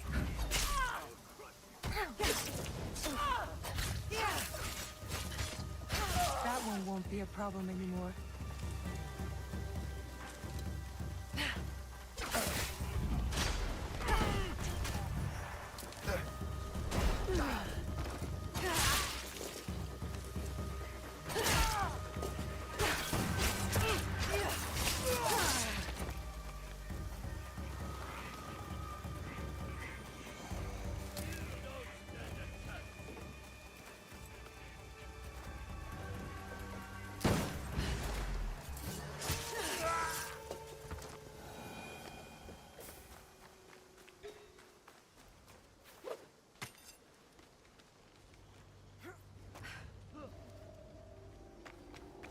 Crap.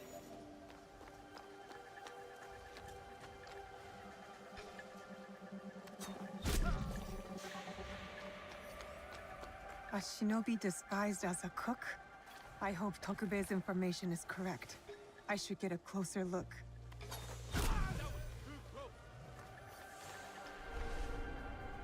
You should be careful. It's him.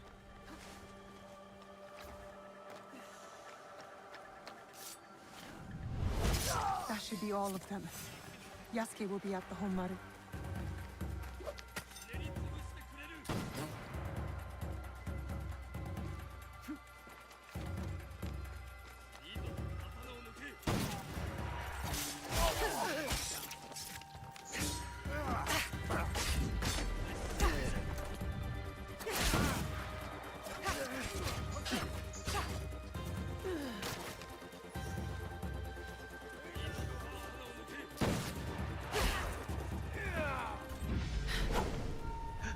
Missed.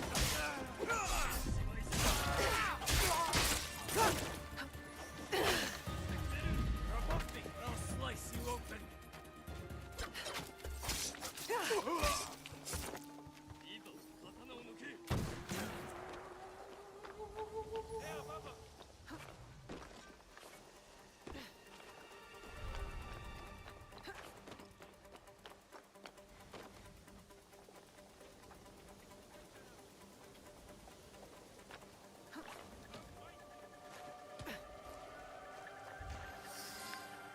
Right.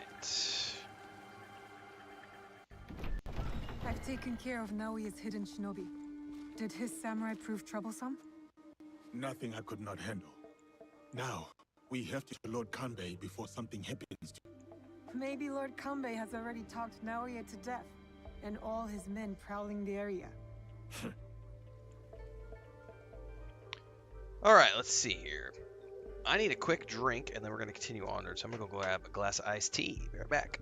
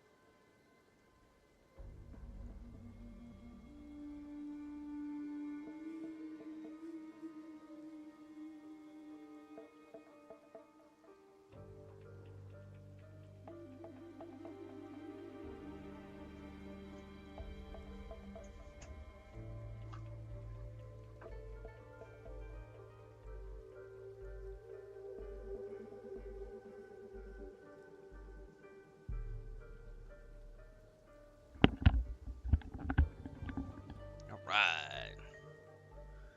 Been sitting on my ass enough today. Let's stand up for a little while.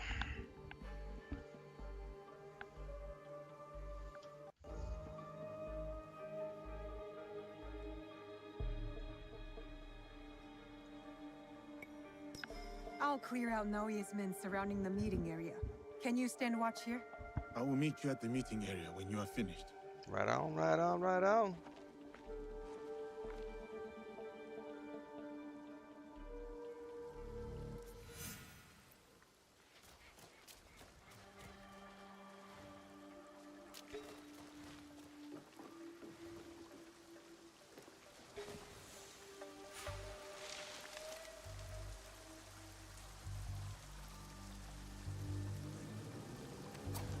There will be more of them.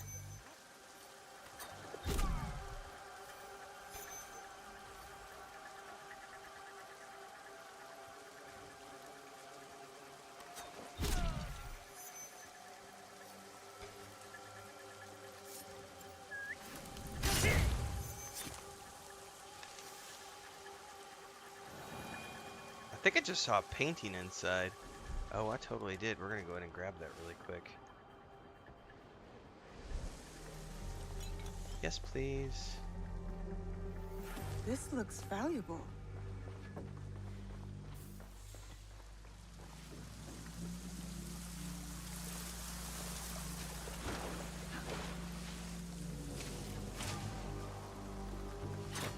Shit.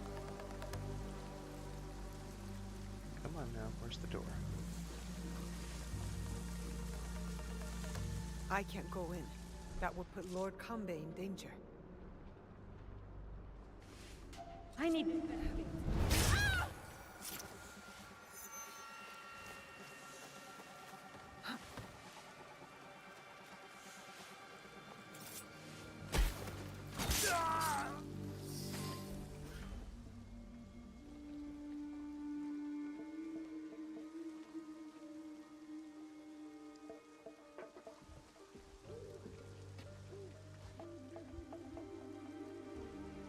The matter of our borders, the ceasefire with the Mori to the west, must be enforced.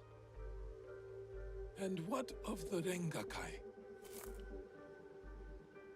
We have also uncovered information on the man who ordered the attack. Soon, we will bring him to justice. What can you tell me of this man? A man of high standing from Chugoku. He came to Harima to plot my assassination. But to what end, I cannot fathom. Lord Naoya, what say you? Some claim you can see the future, Lord Kanbei. That you are the brains behind Lord Hideyoshi's successes. You tell me. To prevent Lord Hideyoshi's victory on the battlefield. To claim Harima for yourself and your Shadow League.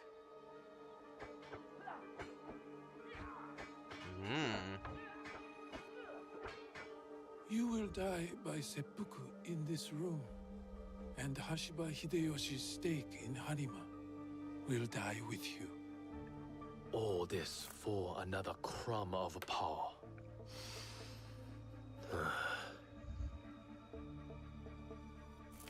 And yet your son, his safety was secondary to your objective.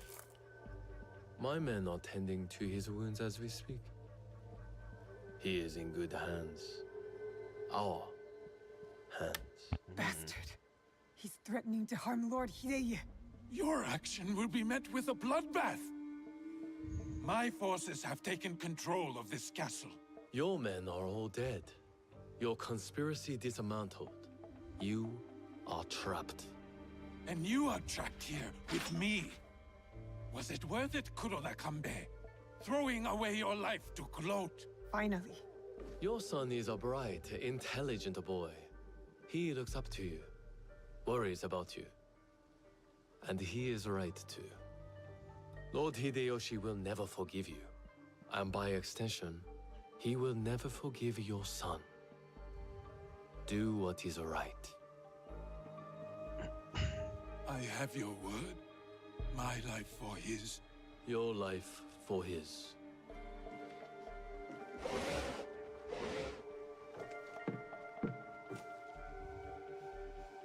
So, you are the ones who sold my son, so he could be wielded against me. Put the weapon down, Naoya.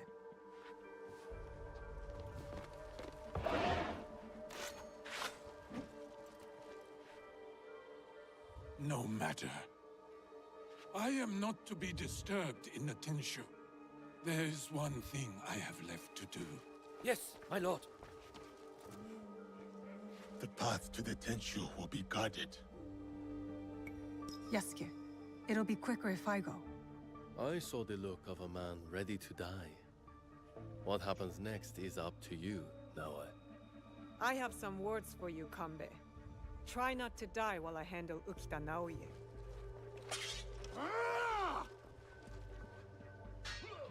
I need to go to the top of the Tenshu.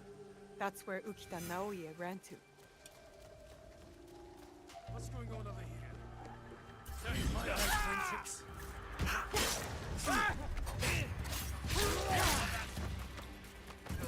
Oh, I clicked on the wrong direction.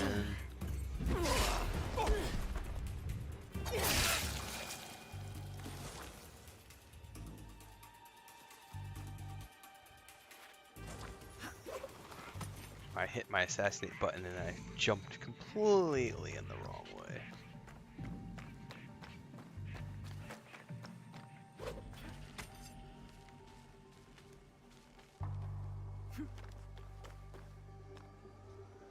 Come on.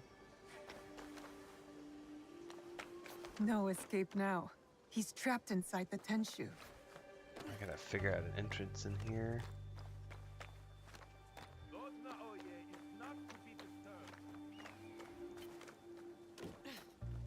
don't see any windows yet.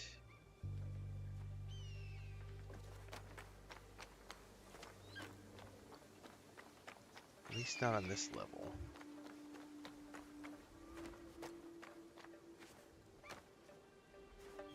I may have to go all the way up top to find a trapdoor. Fuck it, let's go all the way up, see if there's a trapdoor at the top. Otherwise, I may have to go in all the way from the bottom.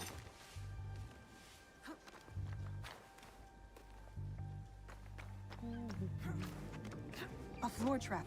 I can use it to go up. A floor trap, I can use it to go up. Where was she just highlighting? Ah, where? Where is it? That right there?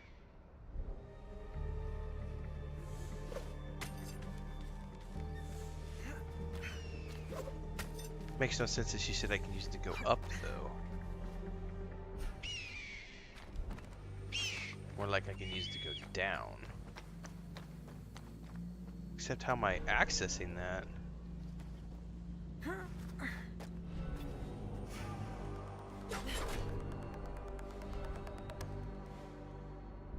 Okay, well I'm not able to use that.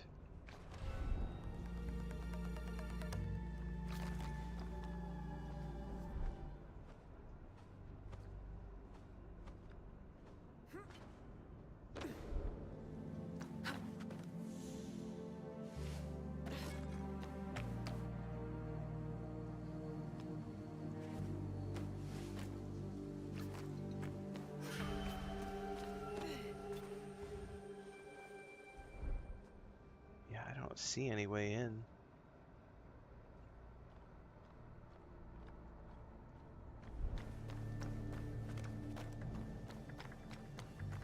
The mention of a floor trap was interesting, but I don't see it anywhere. Oh, I got a window right here. I'm in. Next, I must find Lord Naoye. Anyone?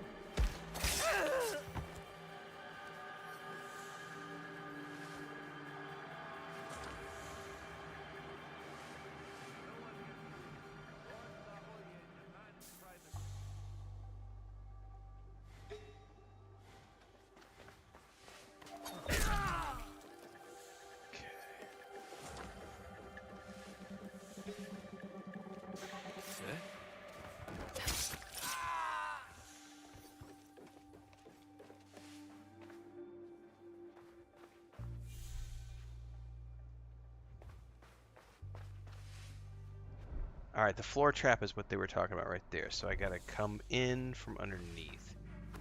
So I gotta go one floor down.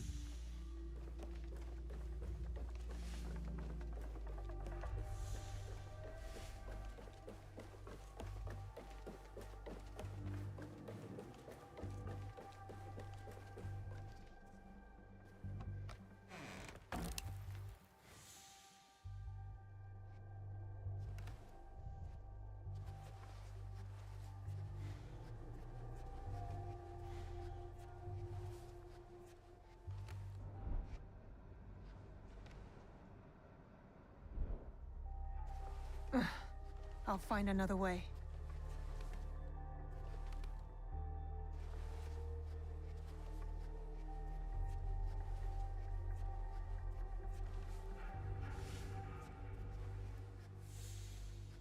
Okay.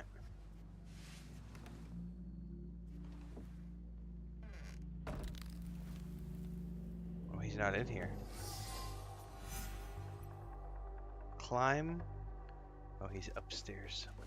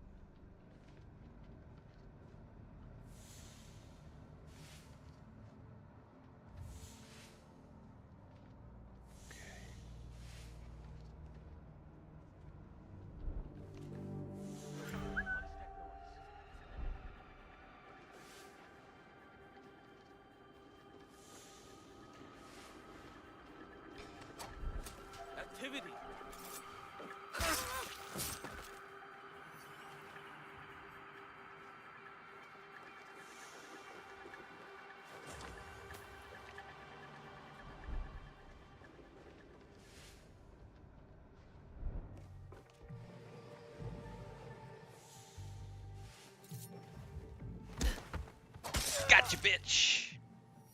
Oh wait, you're not who I was looking for. Apparently, I gotta keep going up.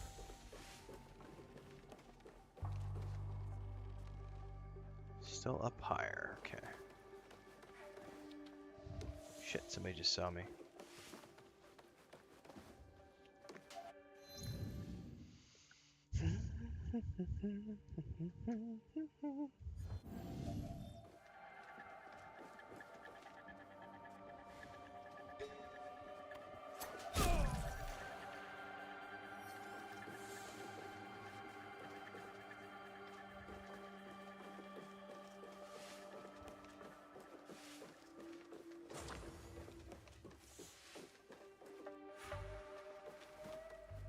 Yeah, the castles are pretty maze-like.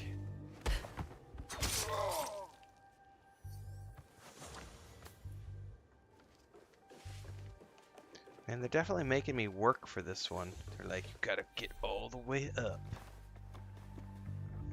He's probably waiting for me on the other side of this cutscene. Of course. Escape was never an option. Then why did you run? I wanted some privacy. I gotta go check something. To finally read Hideye's words. Hang on, guys. I heard something.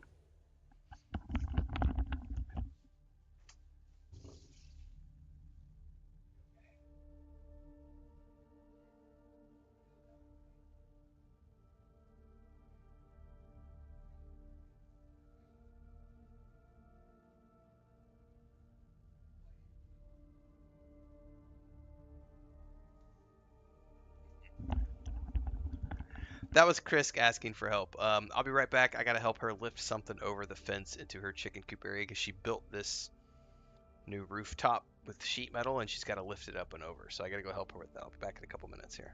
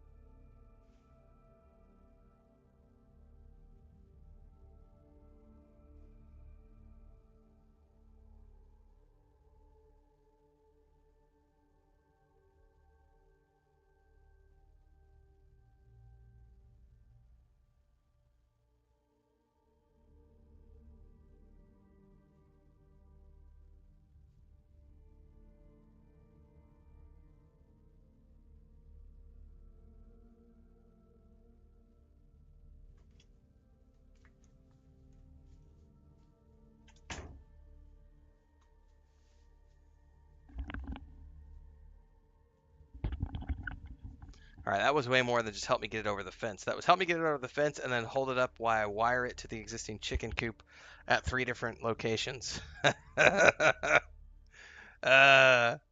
All right, she's almost finished though. She's got one more post to put, but she could do that on her own.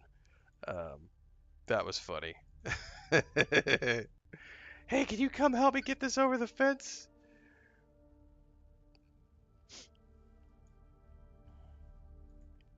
Love my wife. She does a shitload of stuff for me, so when she asks me to help her with something, I am more than happy to oblige. He's cornered. But I'm all sweaty One now. of us should be enough. It's hot outside already. They killed your father.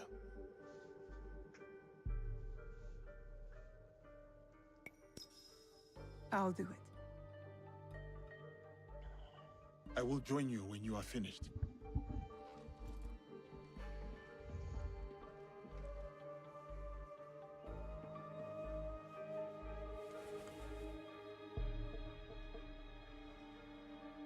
Spring fears not the fall.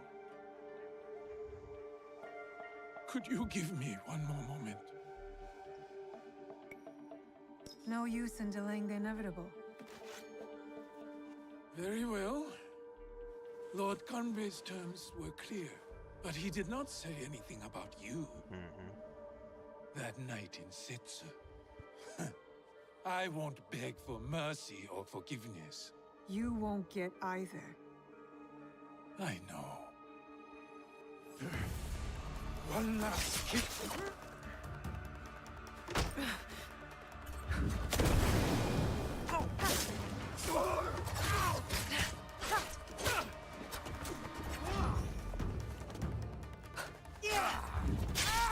He called for help.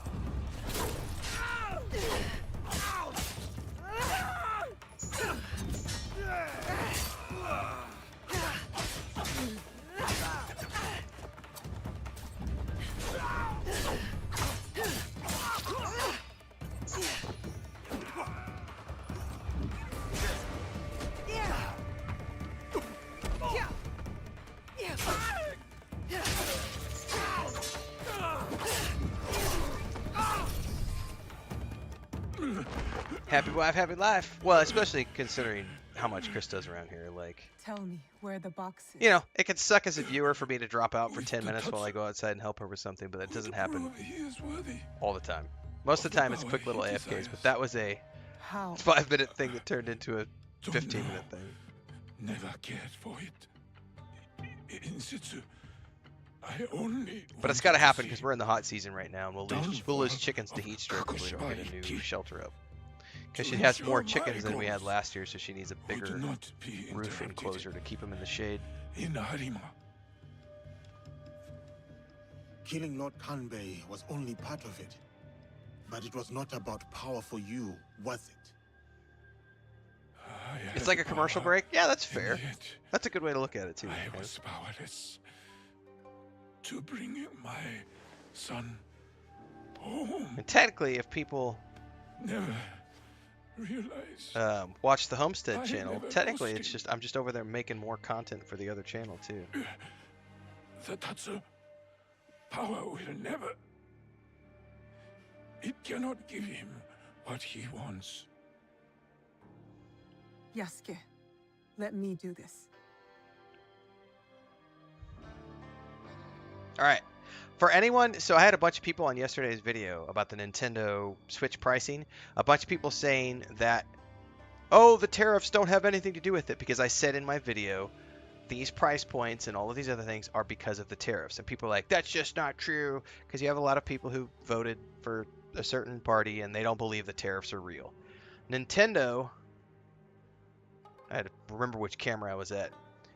Nintendo just delayed the Switch 2 pre-orders in the US to assess the impact of tariffs.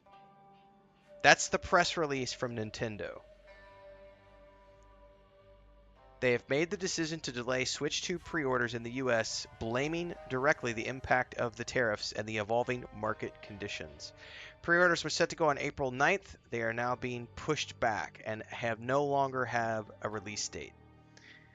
The pre-orders of Nintendo Switch will not start on April 9th in order to assess the potential impact of tariffs and evolving market conditions. Nintendo will update timing at a later date.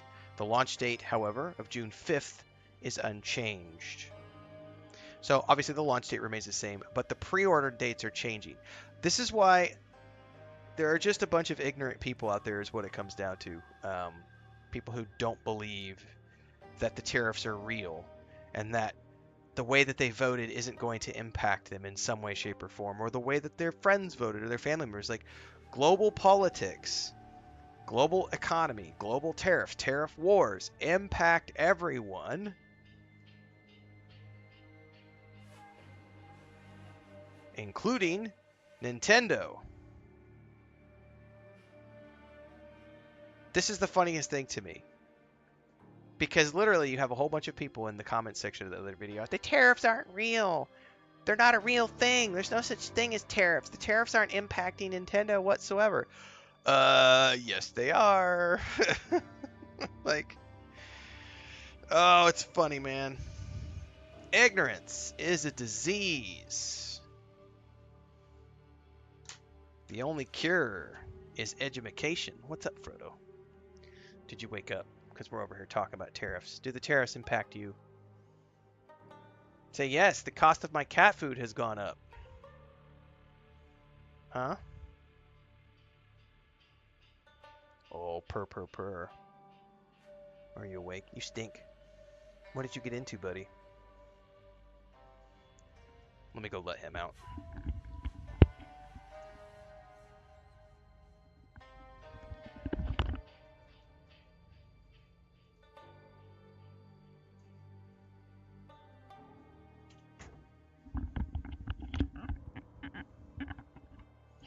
Anyway.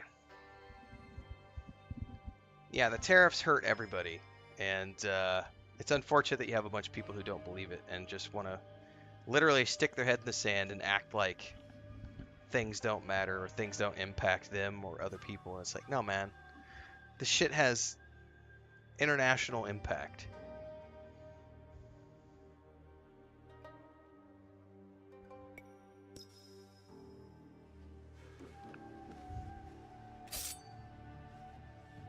My son. My life for his. In all my lives.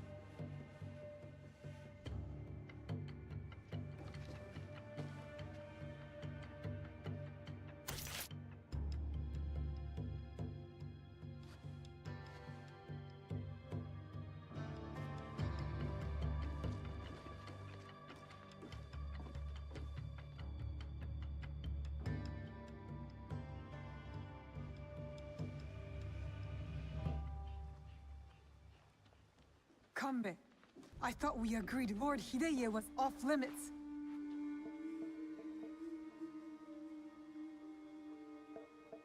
I heeded your words, Naue. Hurting the boy was never an option. Lord Naue insisted on keeping our alliance strong. And now, it will continue with the new head of the Ukita clan. To save Hideye's life, I had to convince Lord Naue to give up his own. And what of Lord Hideyoshi's wrath? Contained. Aside from us, no one else will know what has transpired.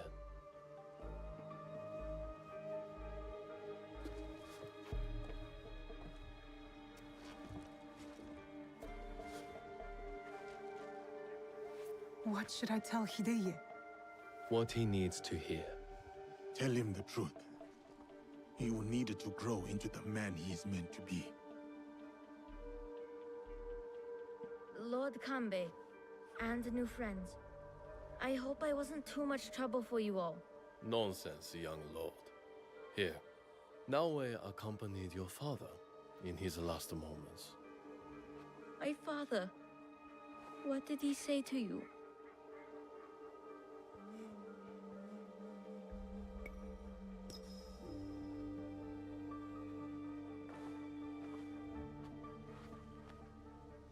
Your father chose to give up his life. For yours, my lord. For you to realize your own potential. He has done so from the day I was born.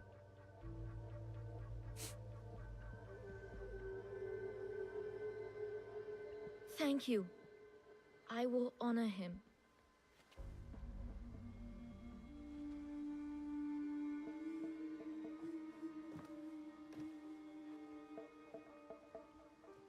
Poor boy. We will look after him.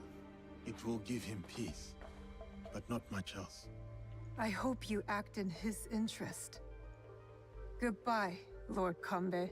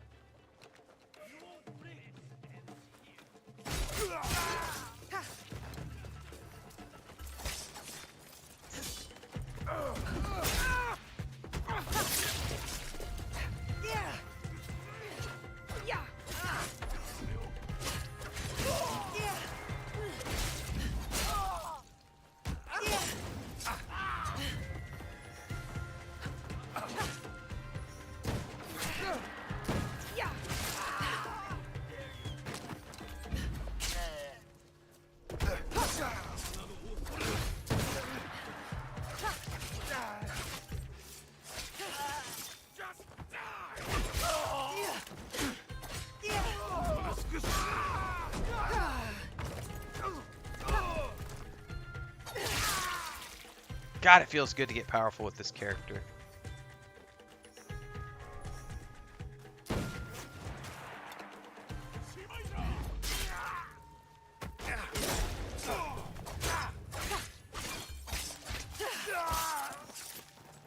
Let the bodies hit the floor. Let the bodies hit the floor.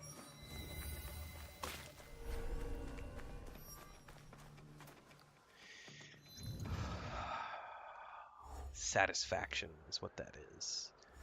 Okay, we are down to the last couple here.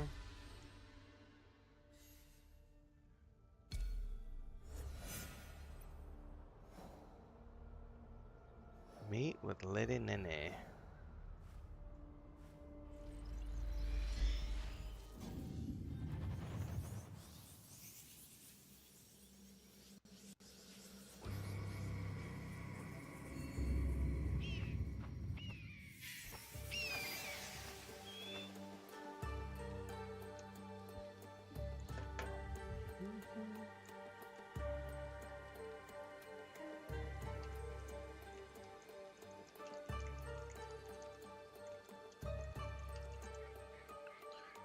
me switch this back here really quick. I gotta sit back down. My physical therapy yesterday was some new exercises. I'm a little uncomfortable. Getting old also doesn't help. Ah.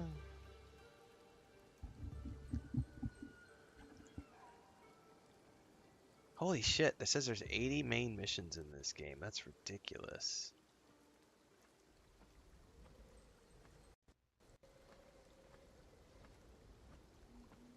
Oh, I guess they're counting some of the... okay, I see what they're doing here. They're counting some of the side missions as well as main missions. The peasant who would be king.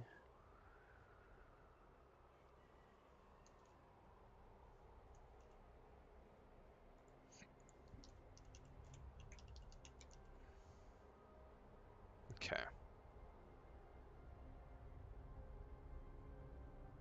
Okay. Yeah, there's a lot. I mean, technically, if you look at like all the things we still have left that we could potentially work on, because like I still haven't found the rest of the Templars, the rest of this unknown organization here. I haven't finished. There's a bunch of circles that are not going to get finished because I am not going to go through here and clear every single one of these circles. Because we're already like 70 hours in. I'll keep going as I find things, but there's a lot to do here. But on that note, guys, I'm 5+ hours in. I'm going to go ahead and wrap it up here because I do need to get some other videos produced. So in the next little bit on YouTube, I've got a video coming out talking about the value of time for money.